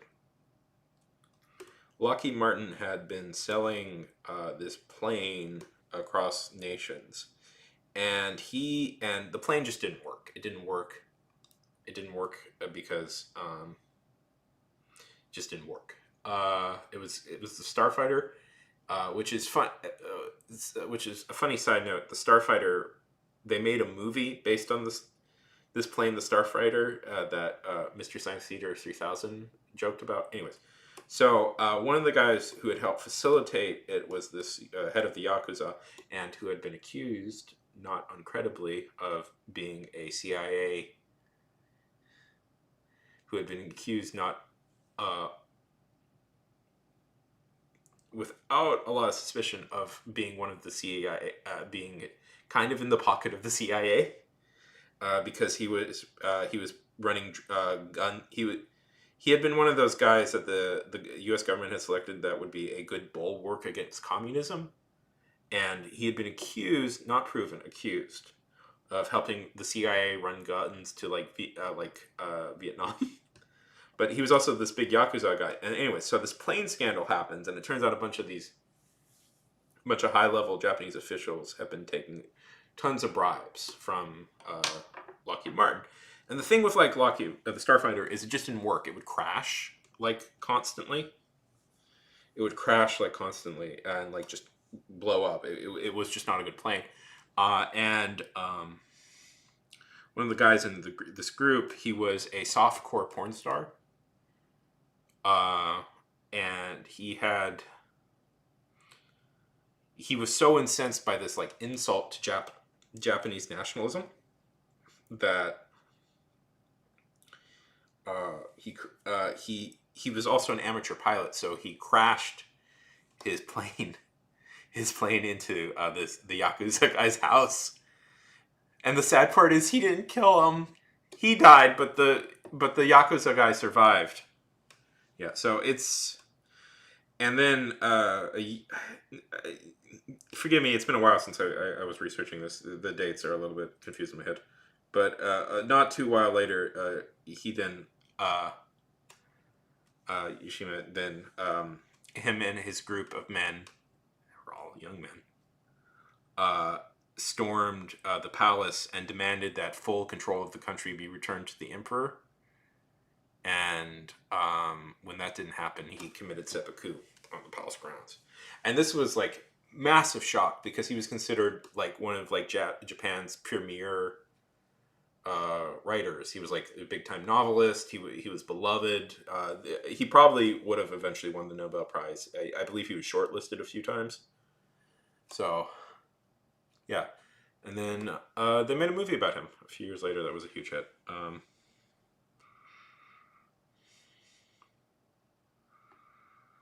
And by the way, his attempted coup, it would have never worked. It was only him and like a couple of guys.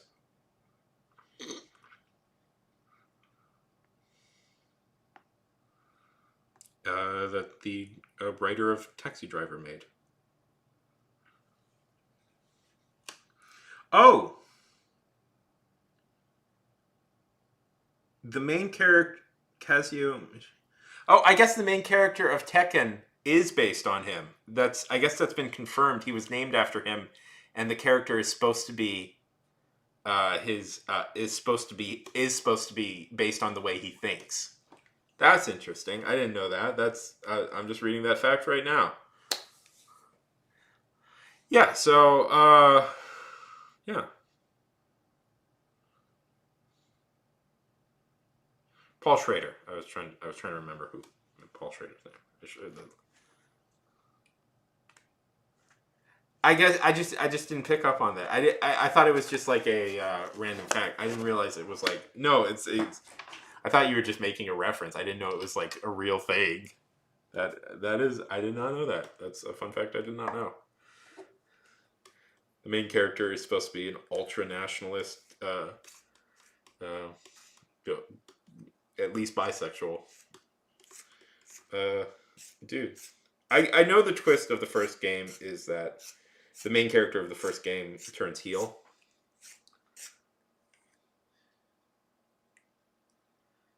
So yeah, that is a brief overview of Japanese nationalism and its connections to crime and the underground gay scene in Japan in the 60s.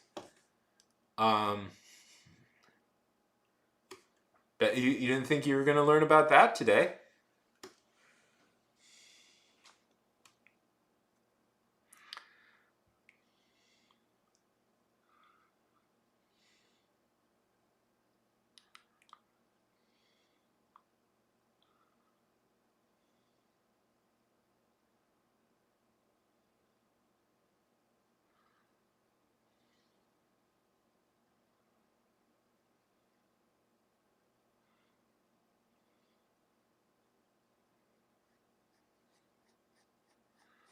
Yes. I took a nonfiction class in college. By the way, if you are an aspiring writer, I'm just going to throw this out there. If you're an aspiring writer and you get a chance, take a nonfiction writing class. Best writing class I ever took. Really taught me a lot about how to write.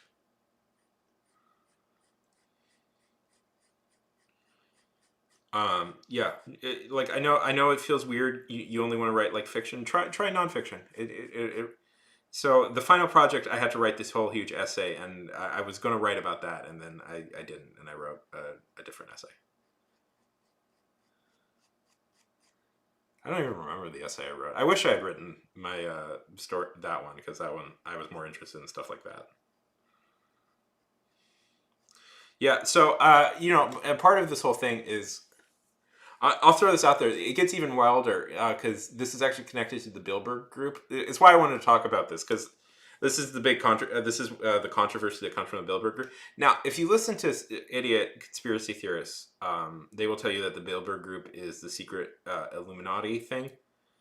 It's not really. From everything I've heard, it doesn't really do much. But the one thing it did do was facilitate this whole deal with the starfighter. Because I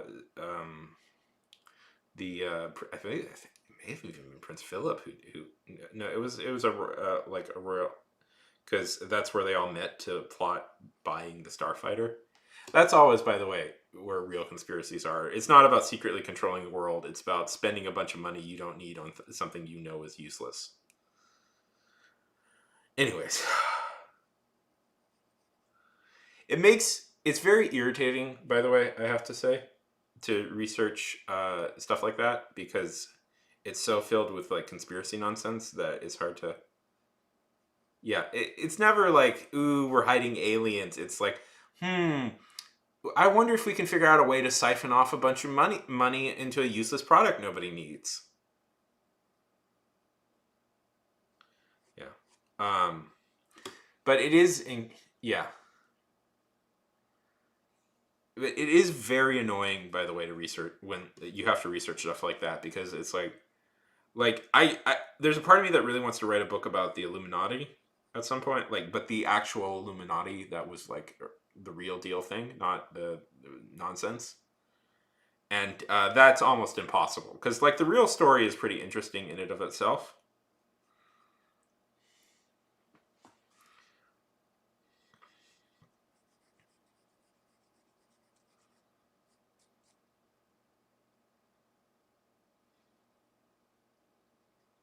I should write that essay someday.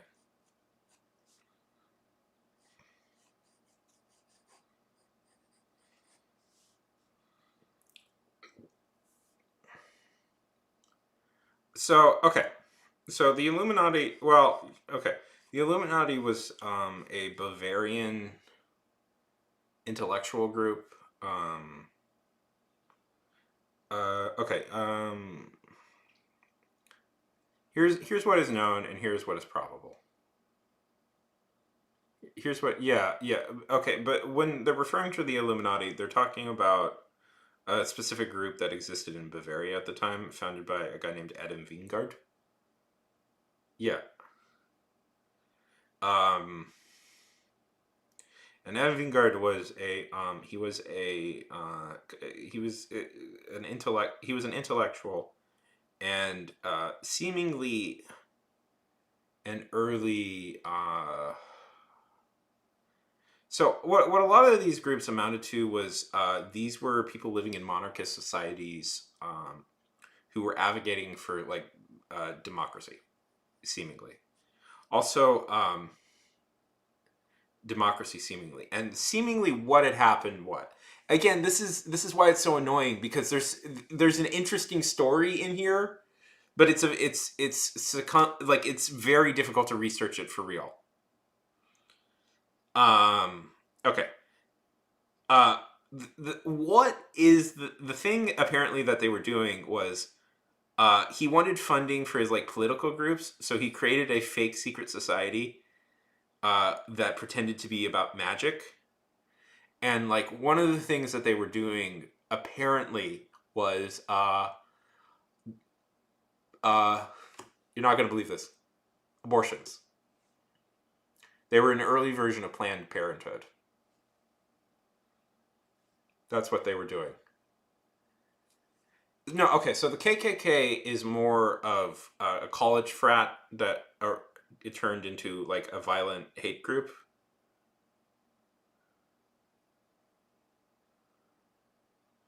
So the KK, I mean, it technically wasn't college frat, but what it was just a guy, uh, people who would get drunk. Yeah, all that stuff comes later. So okay, um, the KKK, what it, yeah, the KKK, what it is, okay. A very brief history of the KKK. Yeah, very brief history of the KKK is the KKK. Uh, the KKK was started by a couple of Civil War veterans. Started by a couple of Civil War veterans, and it doesn't start out necessarily as a hate group. It will quickly turn into one, but it doesn't start out as one. And what they would do is they would just like dress up as ghosts and drunkenly go around to parties pulling pranks. Starts innocent enough, but quickly the pranks start getting more and more targeted on specific people, and those are black people. And it starts going from like what is initially somewhat mild pranks to much more violent, and like they didn't really start out explicitly to be a violent hate group, but they quickly turned into one. But yeah, so it starts out essentially as like a college frat and then turns into a hate group. Now you could argue that a lot of college frats could be that, but that's the base, very brief history of the KKK, and then it develops like a militarized wing and stuff, things like that. But yeah, so it starts out somewhat benign and then quickly gets bad, very bad.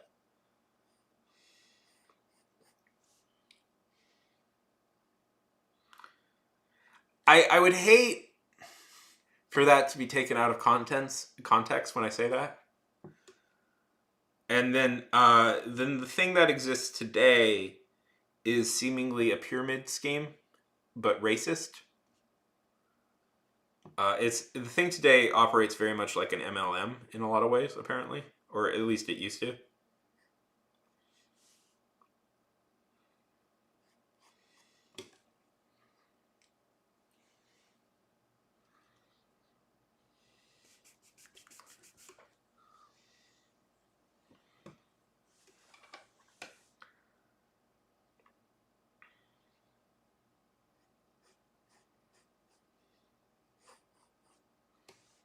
So, like, the Illuminati starts out as essentially a group of like democracy advocates wanting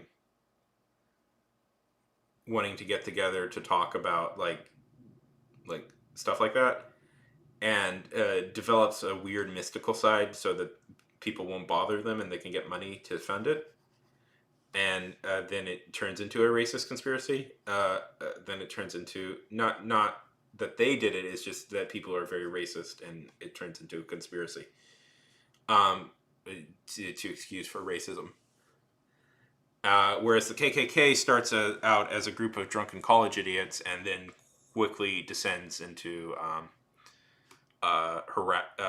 violently harassing people of color. And then somehow along the way turns into an MLM that also violently harasses people of color.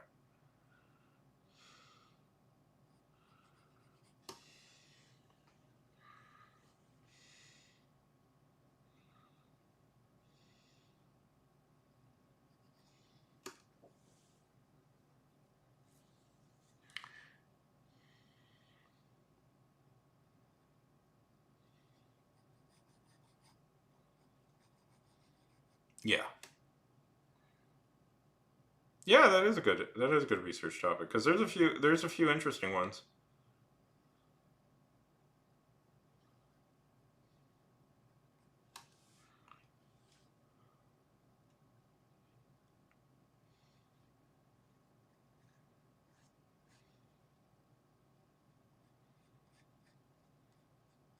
Yeah. Yeah, that would be. Oh yeah, that might be something I should look into. That's an idea.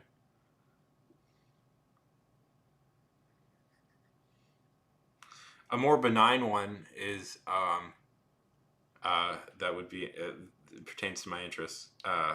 Is how did circus acts end up becoming pro wrestling acts? How did the circus evolve into pro wrestling? Because that'd be an interesting story. Not to just talk about stuff I've talked about a lot, but if you don't know, pro wrestling evolves from circuses. Pro wrestling starts as a circus act.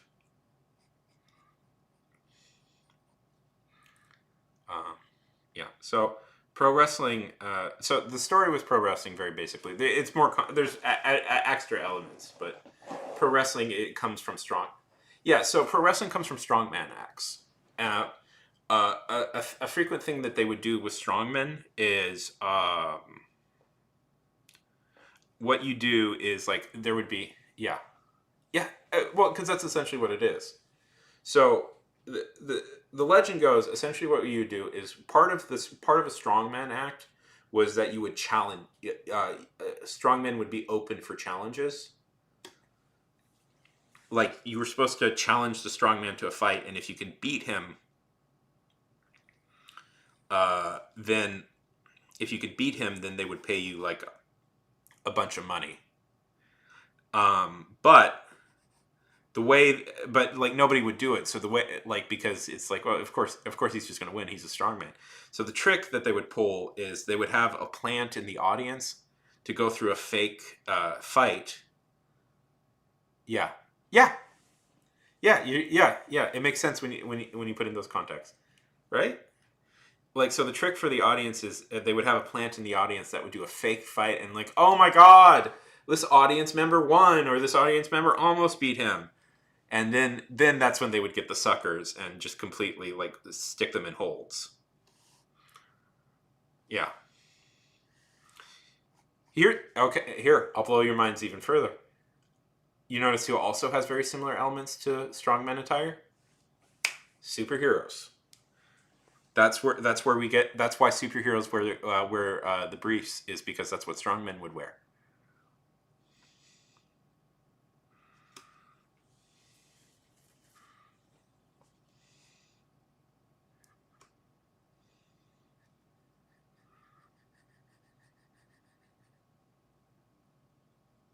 Mm-hmm.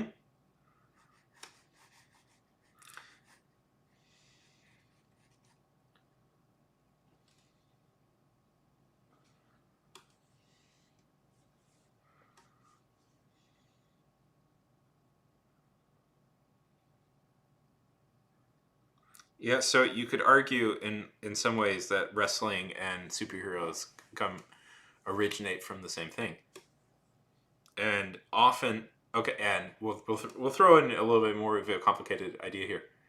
So strongman, partly the origin of strongman is also the origin of bodybuilding, because one of the big attractions is that they would have these like bodybuilders come in. And what bodybuilders were obsessed in those days was like trying to emulate Greek statues.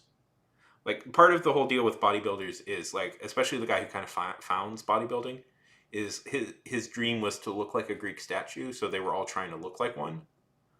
So you could argue like Greek art, if the further you go back, you find that like Greek myth and heroes influence pro wrestling, superheroes. In a lot of overt ways.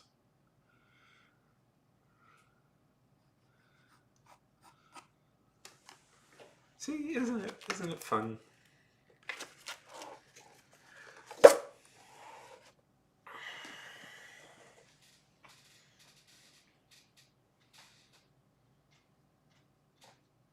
I mean, there's other elements.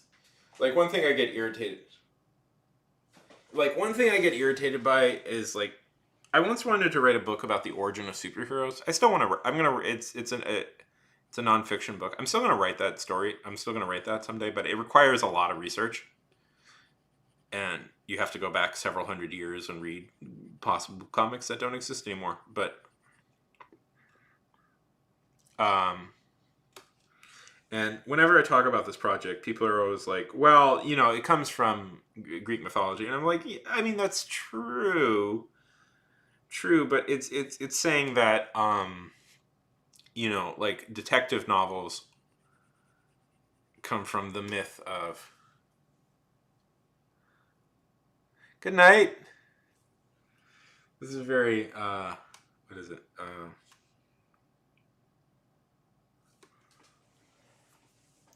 This is a very surreal stream. I don't know if you're here. Oh, sorry. Uh, yeah. Let's see. Well, I totally slipped my mind what I was talking about. Old timey strongmen.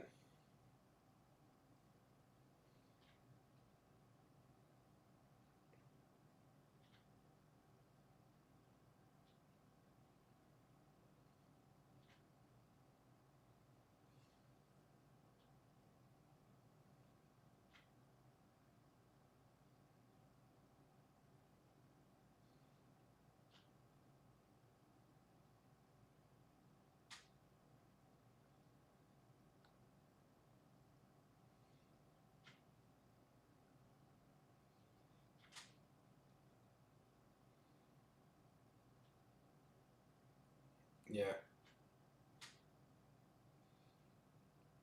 See, look. Here's like some old timey strongmen. You can pretty much create a superhero costume. Like, see, don't these all kind of look like superhero costumes? Yeah.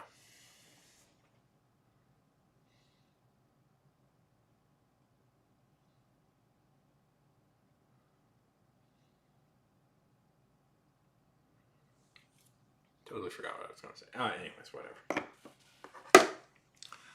Superheroes, they're interesting. Their history is quite interesting. One of the earlier ones that would pretty much fit our definition of superhero can be traced at least back to the 1800s. Some people cite the Scarlet Pimpernel as a very early example. I know of there's an even earlier example with a character called Spring-Heeled Jack. There's a character called Spring-Heeled Jack, who might be the original Batman in a lot of ways, if you're curious. So Spring-Heeled Jack, screw it. I'm in a chatty mood. Spring-Heeled Jack, if you've never heard of this, is a myth and a kind of a cryptid. And there was a bunch of these stories popping up of a character of this. Let me find a picture of him because there's specific drawings, but Spring-Heeled Jack.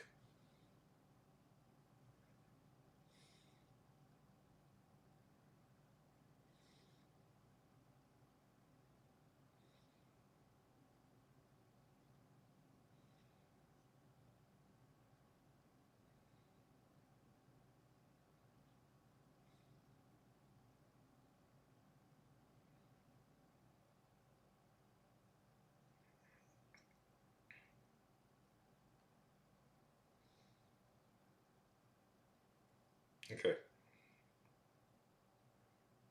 So this is an early this is a drawing of Spring-Heeled Jack. I take it you already noticed the similarities between Batman, right? So initially, Spring-Heeled Jack is a character that is said to be able to leap buildings by having spring heels and will just show up and harass people, like women specifically. But slowly over time, he develops into. They start writing books about him where like he becomes more of an anti-hero. And there's been there was rumors that Spring-Heeled was a specific like English lord.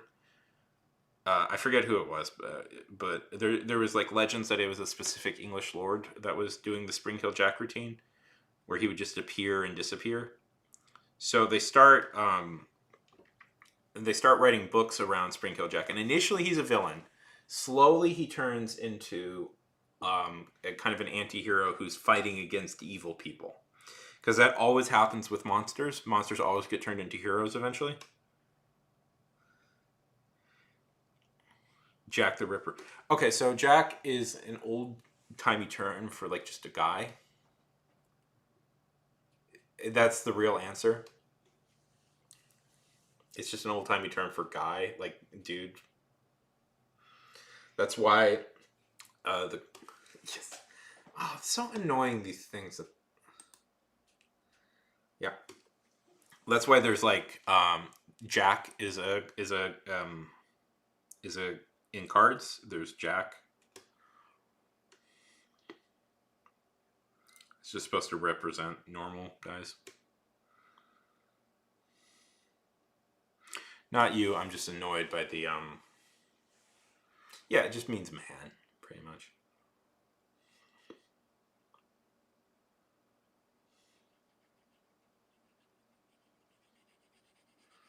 We are hitting the trifectas of all of my knowledge, so yeah. It is. But it's also like it's also just a term for a man. It was just like a generic term. You know, it's just a term like you would just call somebody. It's like, oh, that Jack over there. He's a good Jack.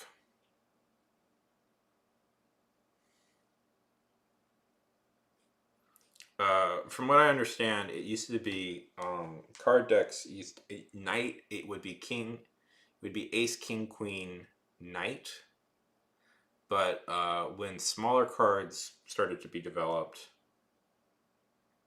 yeah, that guy's a good Jack. Yeah, you get it. Yeah, smaller cards need to be developed. People got really confused because it would be 2Ks, you know, king and knight, so they changed it to Jack. And Jack was just kind of a generic term for a dude. Like I believe Jack, like the name Jack, was used as like servants usually, but it just kind of evolved into a term for a guy. So Union Jack, yeah. But that happens. Like guy, I'll throw out there. Guy, is a fairly generic term. That was a name. That was a name. That's a name. That was a name that got turned into just a dude, just a generic term for dude. Guillaume, it's short for Guillaume, I think, which is the equivalent. It's basically if we would call people William or Will. Look, there's Will over there. There's Will over there. Bunch of Wills.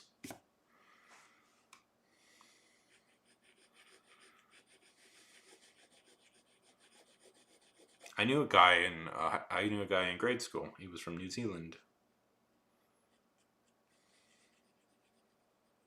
Guy Pearce has been nominated for an Oscar.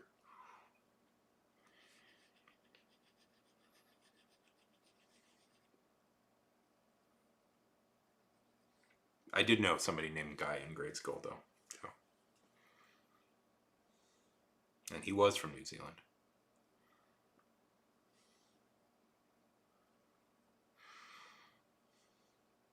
So.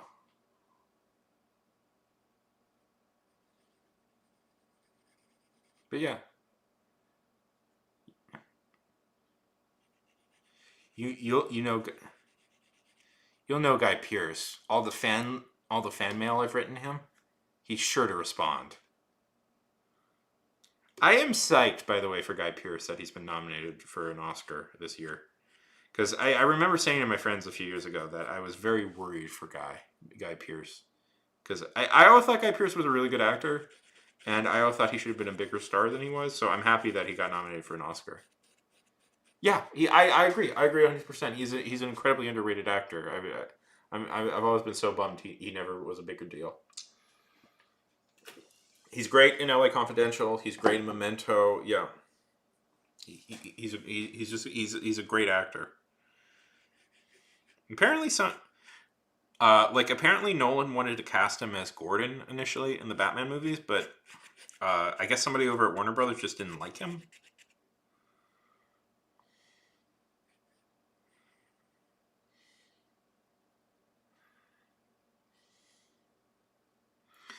I have opinions on that movie. The Brutalist. I have some thoughts on that, but I don't.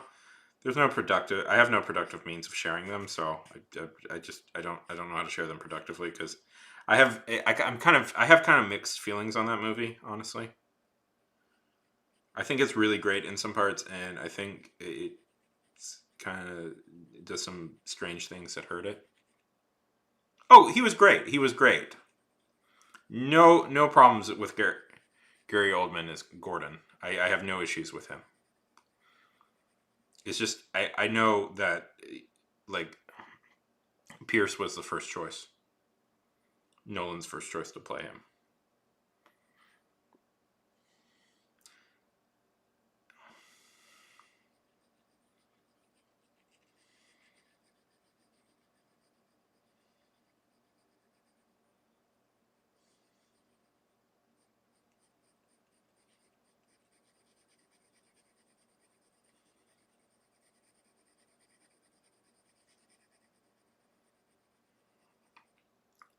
The Brutalist, I will throw out, is a very well shot movie, very well acted, very well written, beautifully scored. And then it does things that I have opinions about. It's long. It's about 3 hours long. I will say this. So, in compliment, I didn't feel the 3 hours. I was glued to the screen the whole time. I didn't notice it. I didn't notice it was 3 hours long. So that should be a compliment in and of itself. It made me sympathize with a brutalist architect, and I usually consider them to be the great villains of the world. So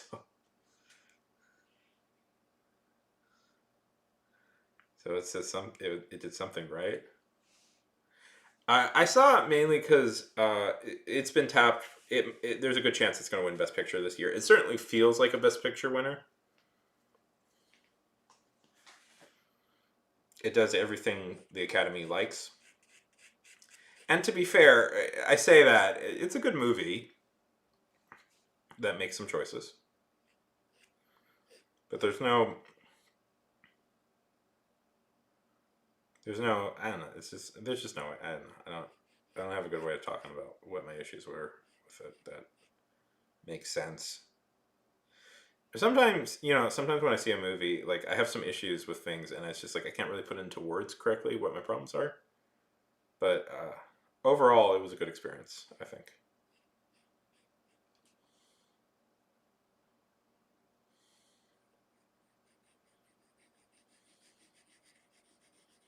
I think I'll throw this out there. It's very endemic of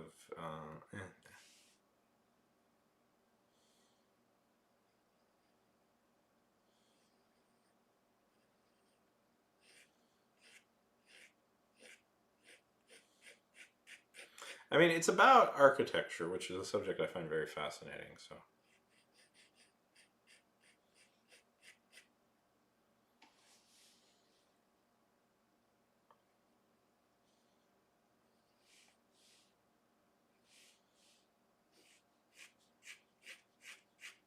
So, Saren, if you're still here, I don't know if you are.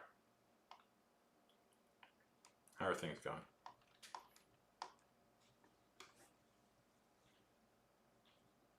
I don't like hearing that. Never. I don't like hearing that. I know there are people my age. Okay. Well, he's 3 years older than me.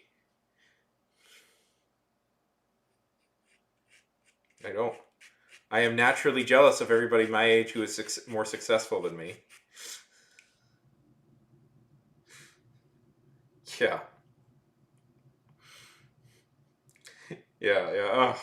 Don't tell me about people my age being successful. Yeah, well, the thing is, what I'm anxious about is people. Yeah, be 50 years old. I'm like, okay, I'm not 50. I'm cool. Yeah. Yeah. Yeah, I don't know. It's not like I've made a movie in a long time, so I want to. Yeah, exactly. I mean, yeah, I know.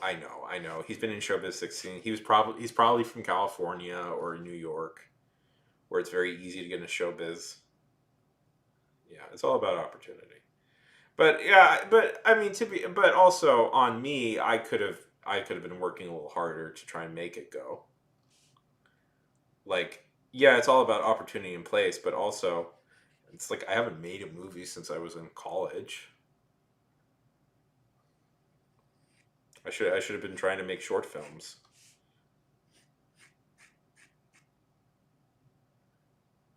Eh,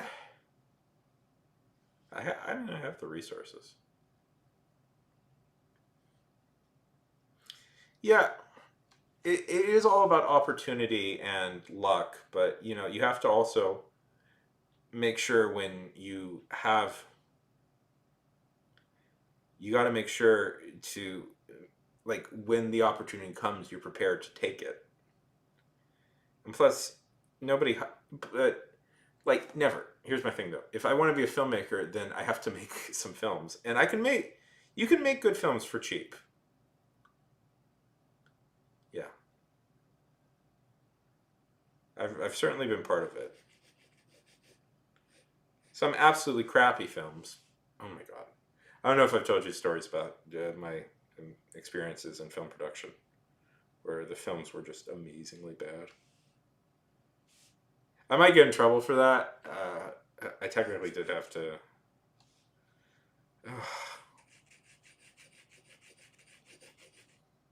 Yeah, no. Well, it's not. It's not that the name. It's not that this guy's ever going to be famous. I agree with that. That's a little bit what burned me out on filmmaking. Is a lot of filmmakers are arrogant pricks. No, I agree with that. Oh, no. Oh, shit. Sorry. I accidentally blocked that. I meant to allow that. Sorry about that. That's my bad. But I agree with you. They are dumb shits. They are dumb shit. Oh, damn it. I'm going to unblock that. Whatever. I'll do it later. Unblocked.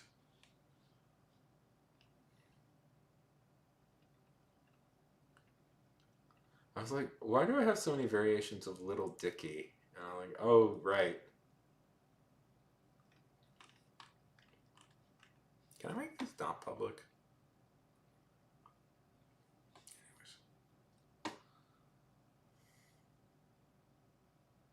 Okay. I may have an answer. Okay, tell me a word you need.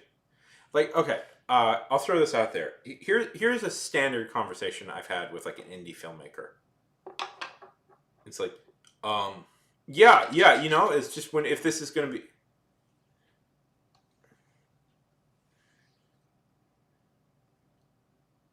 Expert, well practiced, veteran,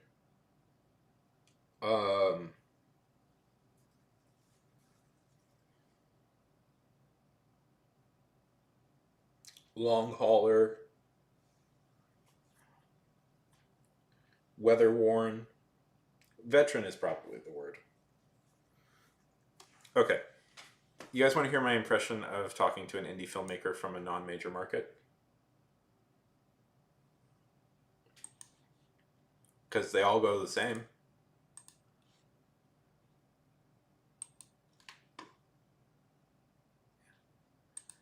Because they all go the same. Here's my impression of talking to an indie filmmaker from a non-major market.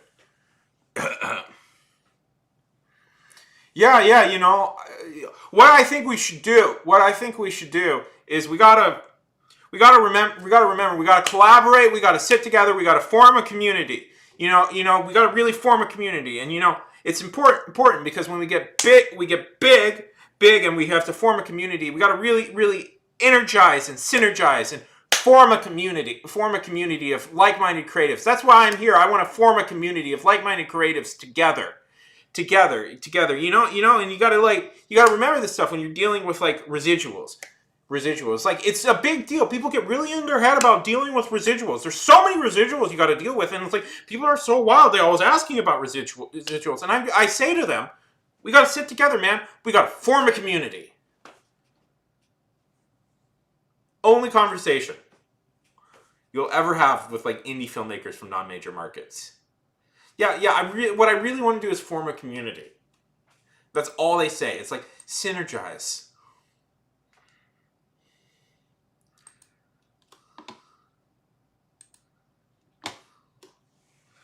Every conversation is the same. Every conversation is the same. You've had one conversation with guys like that. You've had a million. Ain't first rodeo.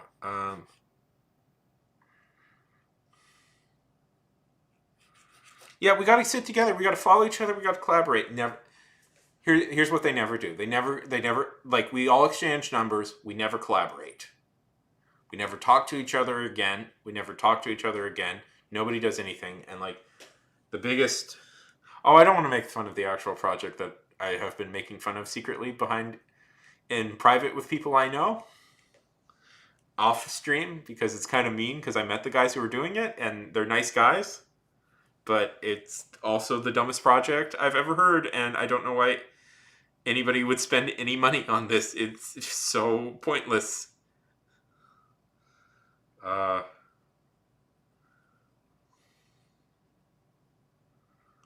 see.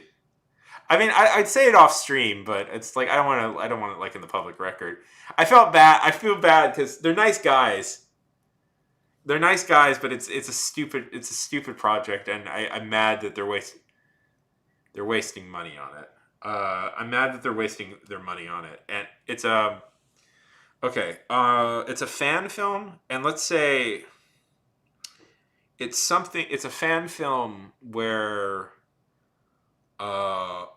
let's say a superhero character meets a famous slasher, and that's all I'm gonna say. I have the trailer. Yeah, they're spending like $1,000 on this. They got funded from Kickstarter for $1,000 on this. And I'm like, I mean, I don't begrudge. You know, some would argue that people who make fan films, and I would argue, are the most sincere people in the world, and that's cool. But also, it looks bad, and I think it's kind of a waste of time. And I think it would be better if they spent their energy making their own independent movie. I know that's really like snobby. It's why I'm not saying it because I feel bad about it.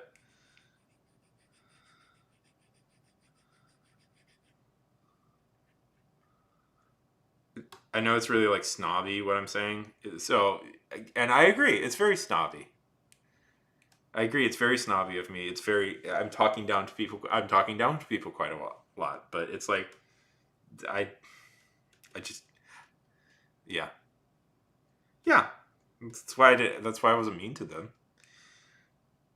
They're not, also they were really nice guys and I don't want to be mean. Yeah. Okay. First rodeo. Veteran.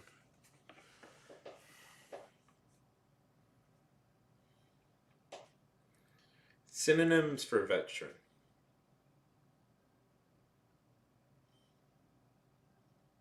Okay. Weathered.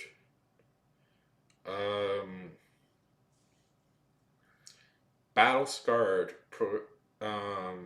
Maestro virtuoso. Grandmaster. Authority. Hotshot. Hardened. Proficient. Professional. Worldly wise. Yeah, Harden is a good one. I mean, I'm just looking at a website. Let's see. Disciplined. Old school. Okay, never.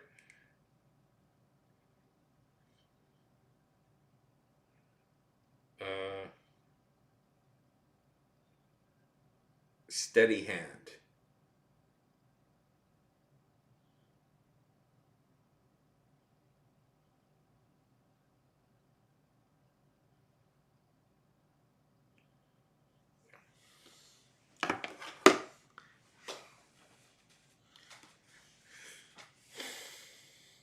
What are you writing?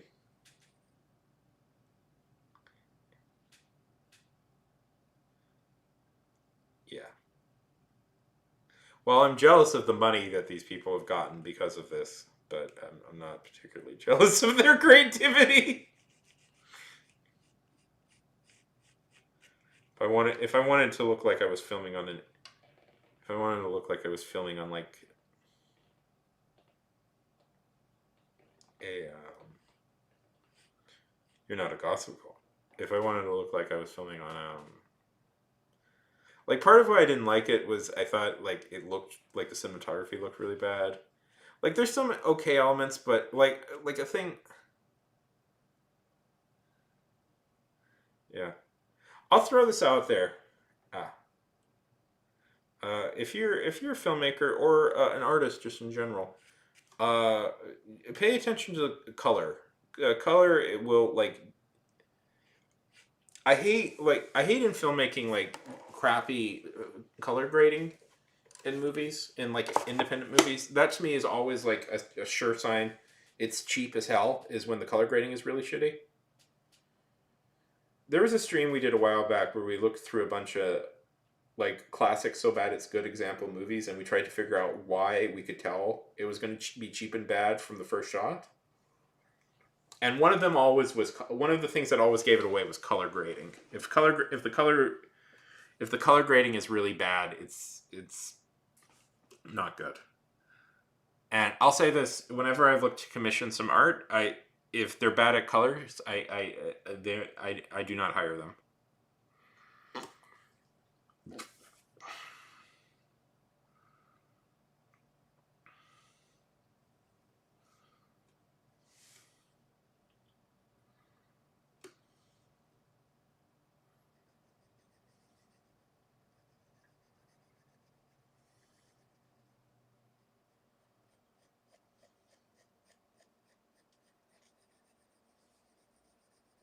A lot of people use like, because I've been trying to hire somebody to draw the cover for my book for a while. I've been trying to find a good artist for that, and God, it takes a while to find an artist who's both good and who I can afford. And finding somebody like that takes a good deal of time. But I also have all the time in the world, so I'm okay waiting. But it is a little hard to start thinking of promotion. Okay, I'm searching through all the art commission places. I'm looking through Instagram, through Fiverr, through Artistry. Gonna be honest, haven't found anybody I'm particularly happy with. And every time I do find somebody I like, commission's closed. There's a few guys that there's one guy I'll probably just hire the guy that did my poster back there again. I really liked him, but it never hurts to search. So part of the problem is I want commercial rights for my project. I want commercial rights for the art I'm going to commission because I want this to be a book cover. And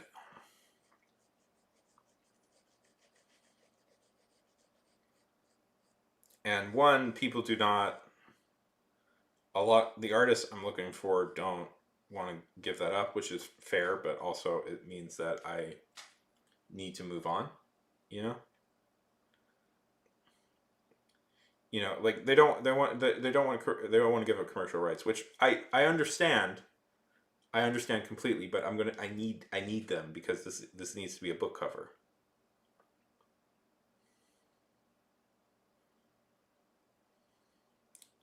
And truth be told, I'm not interested in negotiating.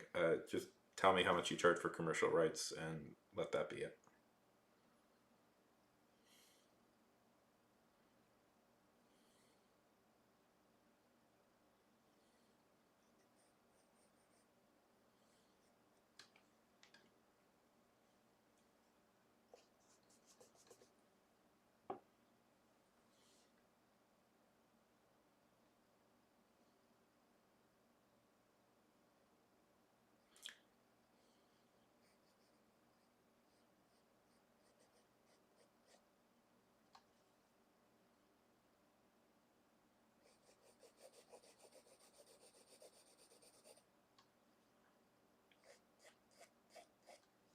But I'm probably just going to use the guy I used before because he was really good. He was really good, and I really like the cover. So I don't know. We'll see. I'm still on the search. I have a specific art style a little bit in mind, but I can't find a guy. I can't find somebody who does it. So I'm probably gonna have to get. I can't find somebody who does it in the way I want it done, but so I'm probably gonna have to give that up. So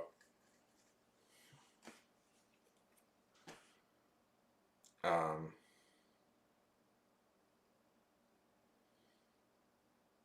I'm probably gonna have to give up that search, but I don't know. I'm still trying to see if I can find somebody who does it in that way. And but the problem is, it's kind of a older style, and it's probably costs too much. The guys who can do it probably charge like $1,000 for it, and I don't have that money, so that type of money. So like, well, maybe even like 5,000 or something for a cover like that. So don't have that money to do something like that. So probably gonna have to give up on that aspiration. But you never know.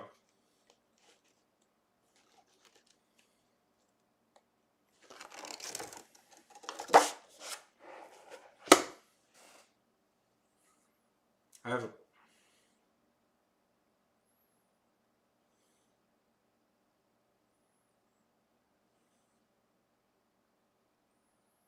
And then you got to worry about the AI problem because a lot of people are using AI now, and I'm okay at detecting it, but it can slip past me.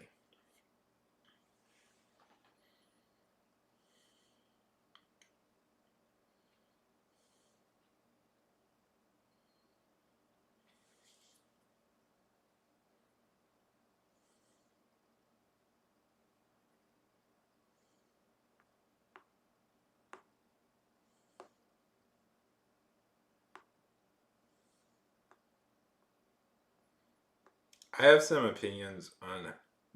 Anyways. One of the funny things is when you look through like people's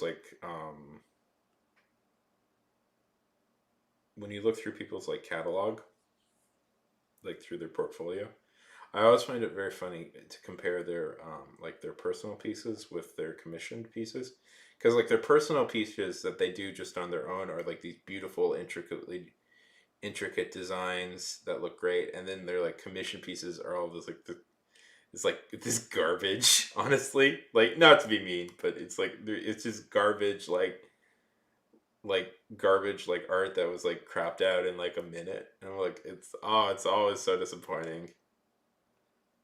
And I don't want to show anybody because it'd be mean, but it's just like I've seen so many guys where it's just like, oh man, their personal portfolio is beautiful. Their real portfolio is absolute trash. Their commissions are and then their commissions are absolute trash.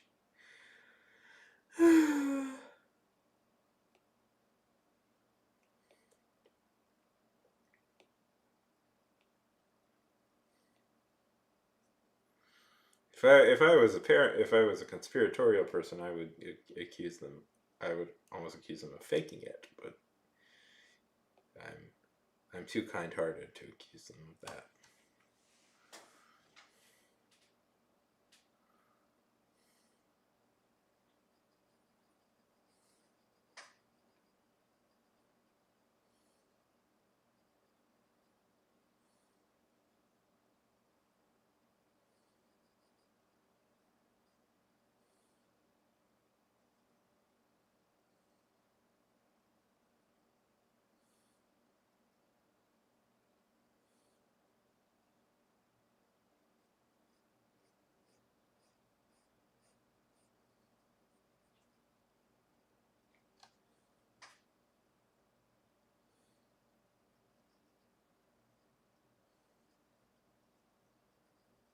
Let's see.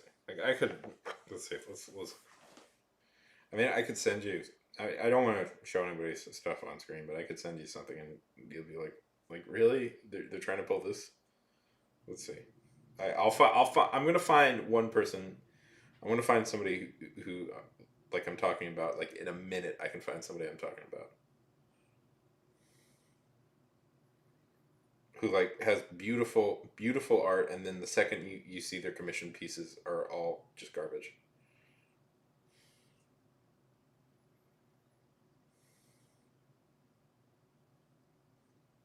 Actually, that person wasn't bad.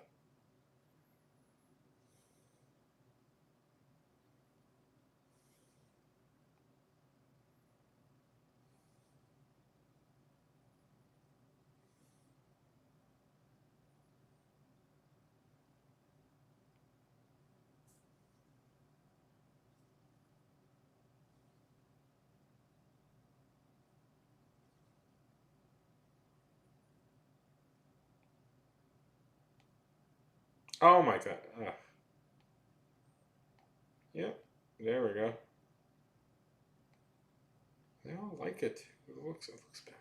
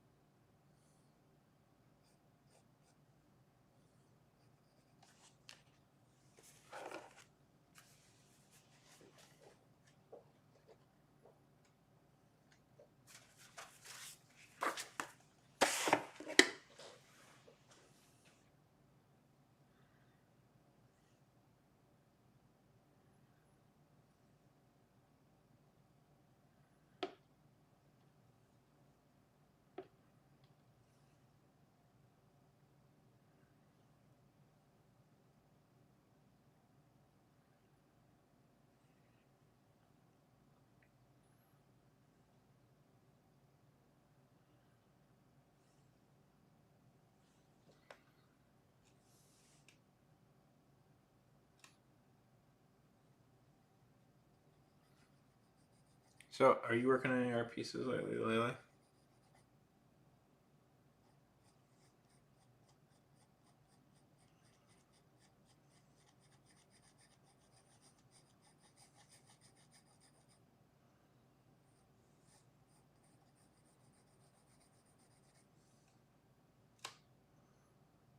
Like, by the way, if it sounds like I'm saying that artists should only do commercial, I don't think that. I just think, just for me personally, right now, what I need is an artist who will be willing to work commercial, an artist who will be willing to uh, sell. I need an artist to give me. I need an artist who's willing to sell commercial rights, and I'm not finding. I'm not finding those at the moment. I'm not finding people at the moment who are willing to do that, who can produce the level of art I want. So I am on a search. So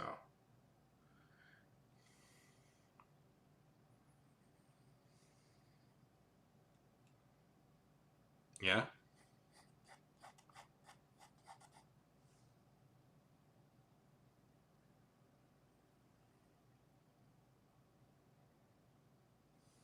Bettering yourself.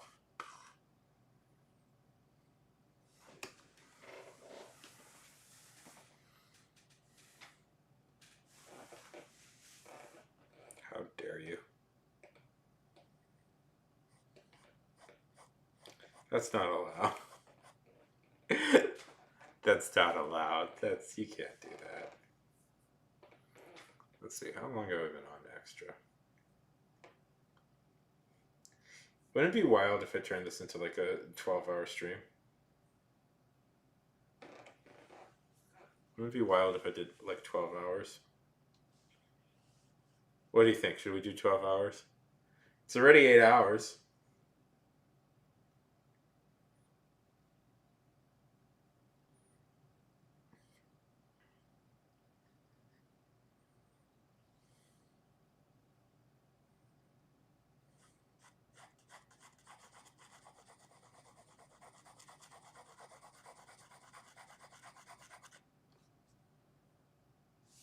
See that? See this little thing right here where I do that? Or I can just do like a straight line over and over again. Pretty straight line over and over again. That's the one skill I've learned in art. That's the one thing I know how to do in art pretty well. It's that run. So if all I have to do is draw straight lines, I'm good.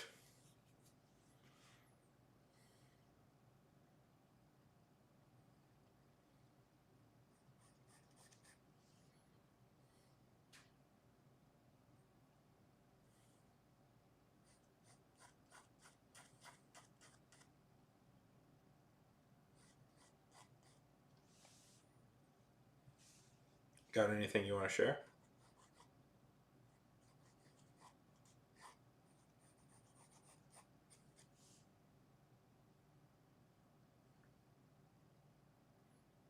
God, I'm being such a kind of being a little bit of a provocateur today. I don't know what it is. Maybe I'm tired. Maybe you should. I think you're a great artist. I think you're a great artist. I think people will very happily commission you. Yes, you should. You should. In fact, I'm quite surprised you haven't already at your level of skill. I think you can make some okay money. I think you can make some okay money doing what you do.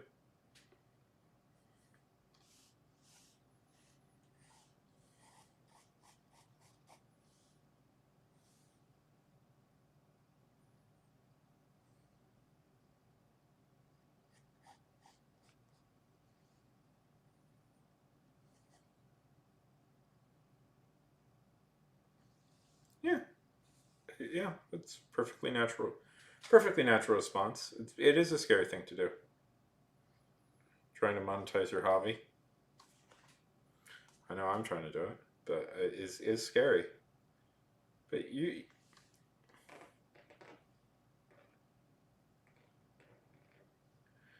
Like, I know because we're friendly.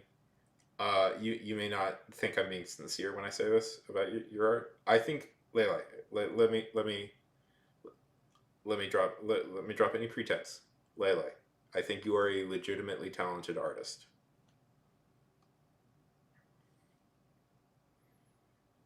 I wouldn't say that. I wouldn't say that if I didn't think it's true. If I thought you weren't good, I would say, Leila, I think you could be a legitimately talented artist. I think or I would say, you with practice, I think you can get there. Or I would say something like, you're on the journey to greatness. But I'm saying this right now, straight from the heart. I think you're a legitimately talented artist.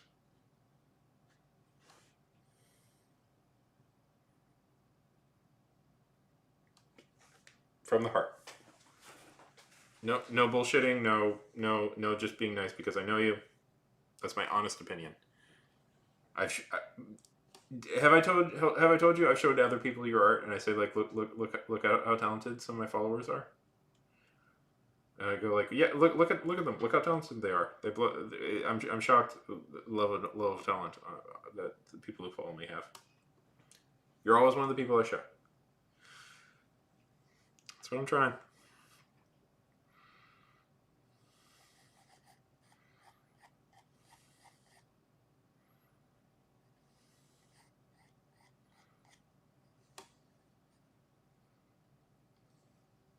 I believe in you, Layla.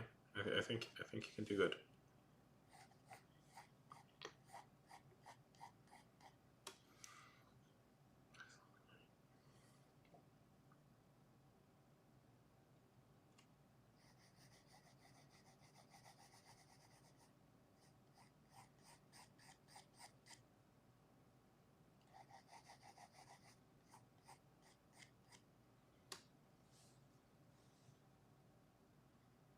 And it's scary. Like it's scary. It's scary to open yourself up to that because you're going to deal with people. You're going to deal with people, and that's always a scary prospect with dealing with other human beings, especially other human beings that you want to get money from. Because people you want to get money because people get weird about their money. So, but yeah, it's very.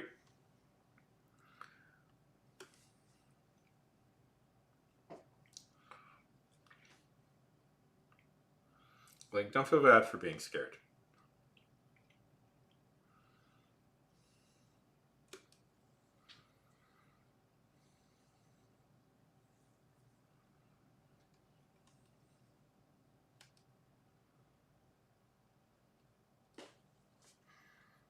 People are weird.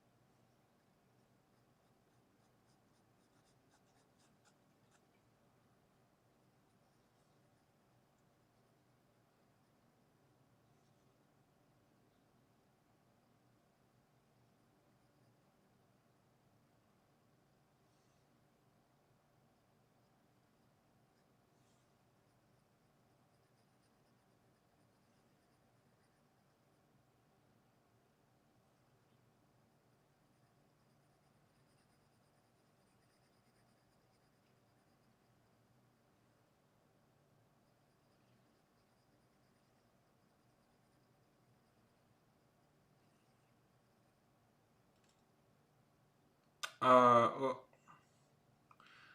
okay. Um, heads, heads, 15 to 25. Uh, half body, head to shoulder about 15 to 25 is usually the price I see. Full body, 35 to 45. Half body, 35 to 45. Full body, 75.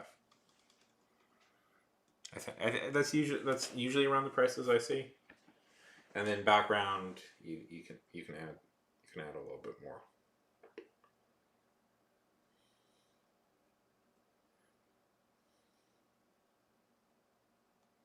Let's see. Ah, okay. Let's see. This person charges $5 for heads. This person charges $5 for heads, 25 for half body, 50 for full. Actually, honestly, I found that. 50. The full 50. At least that's usually what I see, but you know, play around with those numbers, see what people are more willing to accept, but in that range.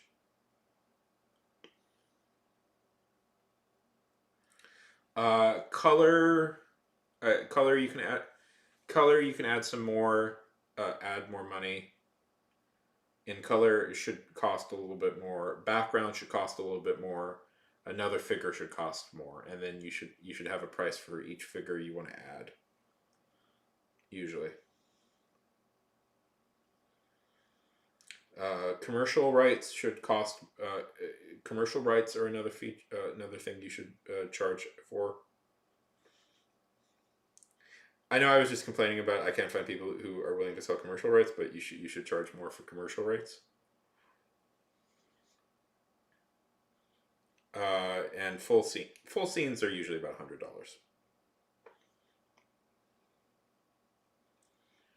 for just starting out.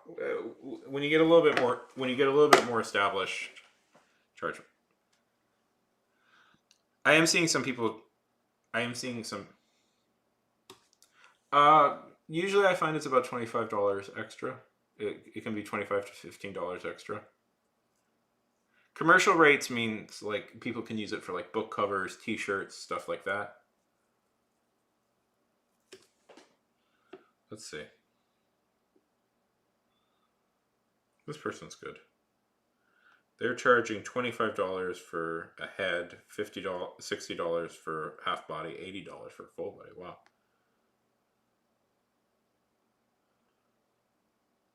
Actually, this person's not bad. Ooh. Yeah, look at this person. Okay. Okay, so this person's good. So far, they're good. Let's see.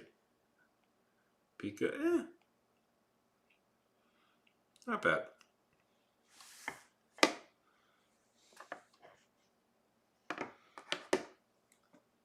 Yeah. No. They're good. They're good. They're good. That one of them isn't good, but I think somebody asked them to draw it in that style, which sucks for them.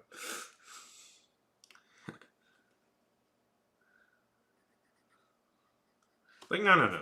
I'm being too mean. Like, this is a good drawing. This is a good drawing. This is a great drawing. Yeah, that one's good. That one, oh, that one's really good.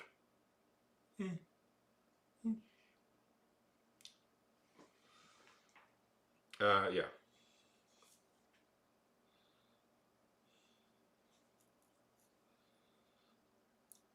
Also, I'll throw this out there. Just a thing I would like to see artists do, especially in like these days. Maybe do some speed draws. Maybe do some speed draws that show that you actually have drawn them. That you can actually draw, and you're not doing AI. Just to be careful.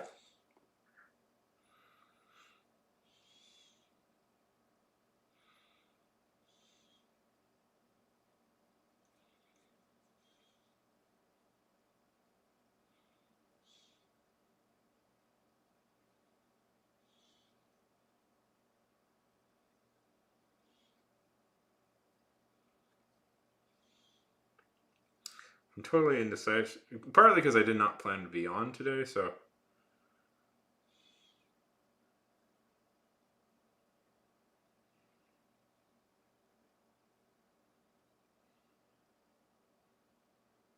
Anyways. Again, though, I'm not an expert. It's not like I've ever commissioned any. It's not like I've successfully ever been commissioned by anybody to draw something, so. I would definitely ask somebody a little bit more experienced than me, but I have commissioned people to draw stuff, so.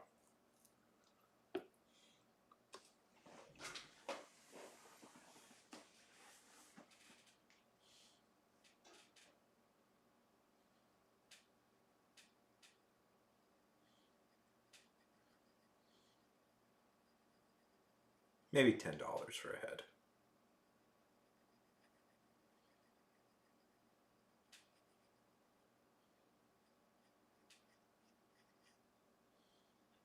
Although I would say this: it's not an unreasonable idea for your first few people to charge maybe a little bit less than you would normally charge, just so you can quickly build up a portfolio of commissioned works. Because I know a lot of people will judge based mostly on your commissions. So just get a quick portfolio of commissioned work, and then you can charge a little bit more after that. That's what I would recommend. But again,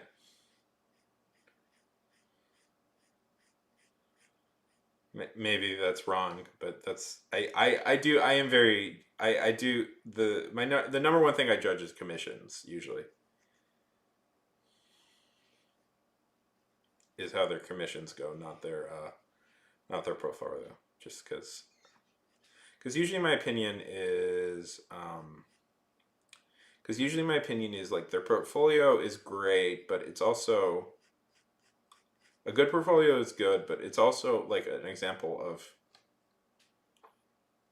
of them drawing whatever they want in the amount of whatever amount of time they want, and it's not exactly an example of how they do in like commissioned work, which is very different.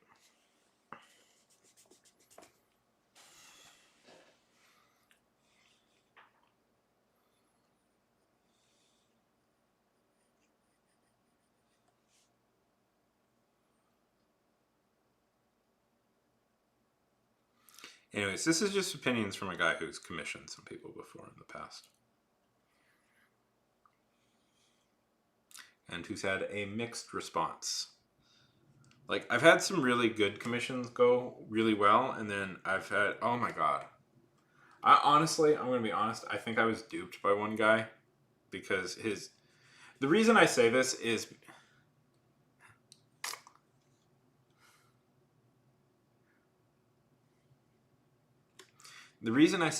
because this one guy, he had such a strong portfolio, but his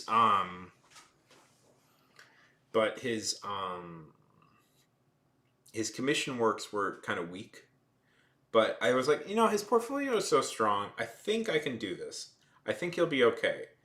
And if I just pay him his highest price so that he turns in a high quality commission, I think it'll be okay. I fought my instincts. I'm like, this commission work, it doesn't look that good. And I commissioned something from him, and it was crap, Layla. It was just crap, and I wasted some good money on him, and I was mad at myself. And I didn't say, and I gave him a good review, which is, I'm like, sucked. Why did I give him a good review? Because I felt bad. I felt too bad to give him a bad review. So,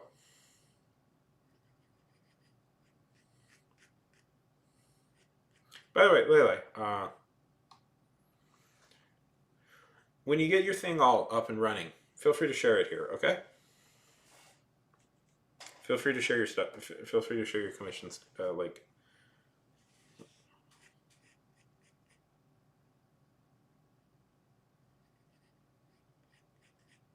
Feel free to advertise your commission here.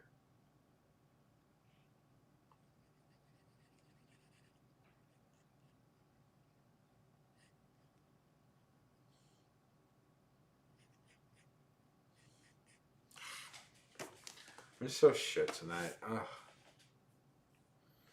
Again, I really wasn't expecting to do any more streaming tonight. I really wasn't. I really wasn't. I'm a little bit out of step. How long have I now that this is all been going on? How long have I been doing this for? 8 hours. How about we make this a 10-hour stream? Okay. Because we're about to hit 9. I can see on my thing we're about to hit 9. So, let's try and get this to 10 hours just for the heck of it. Okay.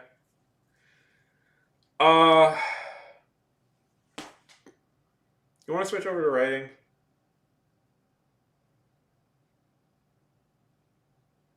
Let's switch over to writing. I was in a writing mood anyways when you caught me, so.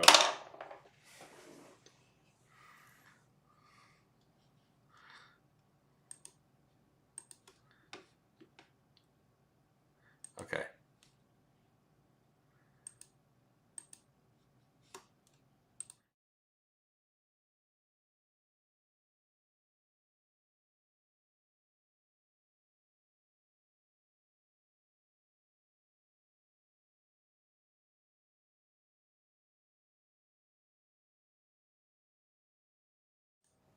And we're back. By the way, my background for if you see it.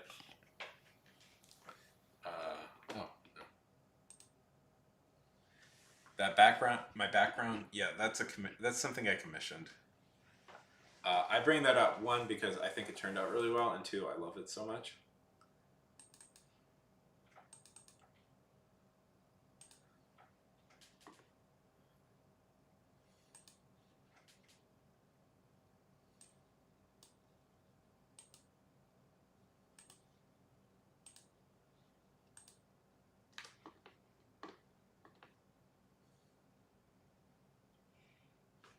Okay, there we go.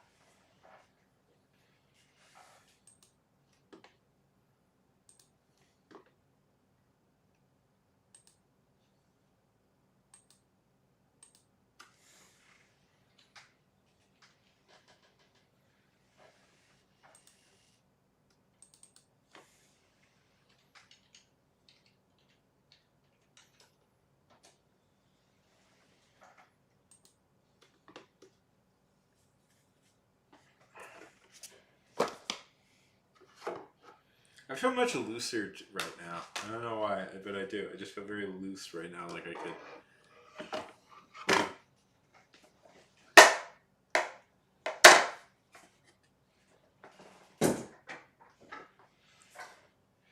You get to see behind the scenes thing that normal people don't get to see.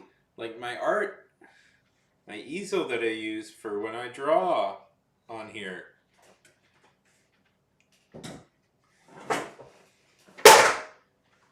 Woo! Behind the scenes! Cool, exciting.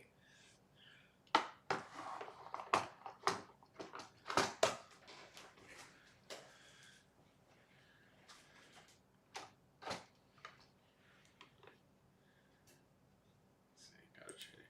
Kick is always the most annoying one to change. Really resent. Part of me that I don't enjoy being on Kick, but I think it's full of idiots and retrobates, but they also do pay the most, so. But I also don't have enough followers to get paid there yet, so. And most of the people who are following me are bots that I immediately block.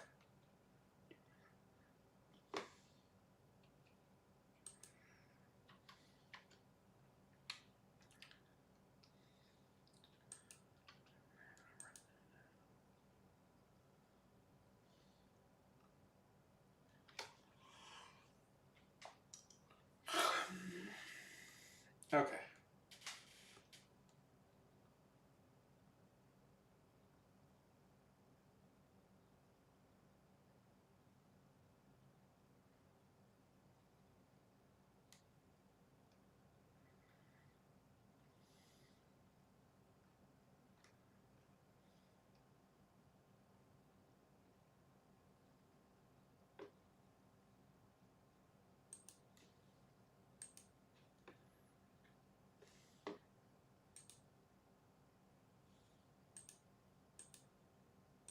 There it is.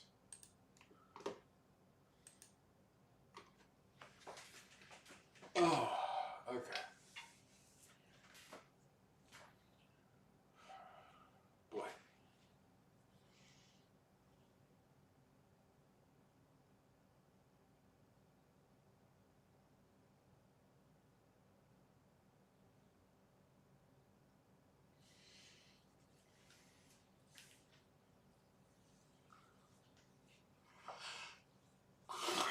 Okay.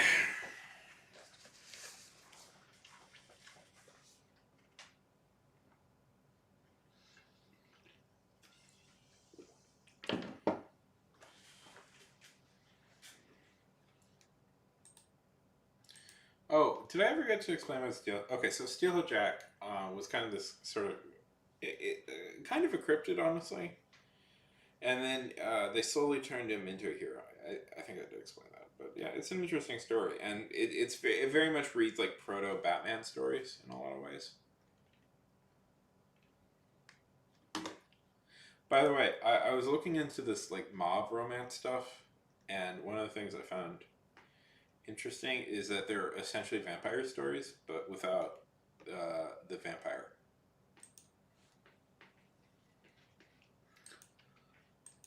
Um,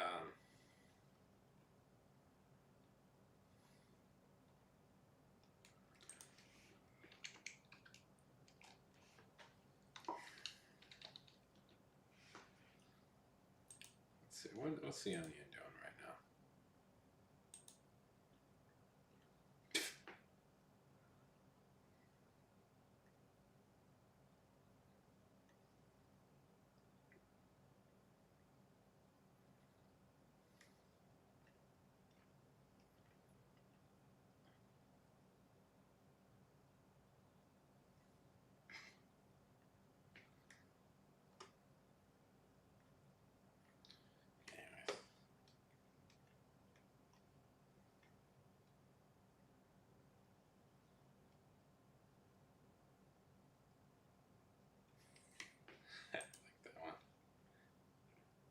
Heroic dog saves family of 5 from herb roasted chicken. What about Clickhole? How's that Clickhole?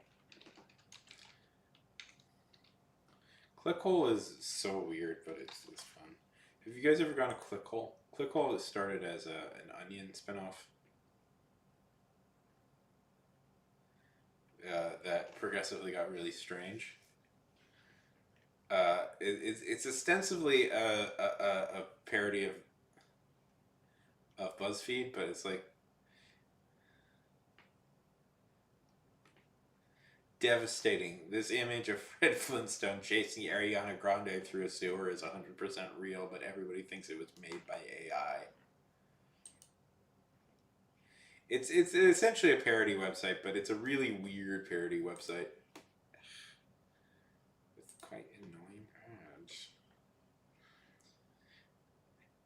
As AI advances, it's becoming more and more difficult to discern authentic pictures and video from machine-generated content. Sadly, there's a story developing beneath the streets of Los Angeles that's serving as a textbook example of just that. This image of Fred Flintstone chasing Ariana Grande through the sewer is 100% real, but everyone thinks AI made it. This is so sad. Ariana, we're praying for you. Someone help her. When people publish this photo of Ariana Grande sprinting through her life through a wet, dark sewer pipe, internet readers swiftly called out the two-dimensional Fred Flintstone in fast pursuit behind her as clear evidence that the image was AI generated. But unfortunately for Ariana, this paparazzi photo was taken at 3 a.m. last night. It's not a 6'5" living cartoon startling fast on his feet. Anyway, sorry. Yeah. Those are, it's always weird stories like that. They also do like these weird games. Let's see if I can find one. 5 ways to atone for making your boss frown.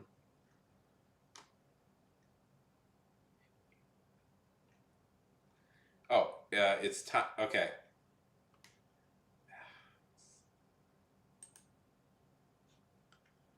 Let's see. What do you want?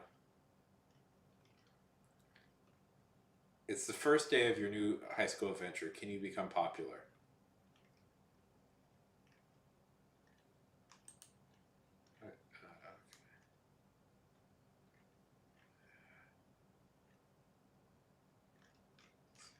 Where is it? Where is it? Oh, is it not loading? What's going on?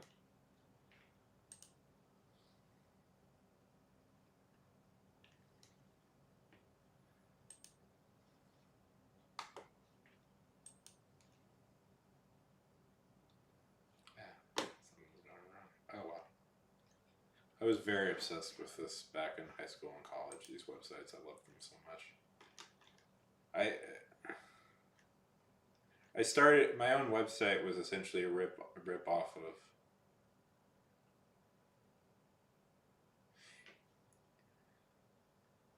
You are a person in a Donald Duck costume. Can you find one true friend?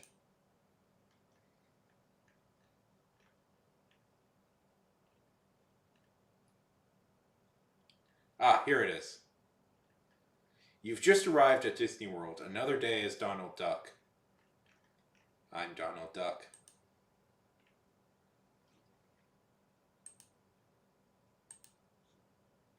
Every morning you report to work in your Donald Duck uniform, ready to bring life for your guests. Since Walt Disney created park in 1950 to destroy the swamp of alligators, he thought Jewish people from all over the world have come to see their favorite Disney World sites. Beloved character, Cinderella's castle, unhinged adults getting engaged. But even though you're at the happiest place on earth, there's something missing in your life. A true friend. Okay, what should I pick? A friend, a true friend. I need a friend. What happened to my old friends? What should I pick?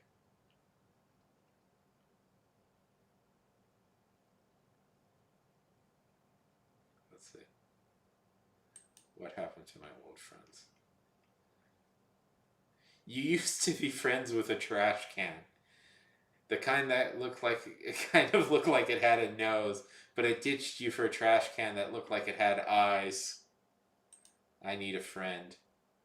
Being Donald Duck is lonely. It's hard to connect with people when you're trapped in a dark, stale costume with 90-pound feathers, with a 90-pound feather ass attachment. And you're practically forbidden from communicating with anyone in a genuine sense because you have to follow the behavior code for valued members of Disney World family. If you're wearing a mask, no taking it off. No talking to visitors, especially no telling kids that they live in a Toy Story universe where every time they fall asleep, giant alien children are using them as action figures. 3. No withholding autographs from any visitors, even teenagers who are desperately asking for the autographs of every single character because they learned that their long-lost birth father works at Disney as a Disney World actor, and the only thing they have is his signature on their birth certificate. The scenario unfolds roughly 5 to 6 times a day at the park. No vomiting. I need a friend. Think I need a friend silently and just practice not talking to anybody.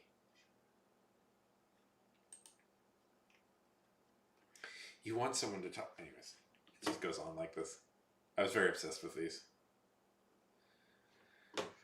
Okay. Back to my orcs.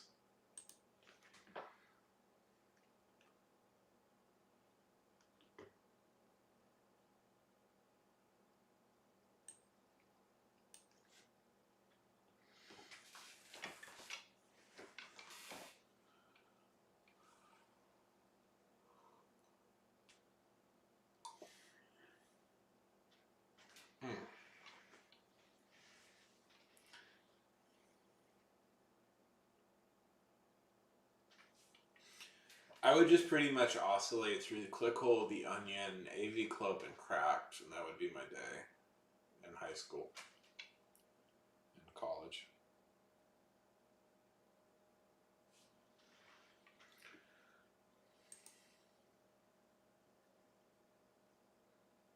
Let's see. We should be approaching 9 hours. Might as well make this an even 10, right?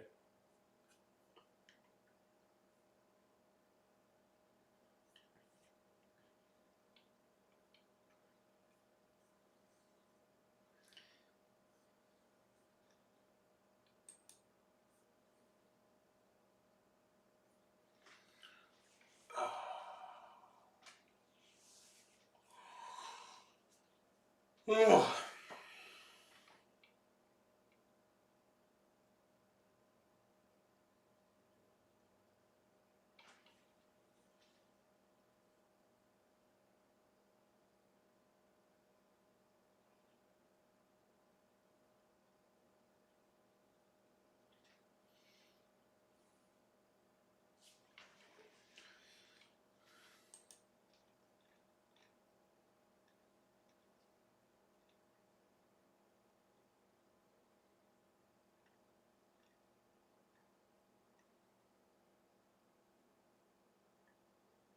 Yeah.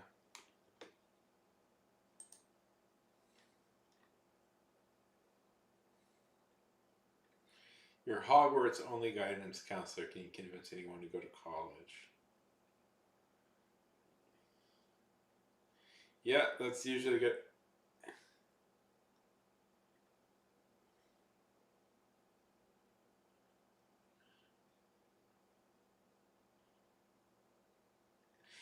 And then have your dog not eat it. Didn't your dog eat it?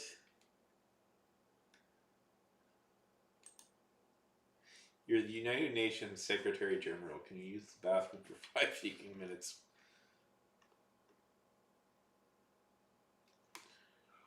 Oh, tired.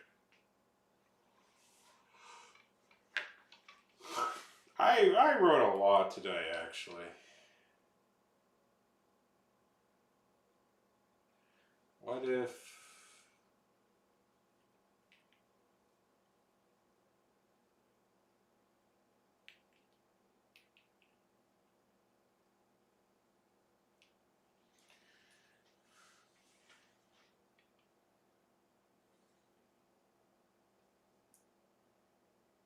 Ooh.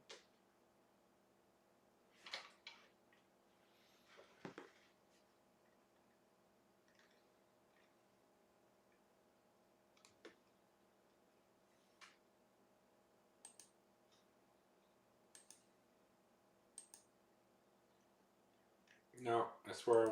No, don't look at the news while on stream, Sean. Don't look at the news while on stream.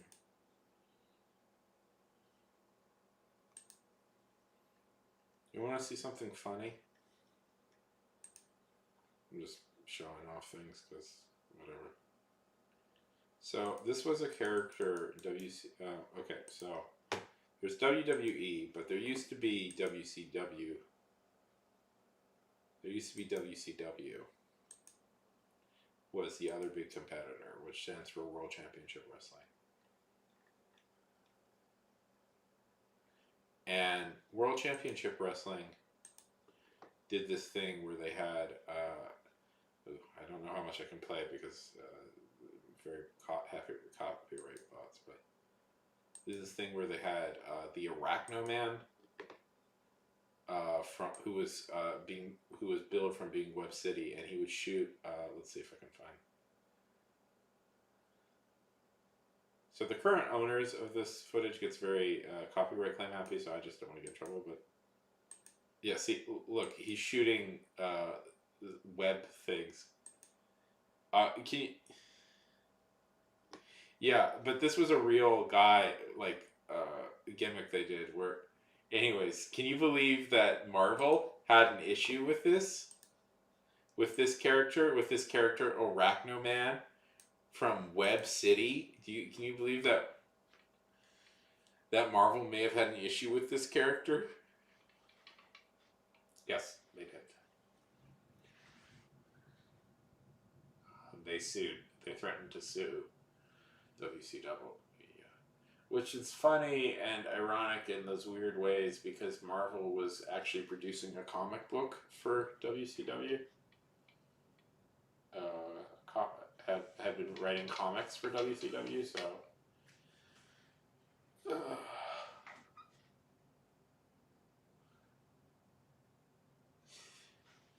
Hey Layla, let me ask you some questions. Just market research, a little bit of market research I'm doing. And I'm asking this pretty much of everybody.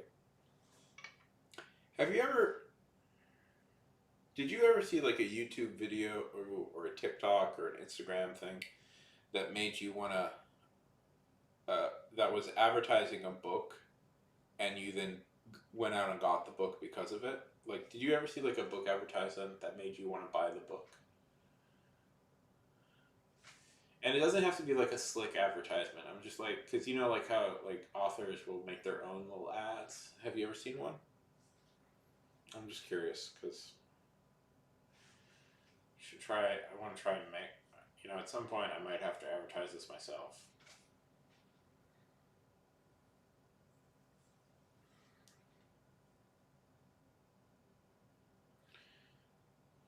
I mean, that's valuable information.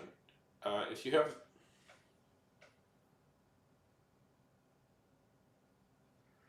No, but it made you look up the book. No. But even that's really valuable. Like, do you still remember them? Do you have them in your likes, or do you remember what they did that made you go like, ooh, that's interesting, and you looked it up? Well, if you can link me some, that would be very useful. Because I'm trying to make some for my stuff, and it would be.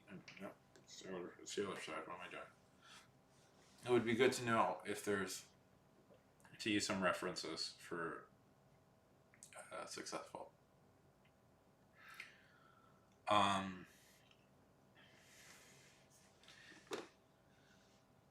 Of course, it's a little bit why I was asking you. I'm curious what worked for Book Talk, because I might try and wade into that at some point and get people. Doesn't matter. Doesn't matter. If it's successful, if it was successful, if the format's, I'm more curious about what the format was like, you know, because I can adapt to that.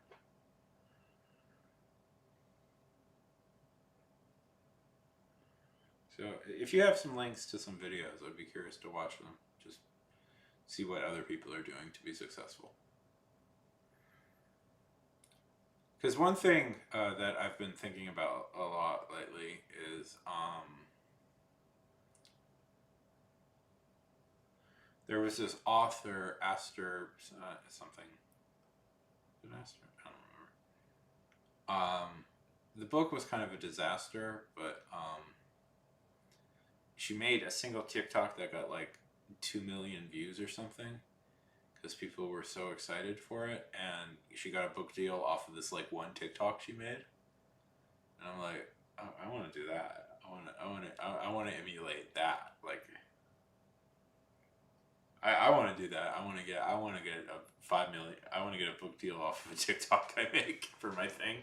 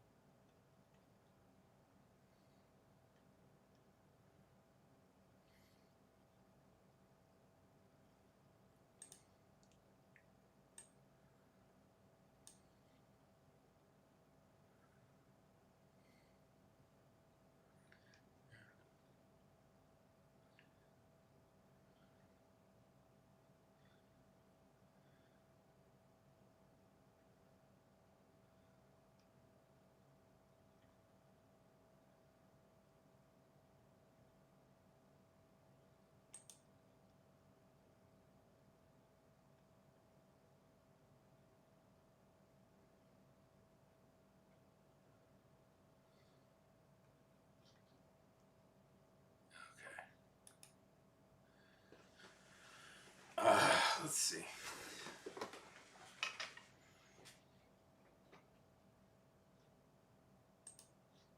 I did get a message from a friend of mine a while back showing me some videos. Sending me some videos that we could look at. Because I've been asking friends, everybody, like all my friends that I know who read stuff like this to send me stuff. If you want, we can take a look at some of this stuff.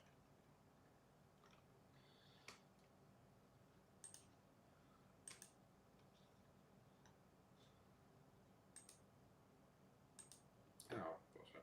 Okay. 5 reasons you'll enjoy reading my book.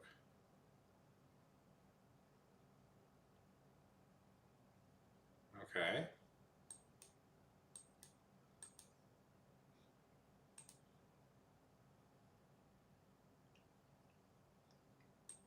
So they just did that. Okay. Just a little bullet point list. Oh, it's the same one.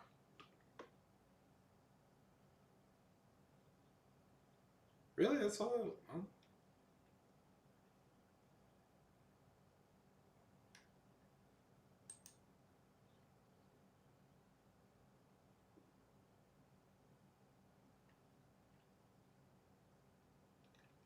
Okay. That's all I have to do?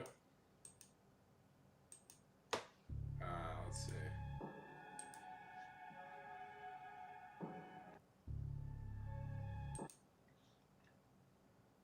Okay. Here's the one. Here's the one. necessarily have a million. Sure.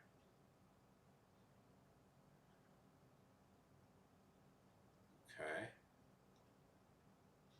Let's see.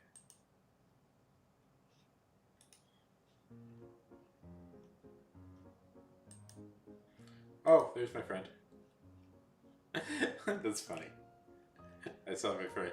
It's Coffee is the one who suggested me these. I asked Coffee if there was any videos. Let's see if I can find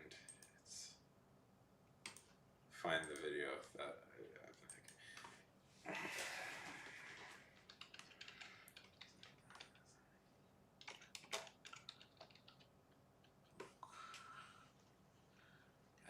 There's too many problems with this stuff.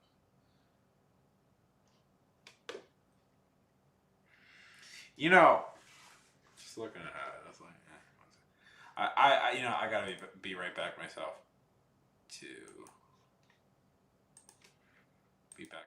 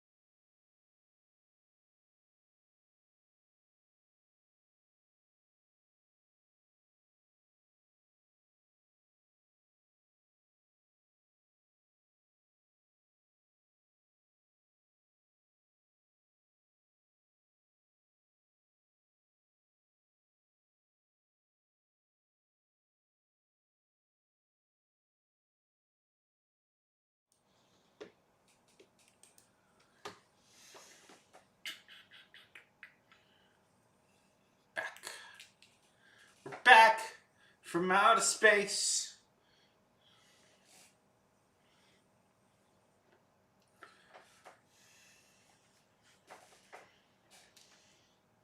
I should have changed the stupid lock. I should have threw away the key.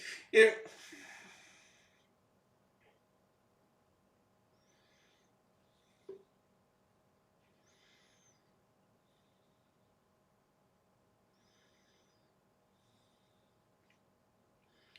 Survivor.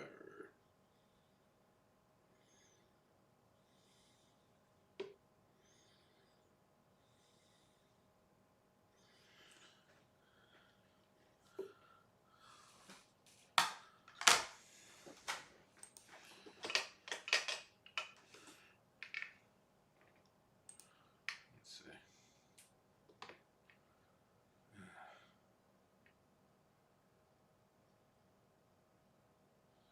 I was afraid, I was petrified.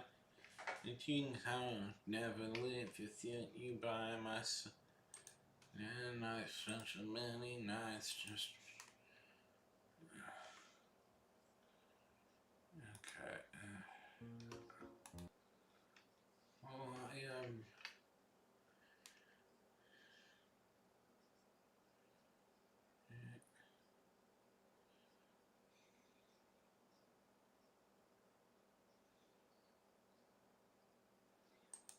okay, this guy. Really? I mean, I have more followers. Okay.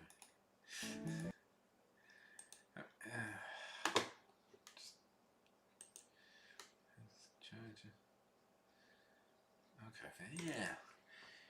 Do you think I lay down and die alone? Will survive.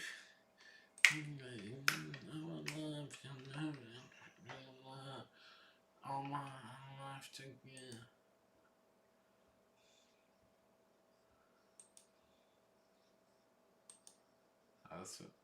You know, I was doing really well on Instagram, and then my numbers just dropped to nothing. Instagram is the home of my most successful thing I've ever done, a video I've ever had, where I got like 3 million views, and then nothing.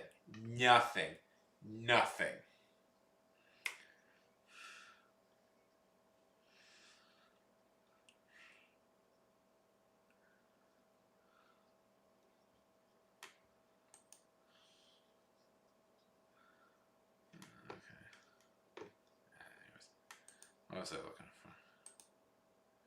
Well, you did nothing.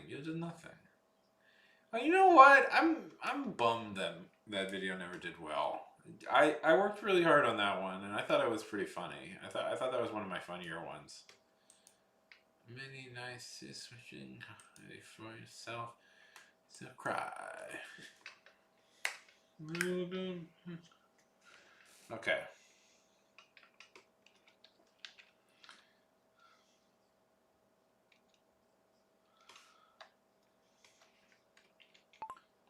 Cozy fantasy. I wasn't setting out to write a cozy fantasy, but I think it is one.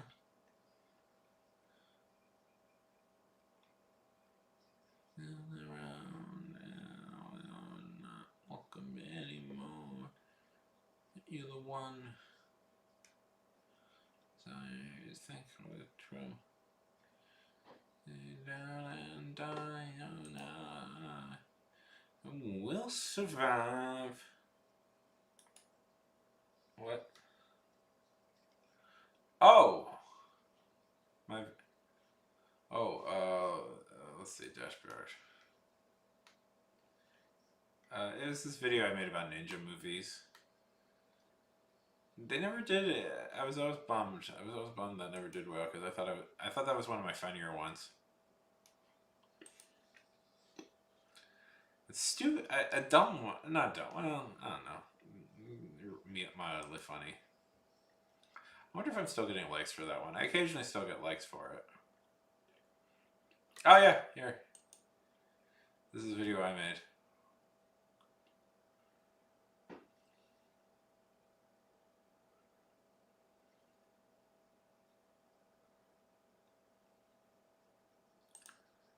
Let's see. Does it show how many? Yeah. See how many likes I got on this one? It's just some dumb joke I made, and it got so many likes. I ended up following the original guy, and I always comment on his videos now because I'm like, you know, thanks, dude. You gave me a huge boost. See, look, I got 3 million views on this one. Wildest thing that's ever happened to me. Took me 15 seconds to make it took me 15 seconds to make this video.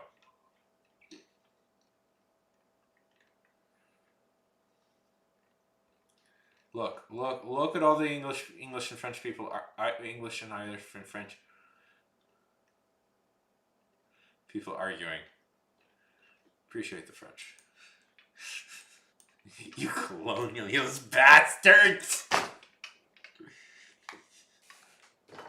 You think you're innocent?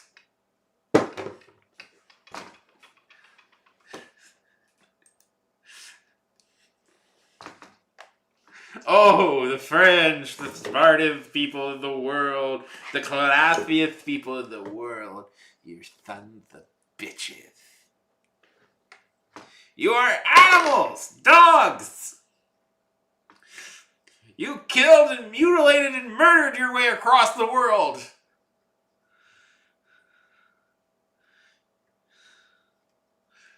I do like French movies.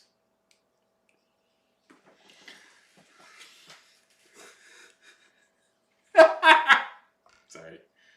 I mean, kind of, I don't know. Dogs of the highest order. So, okay, so 5 reasons you'll enjoy reading my book. Can you just put tons of humor? Like, is that a thing you can just put?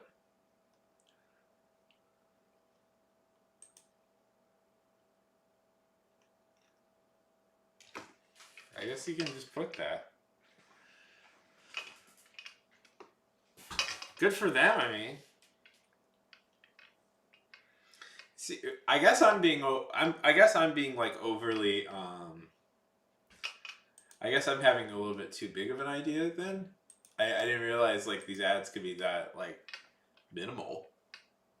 See, I had this whole idea of like I was gonna hire actors and put them in I was gonna hire actors and put them in costume, and I was gonna do like a fake mockumentary of like the history of like this world a little bit, like trying to explain to them explain to people the history of this world, but like in mockumentary form.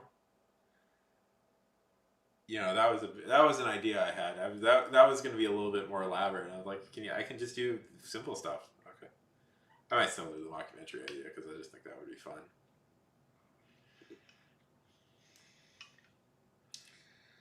First I was afraid, I was terrified, didn't know what I'd have to do, but you side by side. Then let's see.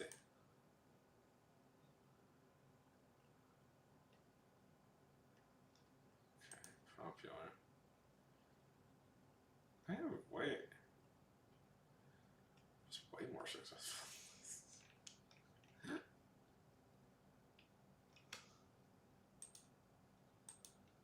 Yeah, let's see. Let's see that makes. I bet they have way more people.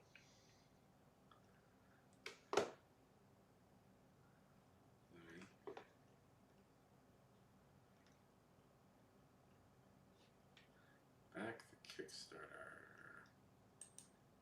Oh boy, Kickstarter. Did they have a successful Kickstarter?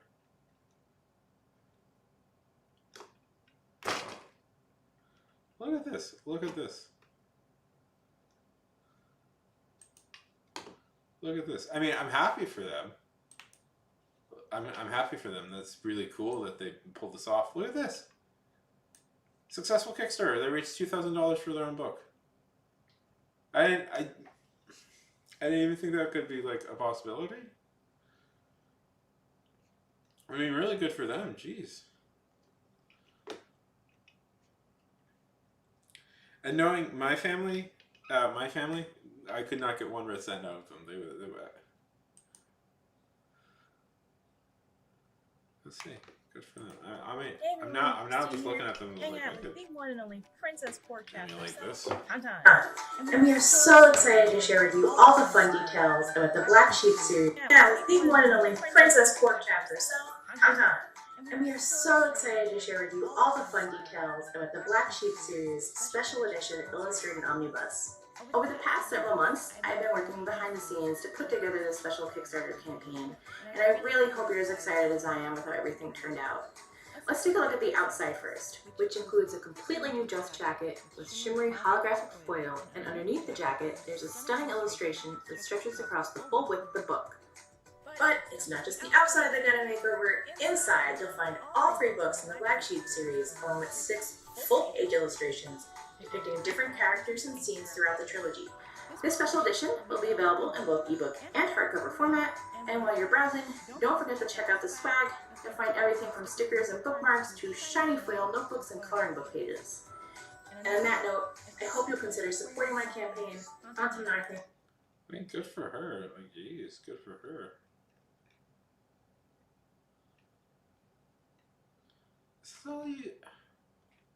Is this all you have to do, really?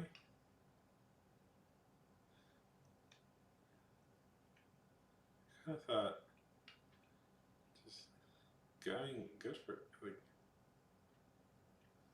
good for her. Oh, okay.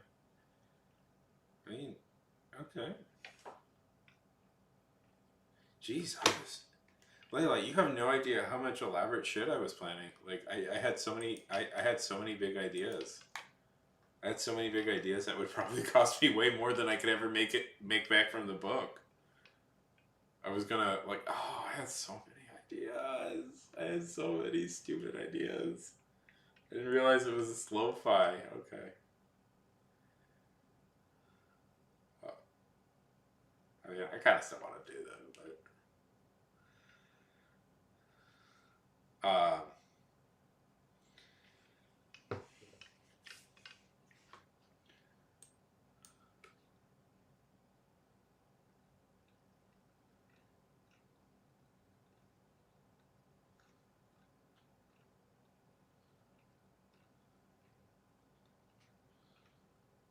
I don't know who's still here. Sorry if I mean. Okay, because I had like.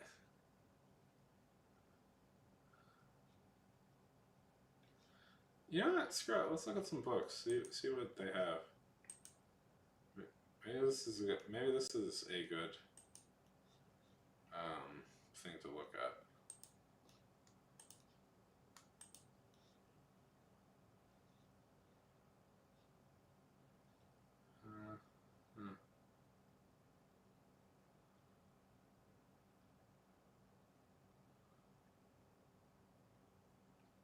So it seems like a lot of these are like collector's editions and omnibuses, which makes sense. I did have an idea of getting my thing illustrated, but I don't know.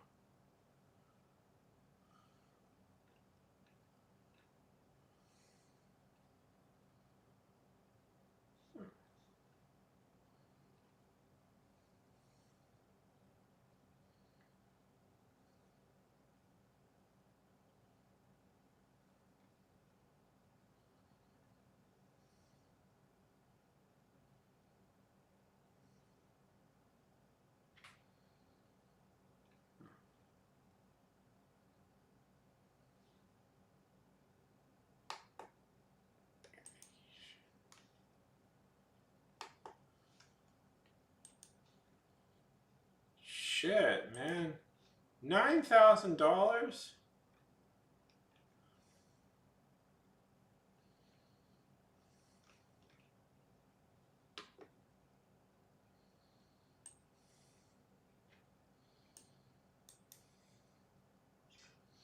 Oh, now I'm just kind of I'm looking at books that were kickstarted. Seeing what they did.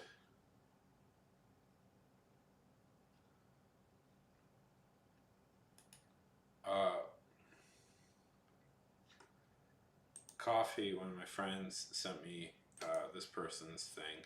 'Cause I was just asking them what like stuff they funded, they collect and fund it, and like this person with 42 backers raised $2,000 to fund their book, and I'm gonna be honest, I have a much bigger following than them, so I'm like, you know, maybe I should be a little bit more ambitious with all this stuff.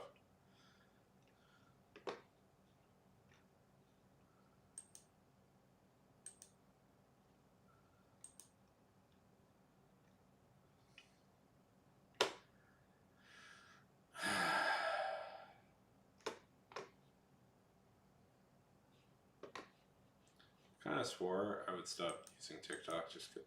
See, my thing with TikTok is it kind of overtakes my life if I let it, if I go back to it. Like, I always swear I'm never going to use it, and then it completely overtakes my life. And I can't have that be a thing for me anymore. At least, especially not while I'm writing. Once I finish writing, I'll probably bring it back. So, I'm just looking for, like... I'm just looking for like successful authors who successfully advertise their books by themselves, because I'm just curious like what that looks like and how to do it. Yeah, it just dominates my life. Once this book is finished, I might go back to it for a bit just to try and promote it, but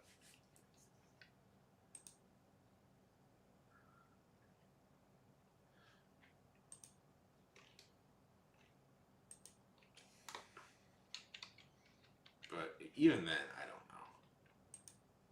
It's why I quit. Yeah, I'm that way too. Like, that's just what it just can get.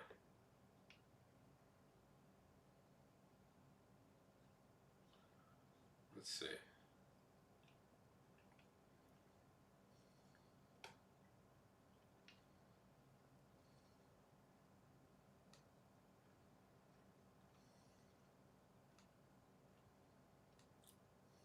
I'm trying to find. Yeah. I'm trying to find this girl's TikTok that she made that got her the book deal in the first place. Because it's hard to actually find the original one that got her the book deal. Oh, shit.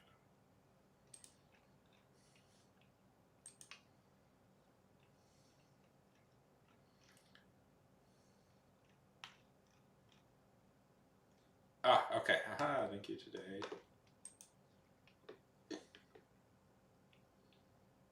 That's not it at all. Okay.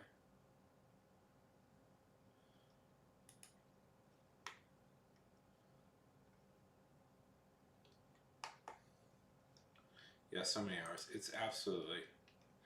And the thing that was really frustrating me is I was mad when I was on it. I was mad all the time. I was frustrated and mad, and I was just like...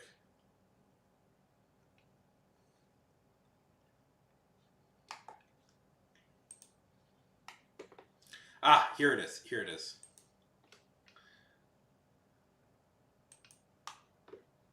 Okay, so this video got this girl a,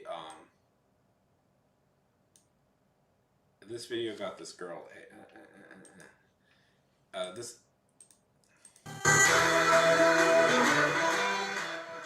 great. Thanks for playing a copyrighted song. Really appreciate that. Okay. So this video, see this video right here?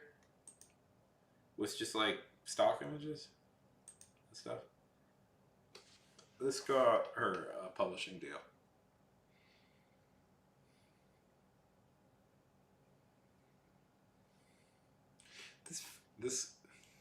So let's see. This one is so funny to me. This is hilarious. This image is hilarious. Look at this thing.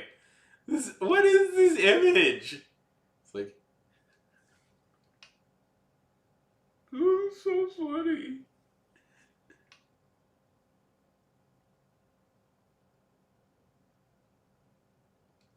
That's so funny. It's like it's a guy in like a cheap, like costume store crowd, but shirtless and like what is that? That's so hilarious.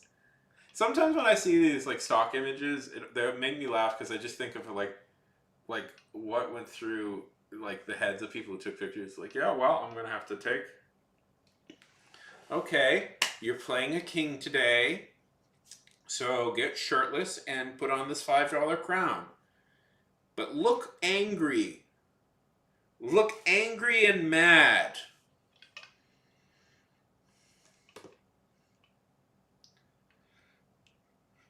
So funny. So that's all she did.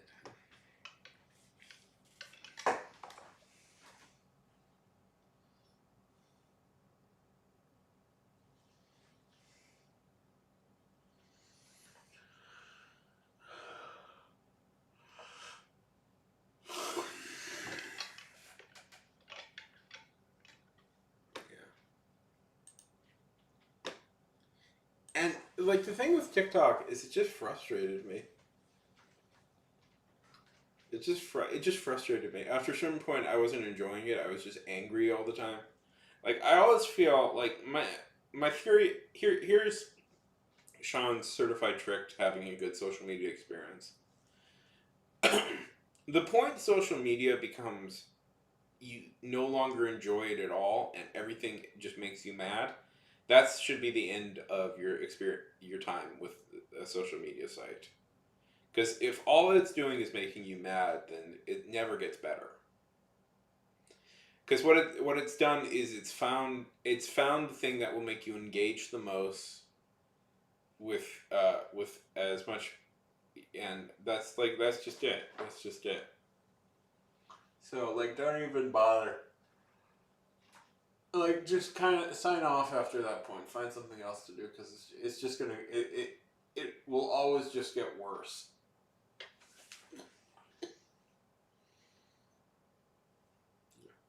I feel like I sound like I'm being judgy to people. I'm not really. I'm just like I had much more elaborate ideas than apparently what most people do. So it's good to know. It's good to know. And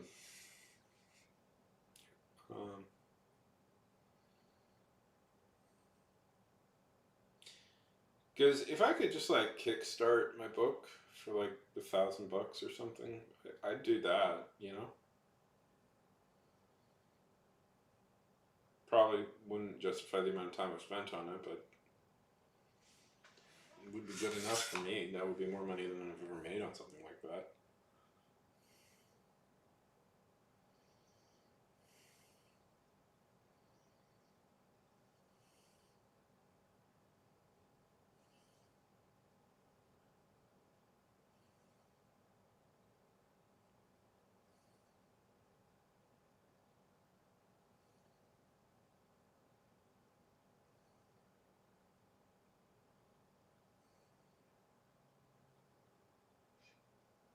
No.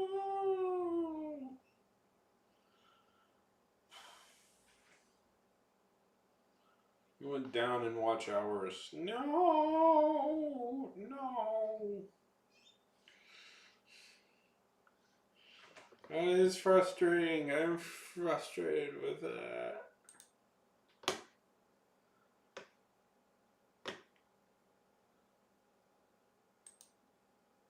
I don't know.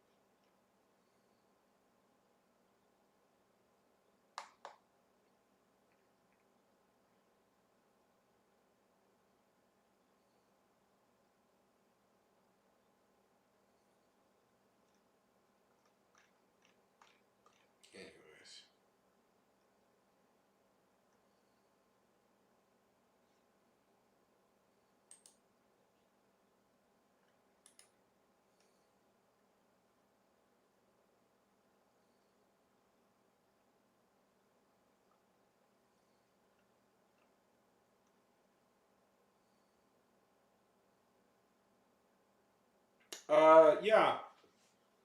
I'm reading the Deseret books. Well, I'm reading the first one. Problem with reading these books is okay. Do you know D&D? The D&D. Let's see. It's about the Dark Elves. Let's see if I can find it.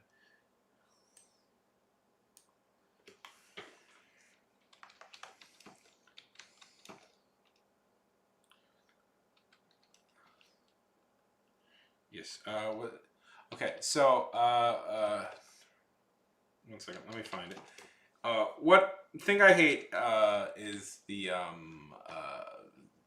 names. I hate names in. Yeah, there's a Duarden. Yeah. So D&D has this character. So D&D has this character. This guy. This is what Duarden.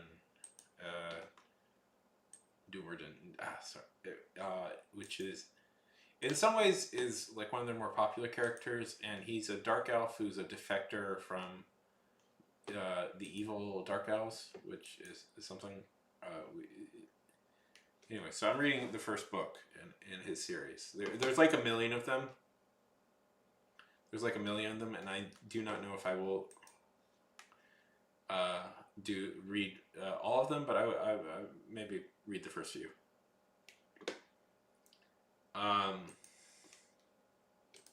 Yeah, I wanted to read a fantasy book. I've been reading a lot of nonfiction lately, so I wanted to read it. It's interesting. It's certainly interesting. It's very dark and edgy in a way. It's kind of, those books are notable for like doing the evil race, but defector from the bad guy race. Which is sort of we don't really see that much anymore in fantasy. Like one race is like just innately evil. I think it's good that we've killed that off. Although some people are trying to bring it back, which I don't care for, which I think is dumb. But well, it's not exactly real life. Just give them a motivation. It's very easy to find jerks in real life who do bad things. It's not that hard. It's very easy to find that. Like, you don't have to make one race innately evil.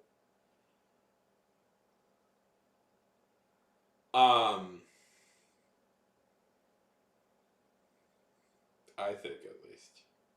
Yeah, it's just not. Well, what bugs me about this discussion is it's very easy to look in the real world and find groups of people who are doing absolutely monstrous things for very, very simple, very stupid reasons. It's not that difficult. People don't need to really. People will do very evil things for money. You'd be surprised how many evil things are done for money or power or greed. They don't need to be that deep, but you can just say it's like, yeah, they're assholes. Like, it's not that, and that's a universal human experience across all races. Is that, yeah, they're fucking jackasses.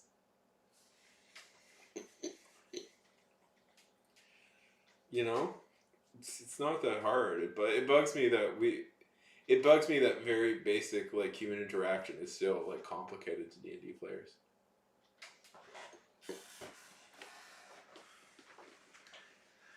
Have you ever played with Hero Forge, Lele? So yeah, the book is good so far.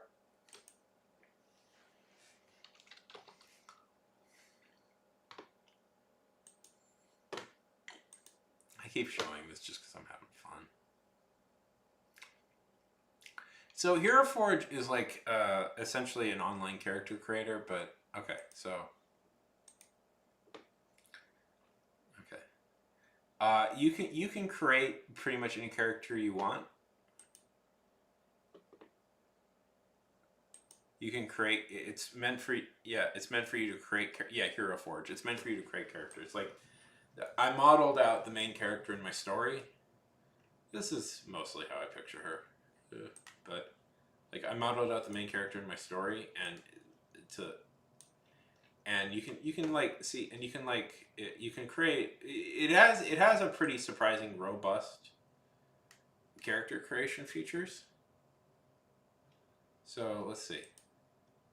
Species. What do you want it to be? Bat, Centaur, elf, lion folk, cat folk, half elf, dwarf, elemental, bugbear, gnome. Yeah, the wrestler one. The professional wrestler one. Yeah, that's my orc. That's my professional wrestling orc. Pretty much. It's slightly a little different in my head, but it's close enough for government work, as they say. Yeah, it's about she's a pro wrestler.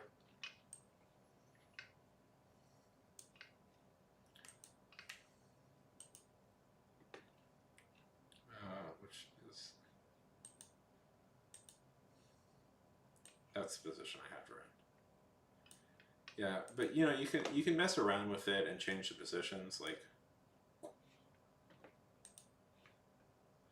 you can get really intensely detailed. It's okay. I can just mess with this as much as I want to because I just won't save it.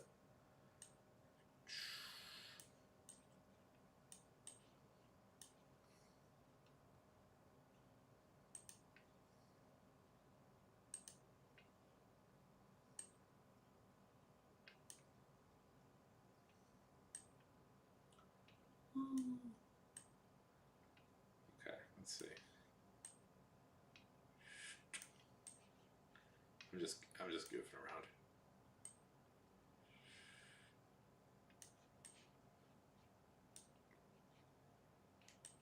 And you can put them in anything you want.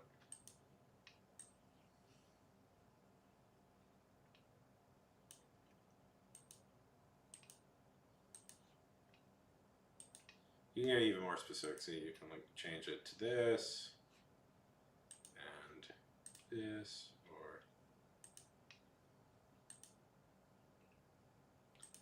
or this, or this. Whatever. Or if we want to just play and make a new character, don't save. Didn't mind the hat. Okay, see. Okay, let's see. What? Okay, so and then what you do with this, you can. Well, what's fun is what you can also do with this is. Then if you like it, if you like the character, there's a few things you can do. There's a few things you can do if you like the character.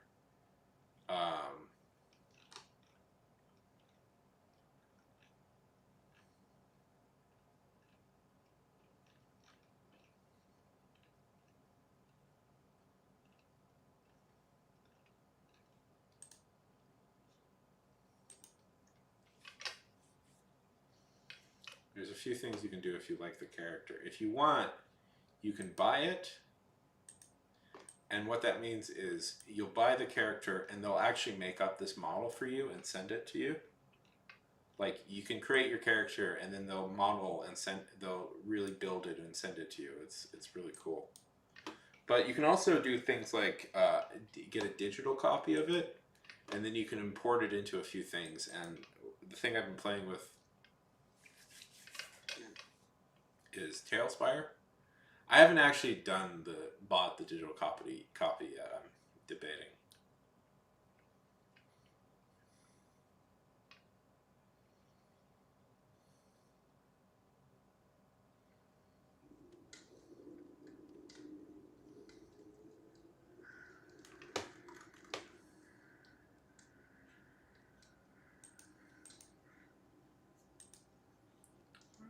What happened to this?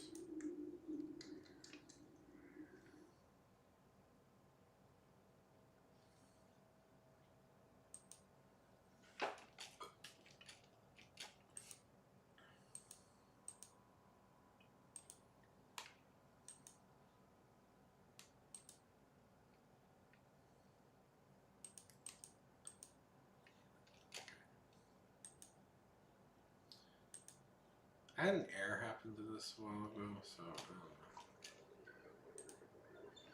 But like, here's a wrestling arena.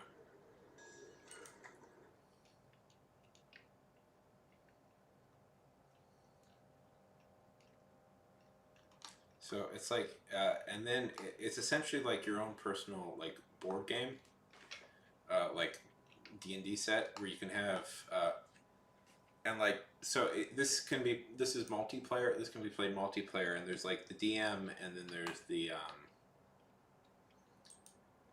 the character, then there's the player. So you can play like a game of D&D, and you can build like all these kind of elaborate sets and stuff for it.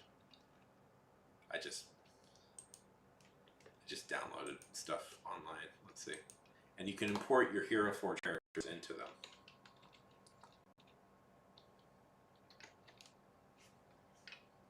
So let's see.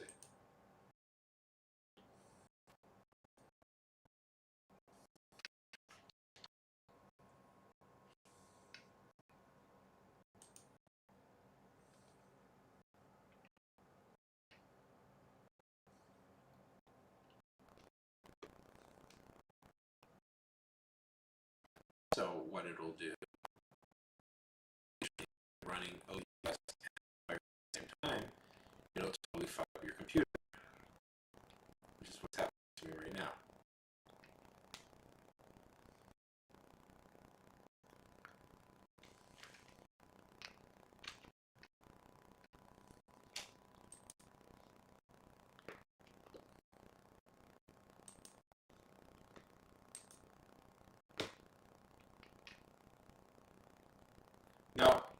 No, it's not just you.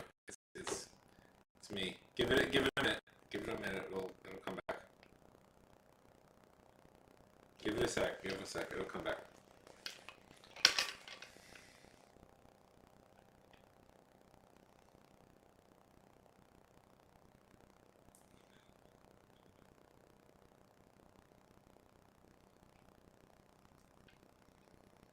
No, my computer's collapsing. Give it a second. It'll come back.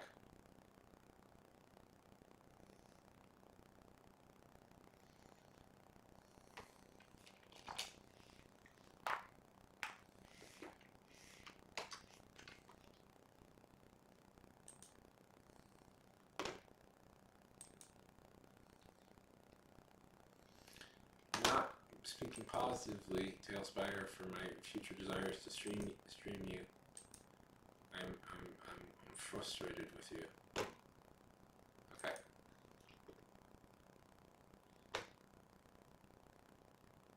It should be returning to normalcy in a minute. How do I sound now?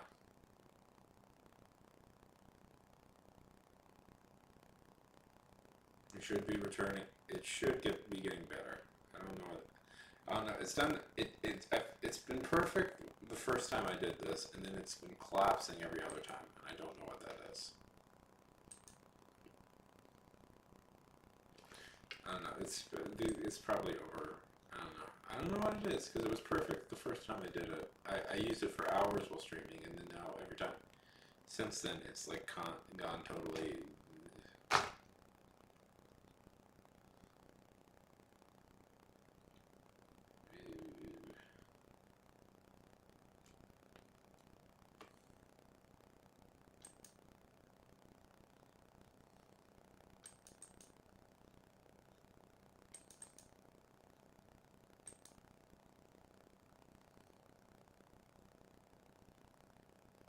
How long have we been on?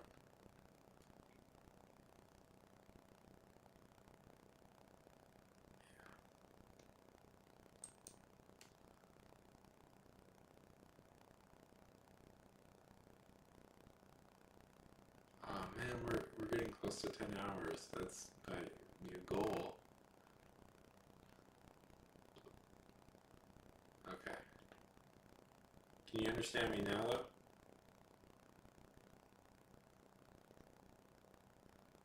Okay. Just tired.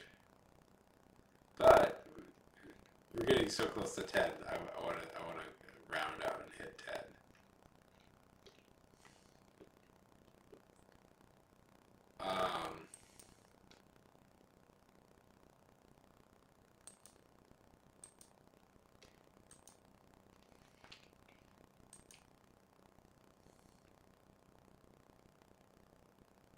this way, computer.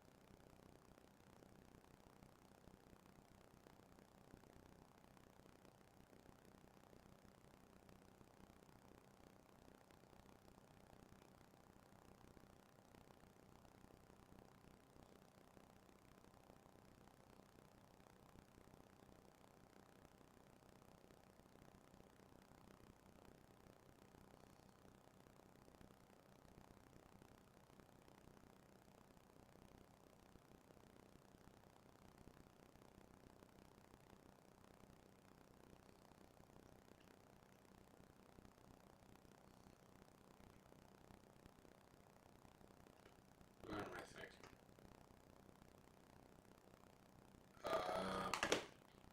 Have you ever played D&D?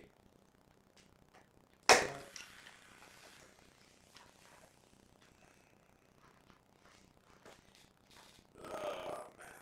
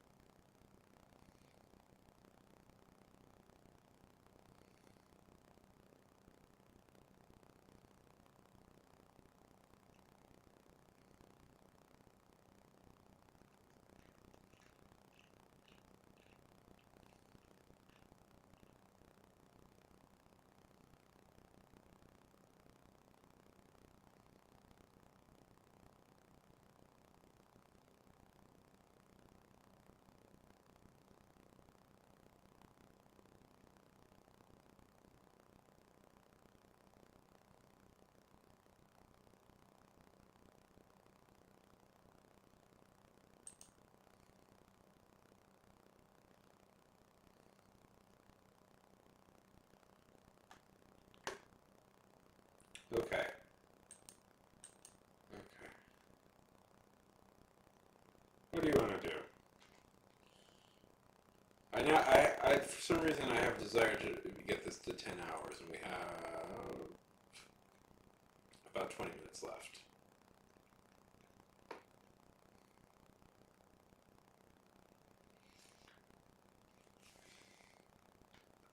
$12 minutes left, precisely. It's 9 hours and 38 minutes.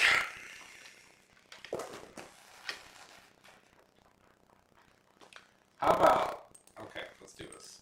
I got an idea. I got something stupid I want to do.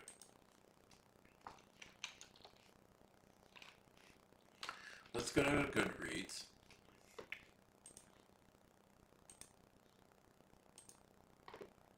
I actually don't have an account on Goodreads. I tend to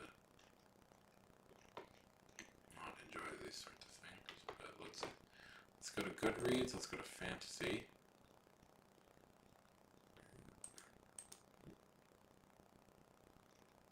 Fantasy.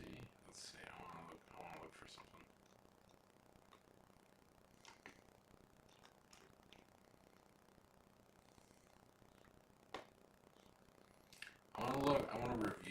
want to see. Let's see. I want to see worst rated books on Goodreads. Let's see the worst rated book on Goodreads and see what they are. Let's see what they are. I'm just curious. Lowest rated books on. Oh! Oh, of course it's his book. Onion Boy! It's Onion Boy's book. It's hilarious.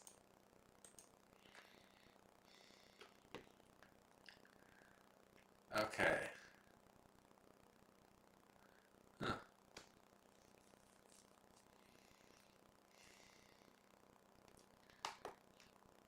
Odysseon's. It's Odysseon's book. Of course it is. 1.7. Trigger warning by William W. Johnstone. I know this because Jenny Nicholson did a video about this one. Oh, Handbooks for Mortals.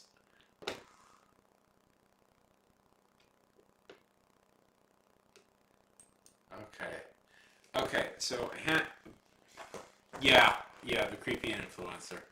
Handbook for Mortals. That hit a real low thing. Wow. Okay, have you ever heard of this one? I know the backstory for this one. What happened is this is a book that randomly appeared on the New York Times bestseller list, and nobody had ever heard of it, and it just appeared one day. And what they found out, what they were doing, it was a scam, kind of a scam. What they were doing was the author and a few of her friends were mass buying these books, so that it would appear on the New York Times bestseller.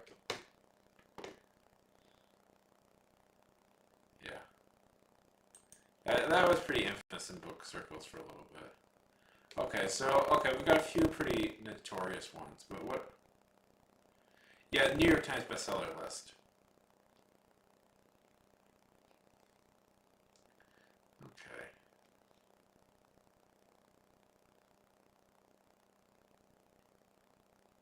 Now that, okay, so those are kind of the classic bad ones that everybody hates. So I've never heard of, like, what's this one? The Alien Artifact. Okay, that's just the monolith from 2001: Space Odyssey.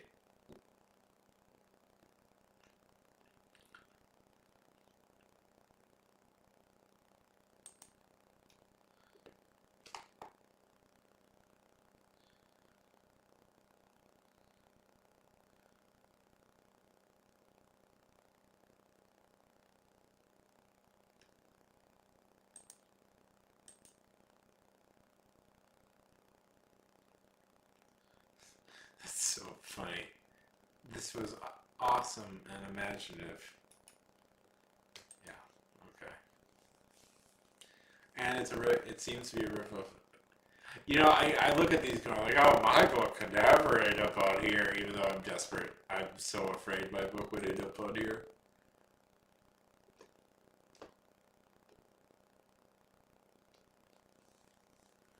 See, I feel bad for this. This feels bad. This person probably put in a lot of effort and, like, tried really hard, and oh, shit. Oh, well, fuck this person then. I was like, oh, I'm bad. I feel bad. I feel bad. They're probably just some dork. And then the first thing I see is they're probably just some dork who tried but failed. First thing I see is they're a massive Nazi. Okay, well, fuck them. This author is a Nazi who openly supports eugenics, transphobia, despite. Okay. Wow, they're just good people. They're good people. Okay, never mind. I was trying to be nice. I was like, oh, I'm sure it's okay. Because I'm just curious, like, being an absolutely fundamentally shitty person.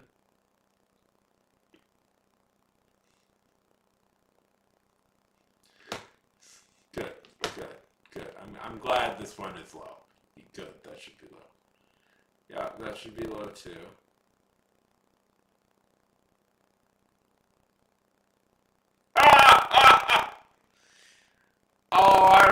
Oh, I remember this one. Kissing the coronavirus. That's where that's the smut book where the lady has sex with the coronavirus.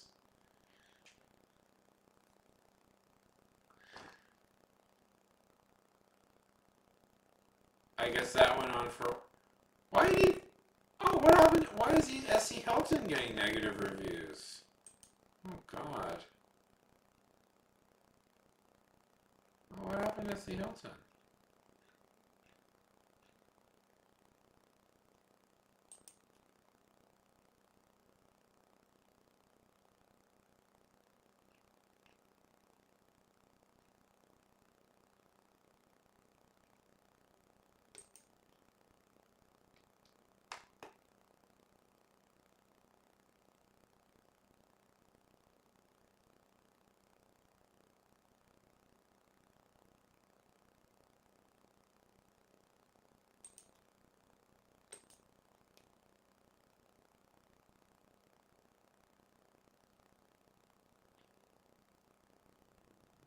Oh.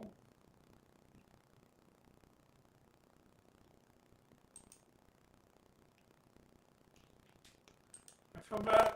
Poor S.E. Helton. I really like S.E. Helton. Okay. Garbage. Garbage. Garbage. Garbage. Okay. Well, okay. See, I was hoping for fun stuff, but like. Oh, this one! Yeah. I was hoping kind of for fun stuff, but like a lot of these are not that. Like they're all kind of creeps and losers and like scams.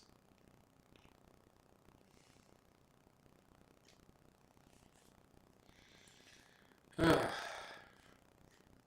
all written better than mine.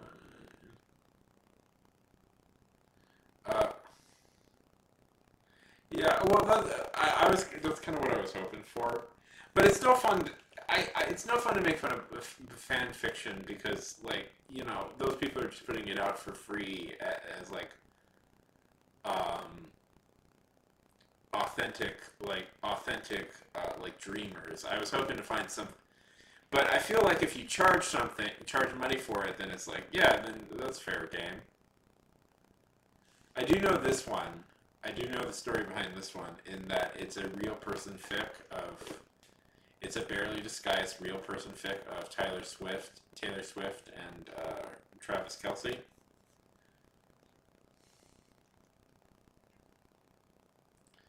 And that got the person in a lot of trouble.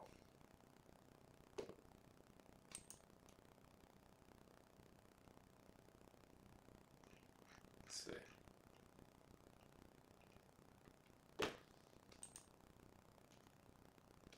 Novellas.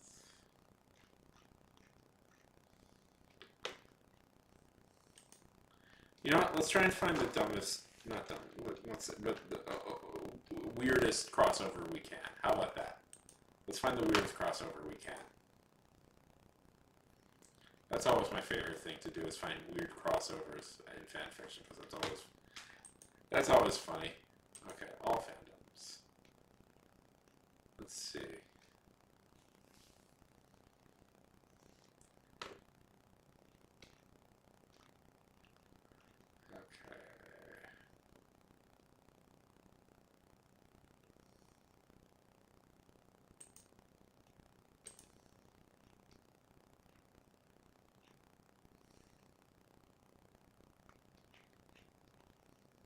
I'm just going to close my eyes and stop at a random one. That's not enough. 1 banana, 2 banana, 3 banana, 6 banana. Okay.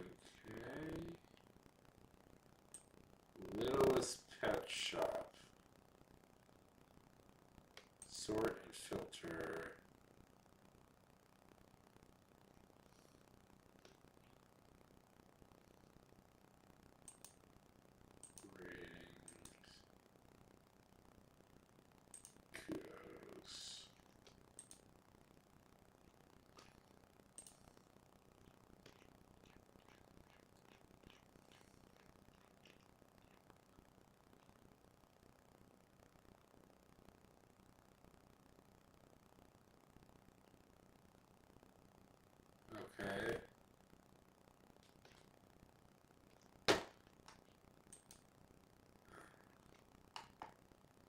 Let's see.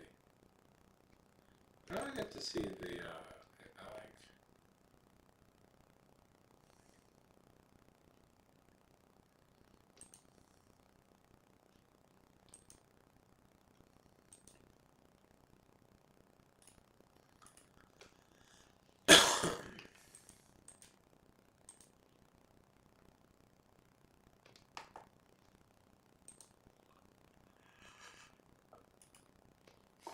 Let's see. Worst rated books based on numbers. Okay.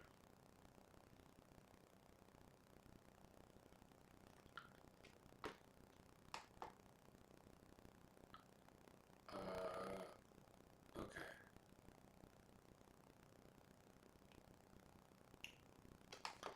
Oh, okay. I mean, it's birth control is sinful and in the Christian marriage and robbing God of priesthood children. Parenthood. Yeah, I mean, yeah, all normal crap. Dianetics. Handbooks for mortals. Authors versus Goodreads. Oh,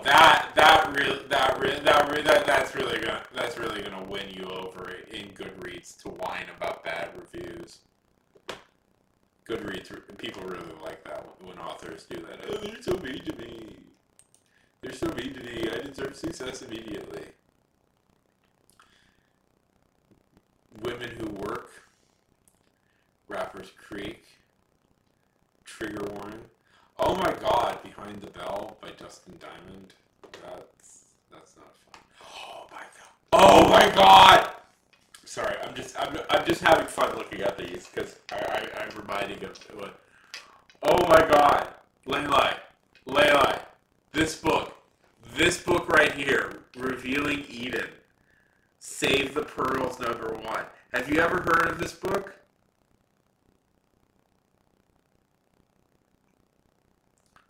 Oh, that's mean to do Pamela Anderson. Whatever. Maybe not. Have you ever heard of this book? I don't know if you've heard of this book. This book is hilarious. It is the most offensive book you could possibly ever do. Okay, so it is a young adult book based around the premise that the white character has to do blackface. That is the premise of the book. That is the premise of the book.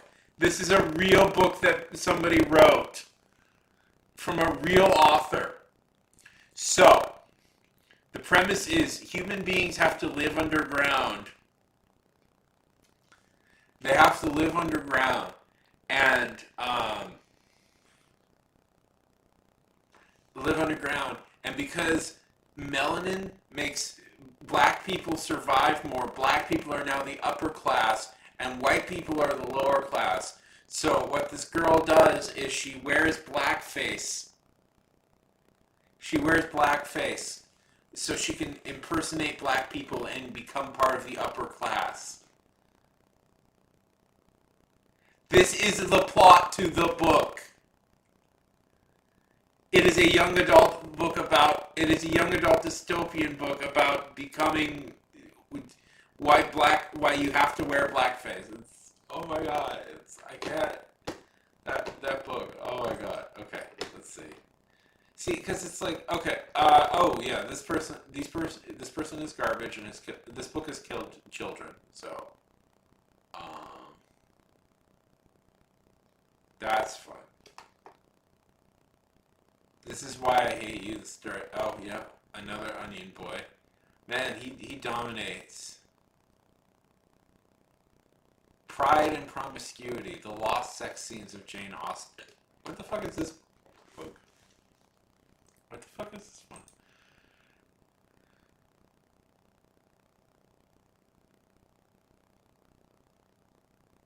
Oh, that's so...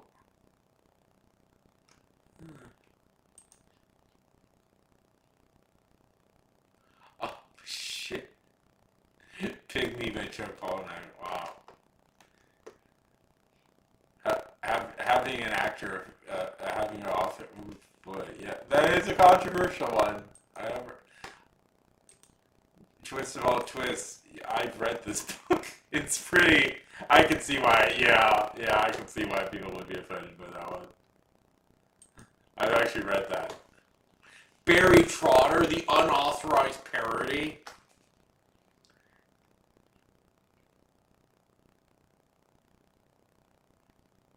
Let's see.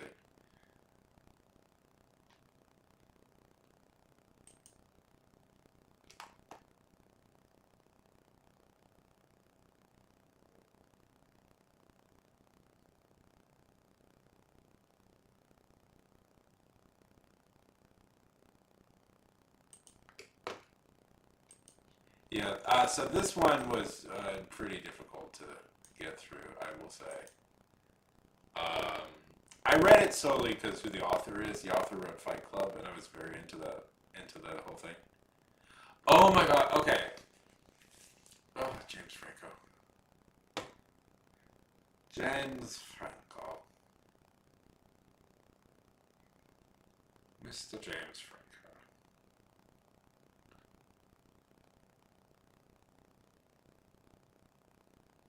Maradona and the Seven Bridges. Okay, this was one of these books where this was an early example of the internet getting into like fights, because this was a very bashed book, and the author.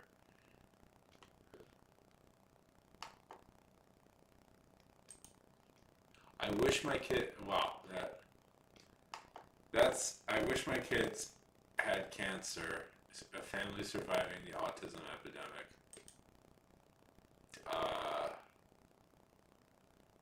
Wow, Michael. Cool. I want you to. Oh, I'm just enjoying looking at these. I'm having fun.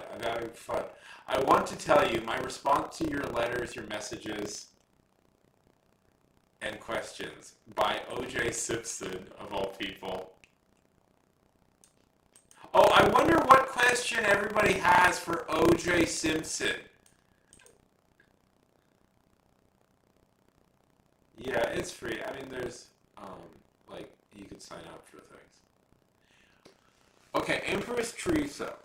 See, I'm worried about becoming an Empress Teresa figure because, not really, but, like, Empress Teresa is the ravings of a madman. No, what? Only all of the evidence points to him and the DNA. Probably some other guy. Listen, we can't be mad at him. His wife died tragically.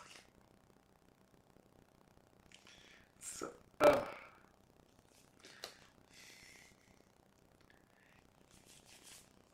Empress Teresa.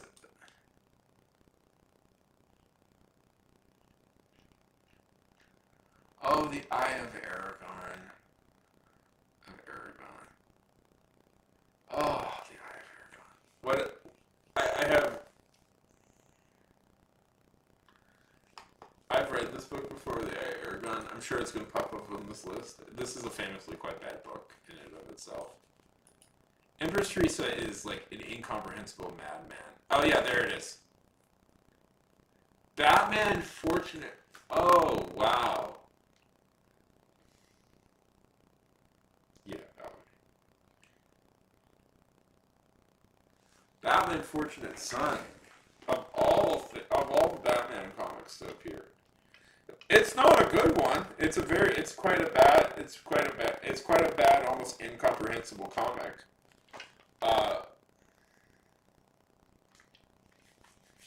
This is a comic book where they document Batman's time being how much Batman hates rock and roll.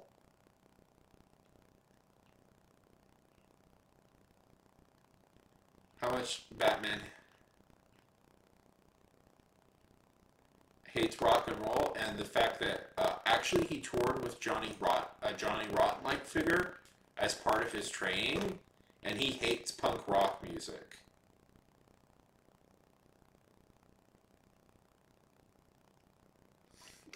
It's really bizarre. It is bizarre.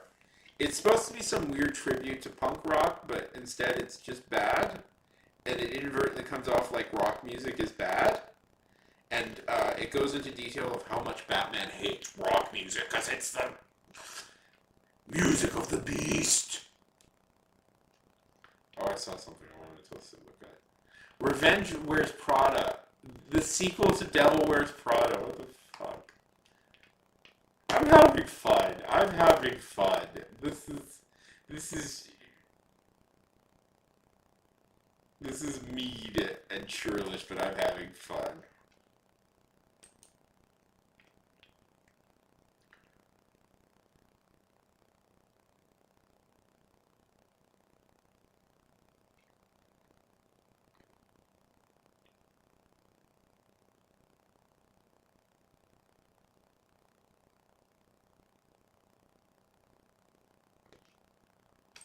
Okay, just everybody becomes annoying.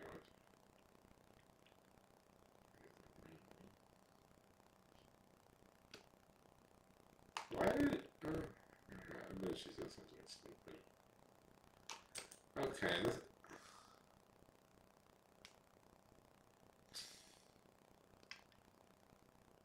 10 hours. Yeah, but I'm having fun. I want to keep looking. I want to keep looking at all the stupid stuff. I want to keep looking at all the goofy stuff. The Kingdom of the Elves and the Reaches.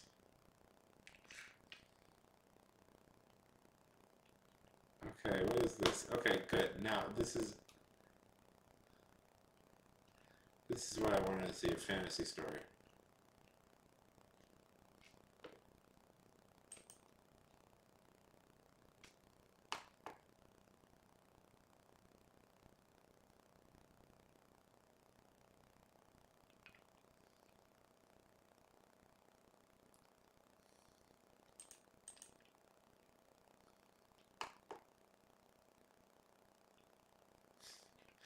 Oh, this guy's brutal.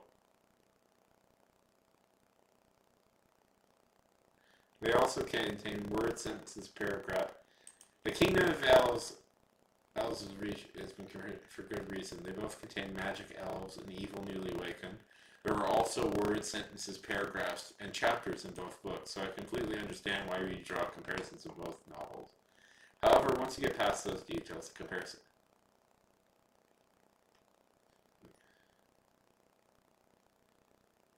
range of a sofa pillow in a three-dimensional book has started, but I can not see.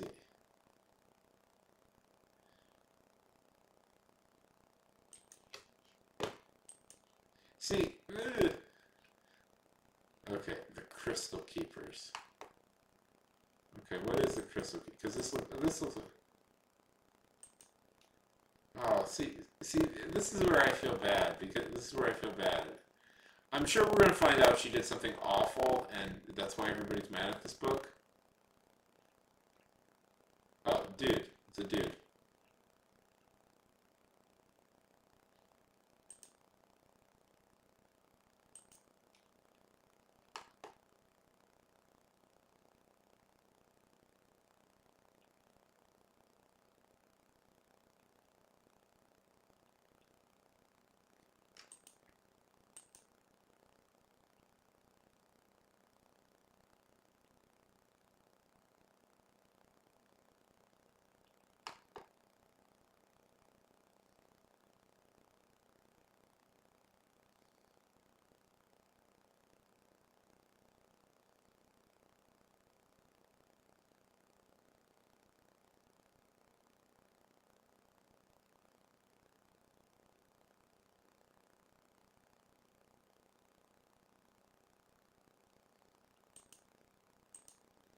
I don't know. This feels really.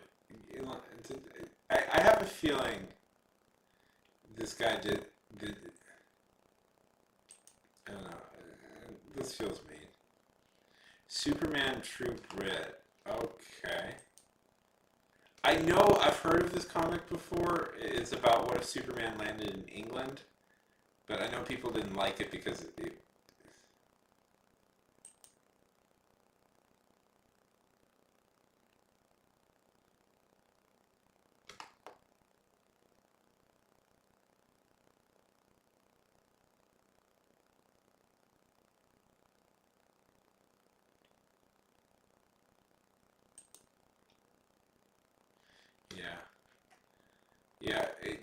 Cleese wrote a superhero book.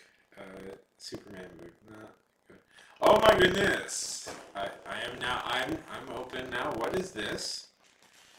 A Doctor Who book on the worst book list of all time.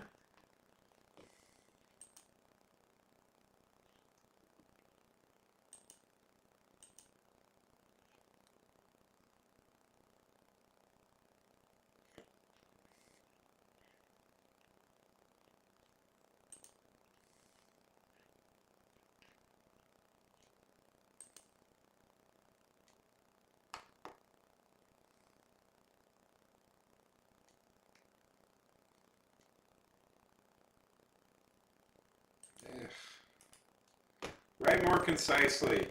I'm not doing words tonight. Holy heck! A John Updike book! Probably fair. The Witches of Eastwick 2. Ugh, of course. Fucking John Updike. John Updike is considered by me to be one of those classic Americana authors. There's some good stuff, but it's like his stuff can be kind of grating at times. Okay, so I'm noticing a trend in a lot of these books. Have you noticed? We'll get to Frank Miller in a second. I see Frank Miller there. Pride and Prejudice and Mistletoe by Melissa de la Cruz. Pride and Prejudice. On the other list, there is a bunch of weird Pride and Prejudice sequels. You know what we don't need? Pride and Prejudice. Stop making Pride and Prejudice sequels, bad authors.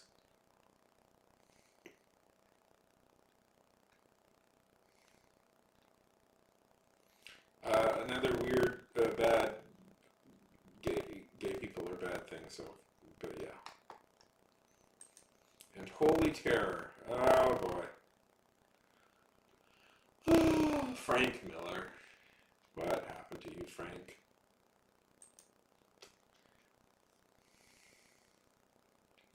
Holy Terror started life out as a Batman versus Al Qaeda book and went down from there.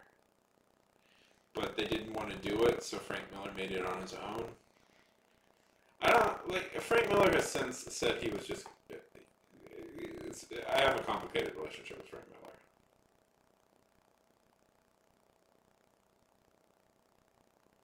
Oh fuck! Is this like the Neil Gaiman book that just came out?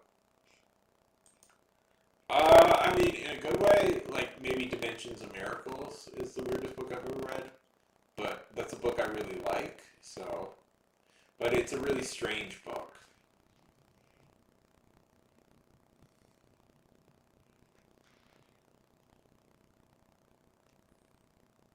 Let's see.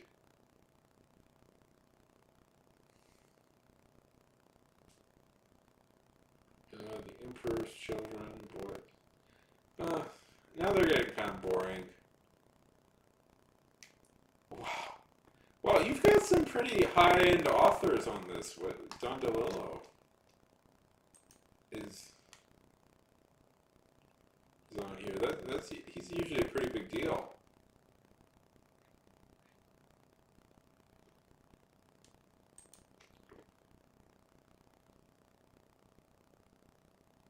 Sweet Valley High book. Let's see, next. We won't go over all of them, but I'm just curious. How do you declutter? I want to be organized, declutter, and manage your time. How did this end up on the Dimensions of Miracles? That's a book I've recommended a ton to people, but it's a really good book. What is this? So low. I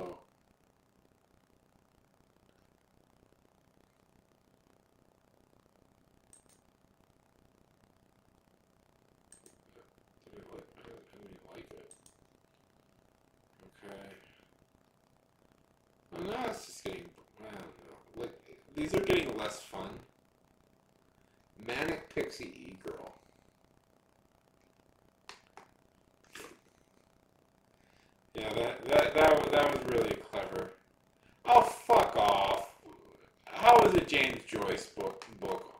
Jesus, Liz, fuck off with that.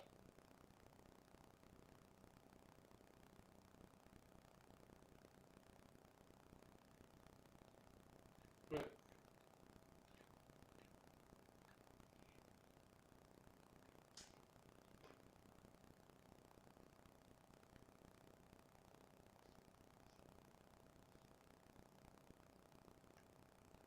Fuck.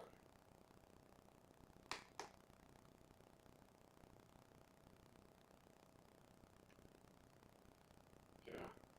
Fuck off with. Sorry, I'm not like some of the other classic books I could have been okay with, but fuck off. Fuck off with this shit about putting a James Joyce book on the worst rated books. Ugh. Oh, I'm exhausted already.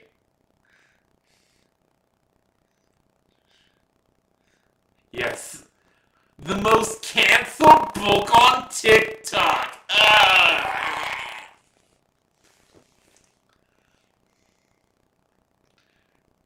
What are people saying?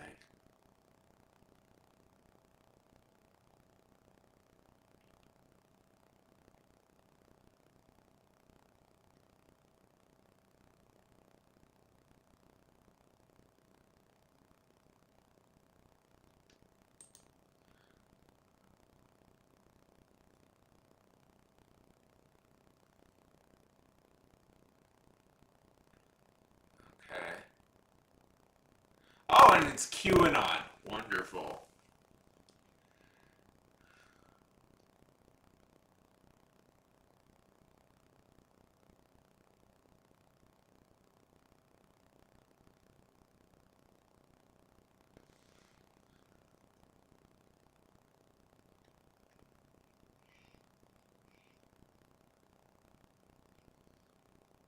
Yeah. We should. Let's put it up bed.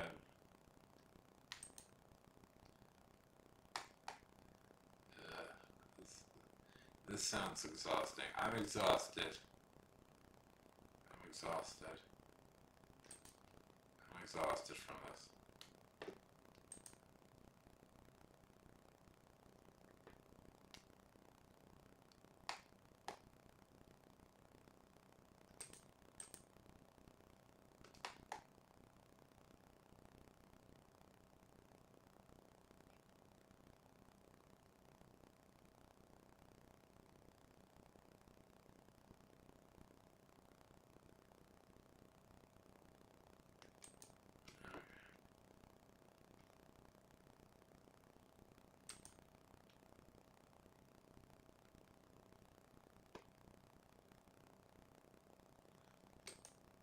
Yeah, okay, let's see.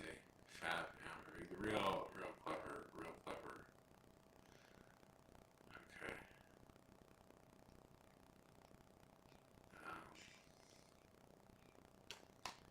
Some of these, like, okay, how did Green Arrow Volume 2 ended up? Oh, the Ultimates, yeah, that's, the Jeff Leb stuff is crap. I can see how that. I'm surprised this one is so high when there's an even worse one, but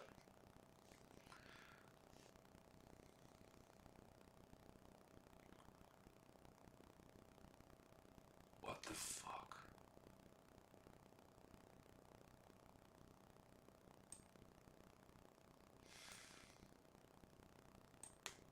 The Perfect Poo, a fairy fecal romance. Okay. Am I going to regret learning what the plot of this book is? Because I have a suspicion what it is.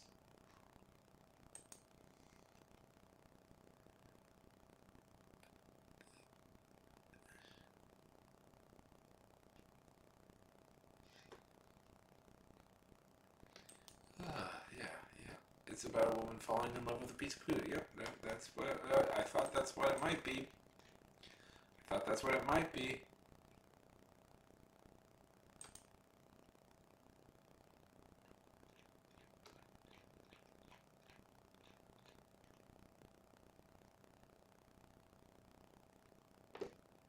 Yep, that's what I thought it might be. Yep, okay.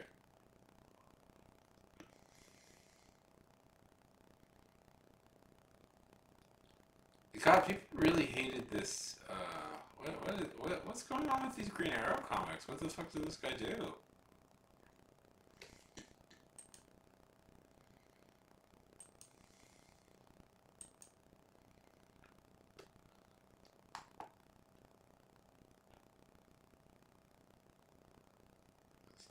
boy. Is this a thing? Is this a comic kid?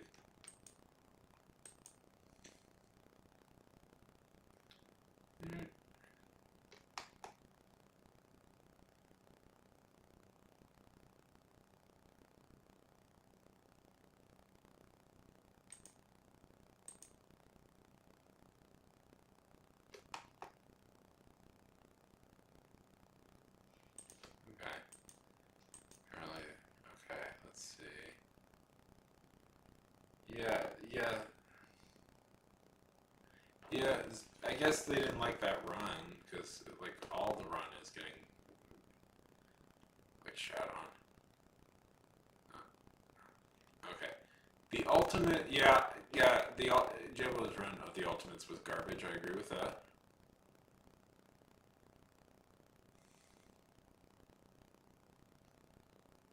Dan Jurgens, oh boy, God, a lot of bad reviews of Green Arrow stuff.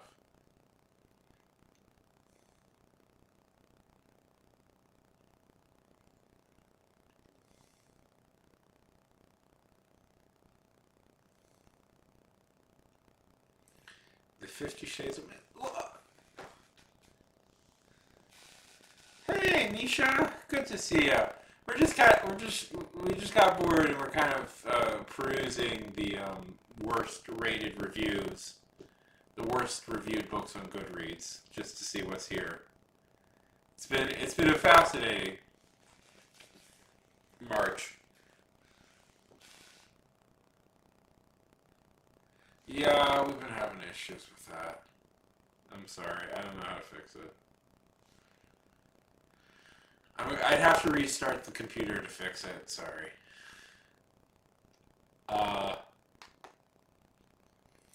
Okay. Another bad parody. Another bad Pride and Prejudice parody. What I'm finding on this list is there's like 1 million bad Pride and Prejudice parodies. Pride and Prejudice like sequels.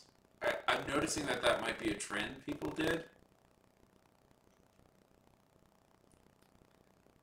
Yeah. Oh God, the Ravagers. Yeah, we found like 5 or 6 very bad Pride and Prejudice reboots, like sequels people have written. All of them seem to have the premise of adding more sex. So that's a bummer. Yeah. Okay, The Calling by Scott. Oh yeah, that's bad. And Scott Lobel is a bastard, so is a creep. So, but it's also just bad.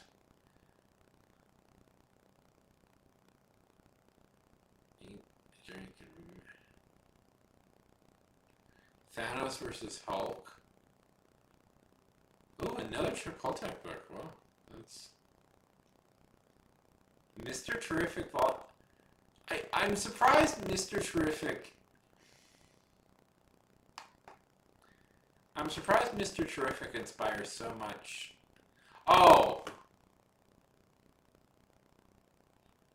of course, it's a New 52. Part of. Okay, DC Comics. As part of the acclaimed DC Comics New 52 event. Yeah. Okay.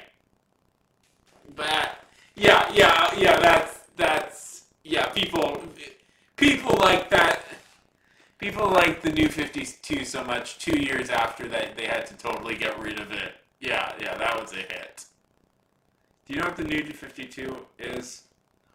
If you don't know, because by the way, this is another New 52 thing.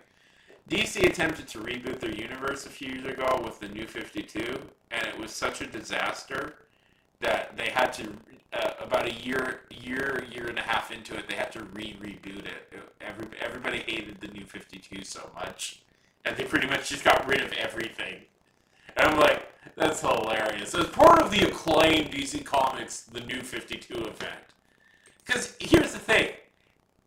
Objectively, this is true. DC Comics has been very acclaimed and has made very many good series, but the way they have this worded is so that it's part of the acclaimed DC Comics New 52 event. Yeah. Roughing the Princess, we saw that on a different list, but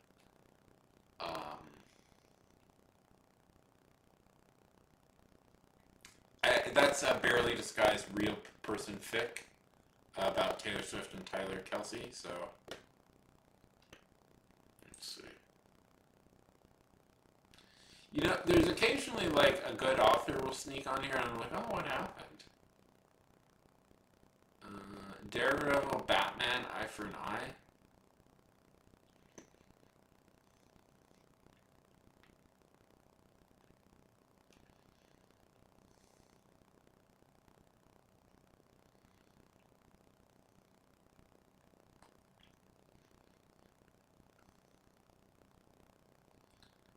Oh yeah, see, occasionally a good author will sneak in. Alan Moore is here. Sometimes when these things happen, oh, it's a later period, Alan Moore. Sometimes when these things happen, it's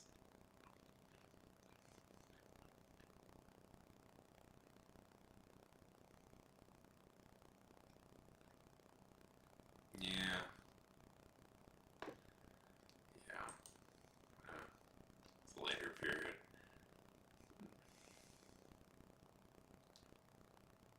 Okay.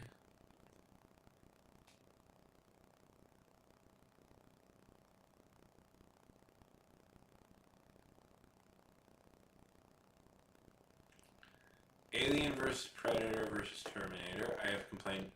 I just made a video complaining about these sorts of things. I don't think any of them were particularly good. Journey of Sneaky Twerp, a shameless. I'm getting a sense that these kind of parodies that are only parodies in so much as they parody stuff to steal the look and stuff. Oh my god.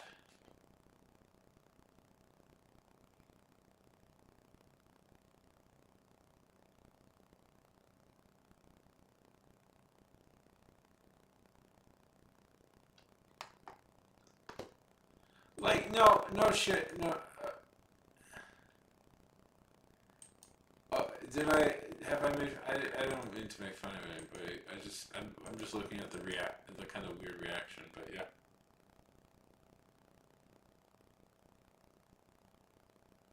Yeah. Is she pop up here? Let's see. Let's see. I didn't see her pop up, but I assume.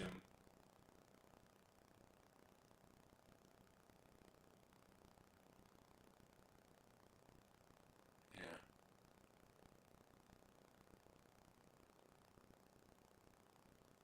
Yeah. See, this is kind of mean. I know this is kind of mean. But you know, whatever. Can't be nice all the time.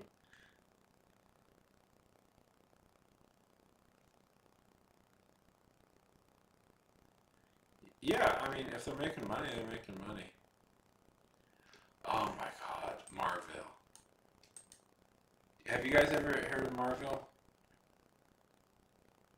Look at this shit. Look at this shit. Marvel.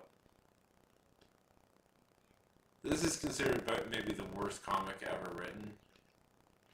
People also enjoyed Chip Zdarsky. Fuck you. Fuck you, people. This is. It starts as a truly. It's an incomprehensible parody of Marvel and DC Comics that then descends into like a creationist screed. It's but the only okay, so this was written by Bill Jemas, who was the president of Marvel at the time, like was the president of Marvel Comics at the time. So he just decided he was going to write his own comic book because he was in charge of Marvel and he got to do that, even though he had no writing experience. And he wrote this absolutely, yes, Marvel, yeah. And he absolutely had zero experience writing comics. Well, he had written some comics. But it was an absolutely incomprehensible parody of Marvel and DC and stuff. And then at some point it turns into a pseudo, like, deep existentialist look into, like, religion. And it's nonsense. It's fucking nonsense. It's considered like one of the worst comics ever made, and the only reason it got as far as it did is because he was in charge of Marvel at the time. Let's see. Receptionist and education. Okay. I'm looking for fun ones. All new Captain America. Oh, this garb. Fuck this book. By the way, fuck this book. It can go fuck itself. This is what caused all the problems. No, that's Trouble, I think. I know which one you're talking about. Where, fuck that book. Fuck that book. I don't even know what that one is, but I know I've heard of this one. It couldn't go fuck itself.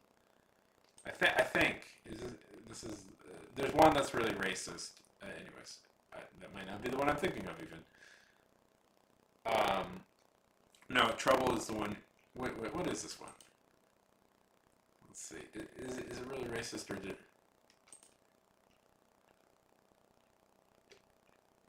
Oh, I was. Let's see. I was wrong. Let's see.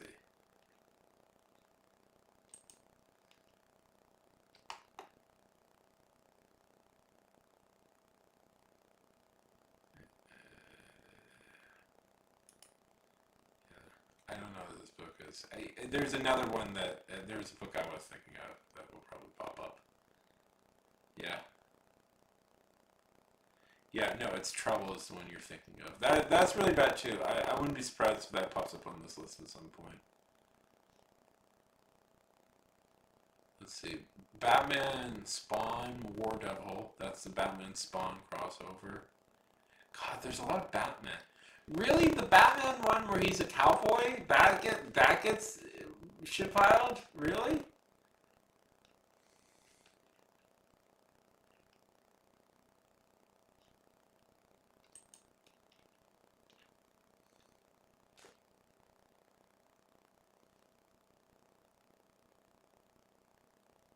Yeah. Let's see. Okay. See, sometimes there will be good authors who will be on this list. I'm like, where are the good authors on this list? I mean, not everything your author will write, a good author will write will be. Let's see. Zarba the Hutt's Revenge.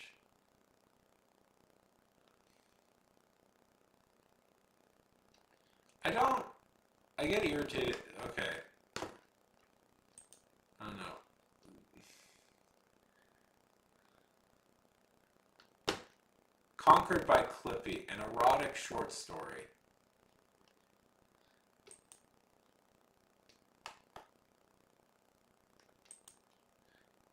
It's where a woman has sex with Clippy. That's fun. Yeah. Well, sometimes I think this is, like, it's random, weird, bad editions of books. I mean, not every good.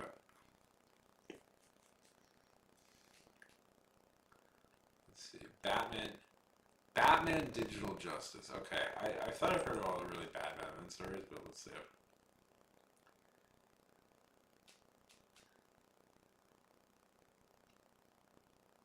What the fuck is this?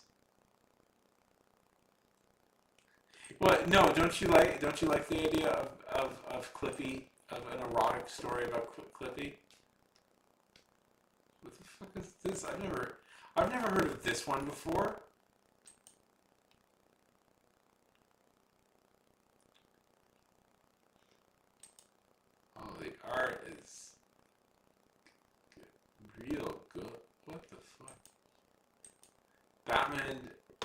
Wow. Okay, this might be something I have to look into. What? No, you don't think that's cool? You don't think that's fun? Conquered by Clippy, Digital Desire. Oh, it's a sequel. What's the sequel? Taken by Textures blocks. So there's sexual textures blocks. You know, I feel sorry for this lady, whoever the stock model photo is. Okay, so this is the Digital Desire series. Taken by Tetris blocks, conquered by Clippy, invaded by iWatch, coaxed by copyright page, ran by reviews for this books. Oh boy. My racist robot lover. Oh, it's about, yeah, cool. It's about the Tay thing. Yeah, that's cool. That's real cool. What's Alan Moore doing? I don't know. I mean, not everything he did was great, but some of these.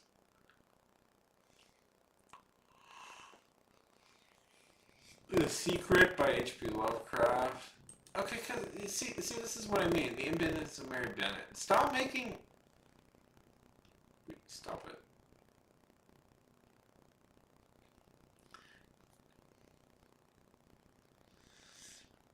Sexy? What? No, you don't find that sexy as hell? Oh, Jesus. Oh, Jesus, Mary, and Joseph. I think I found one worse. Penetrated by the president's Twitter feed. So that.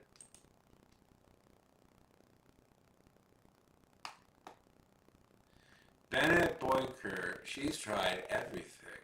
Or should that be everyone? But nobody's out there is pushing her buttons, flexing the girls. That's until she reads the. Yeah.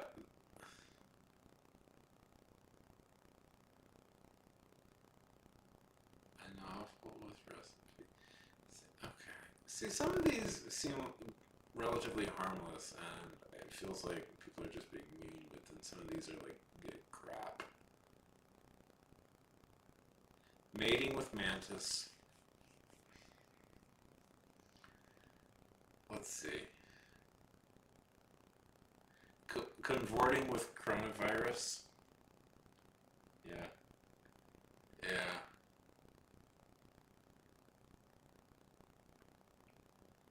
Pot boiler. Oh, there's Taken by Tetris. It made it onto the list. Barry Trotter on the unnecessary sequel.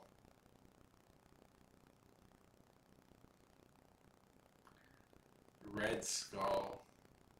Brilliant. Some people, I don't know, I feel are maybe a little bit. You know, some of these have more petty responses, I think. Okay.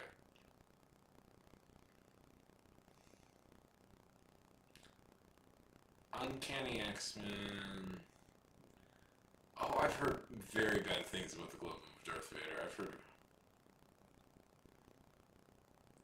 Restless Virgin.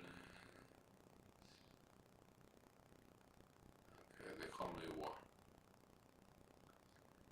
Jamie Lynn Spears book. Yeah, I remember that controversy. Fuck this one. Let's see. Like, stop writing on Jane. Like, stop trying to take Jane Austen's thing. Okay. The Feminist and the Cowboy. Oh, I bet that's fun. Daddy with the Black Dahlia Killer. Civil War II Kingpin.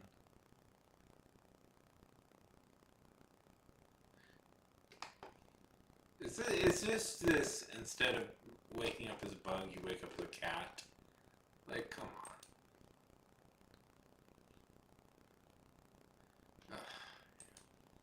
on. That's exhausting. Come on. The Metamorphosis is one of the greatest novellas books of all time. Come on.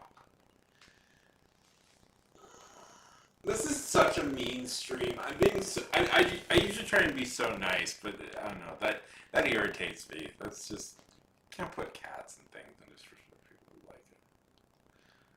Cum laude. Christmas with my Grinch. I mean, the thing with those those weird sex books things is oh, fucking David Mamet. You know, usually David Mamet was a good writer a long time ago, but he my complaint about David Mamet is he's just fallen into just garbage right wing bullshit. Not to get political, but I don't like David Mamet because he's become real obnoxious because of that. The Astor Orphan. A lot of comic. Oh God.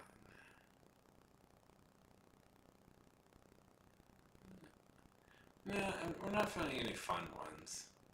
We found a bunch of fun ones really early on. No, these are kind of just A Midsummer's Night's Scream. Oh, R.L. Stein.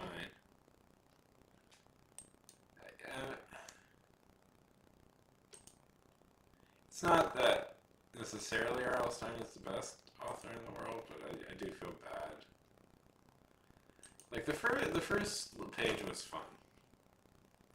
It was well, not fun. Look at all this garbage. But why is this one so highly rated? What did this one do? Well, it's in Spanish, so I don't know. But it's okay, garbage, garbage, garbage, garbage.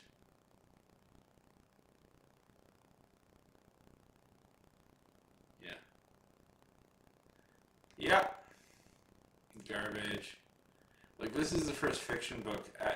If you remember this one, what happened with this one is she got caught faking.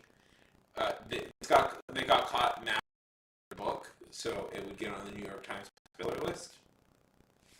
So that one's that's why it's so negatively reviewed. And then we have Odysseon. We have Trigger Warning. This book kills kids. This book is responsible for at least, I've read about this book. This one's been responsible for at least a couple of deaths because of the ideas. It basically is a pro-child abuse book, so fuck this book. This one, though, is the most bizarrely offensive book. Misha, have you heard of this one? I might call it here, because we've already talked about this, and I've been on for a bit of time. Have you ever heard of this one? It's pretty bizarre. So the premise is this takes place in the future. And on top of the world, everything is burning, so humans live in an underground. Okay, so, but that means, because of that, the people with melanin have a better chance of surviving, so this makes, logically, this makes black people now the white people, and white people are treated now have to be racist, deal with racism. So our protagonist gets the idea to put on blackface so that people won't be racist against them. So yeah, it's a young adult dystopian book about having to wear blackface, which is cool. Jane Austen thing. There's too many Jane Austen things.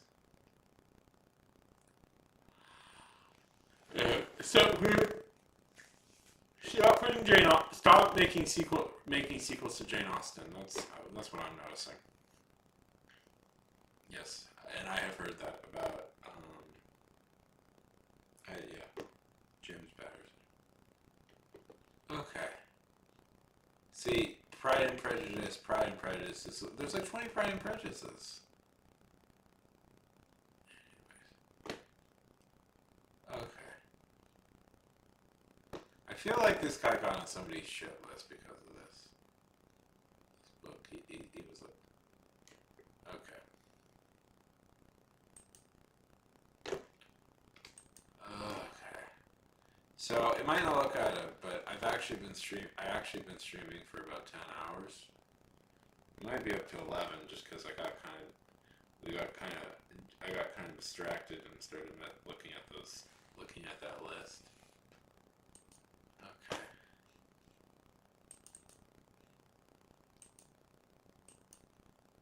Let's see. How long have I been on?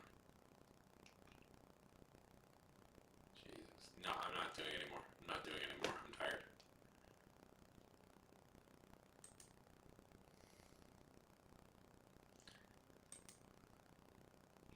I feel like I should do like a Patreon goal or something. And if we hit it, I'll read one of those books we found, like maybe the Clippy book or something. Just to like, we should look at the Eye of Aragorn at some point. That's a fun one to look at. That's a real fun one to look at because it's so bizarrely written. I've read that one before.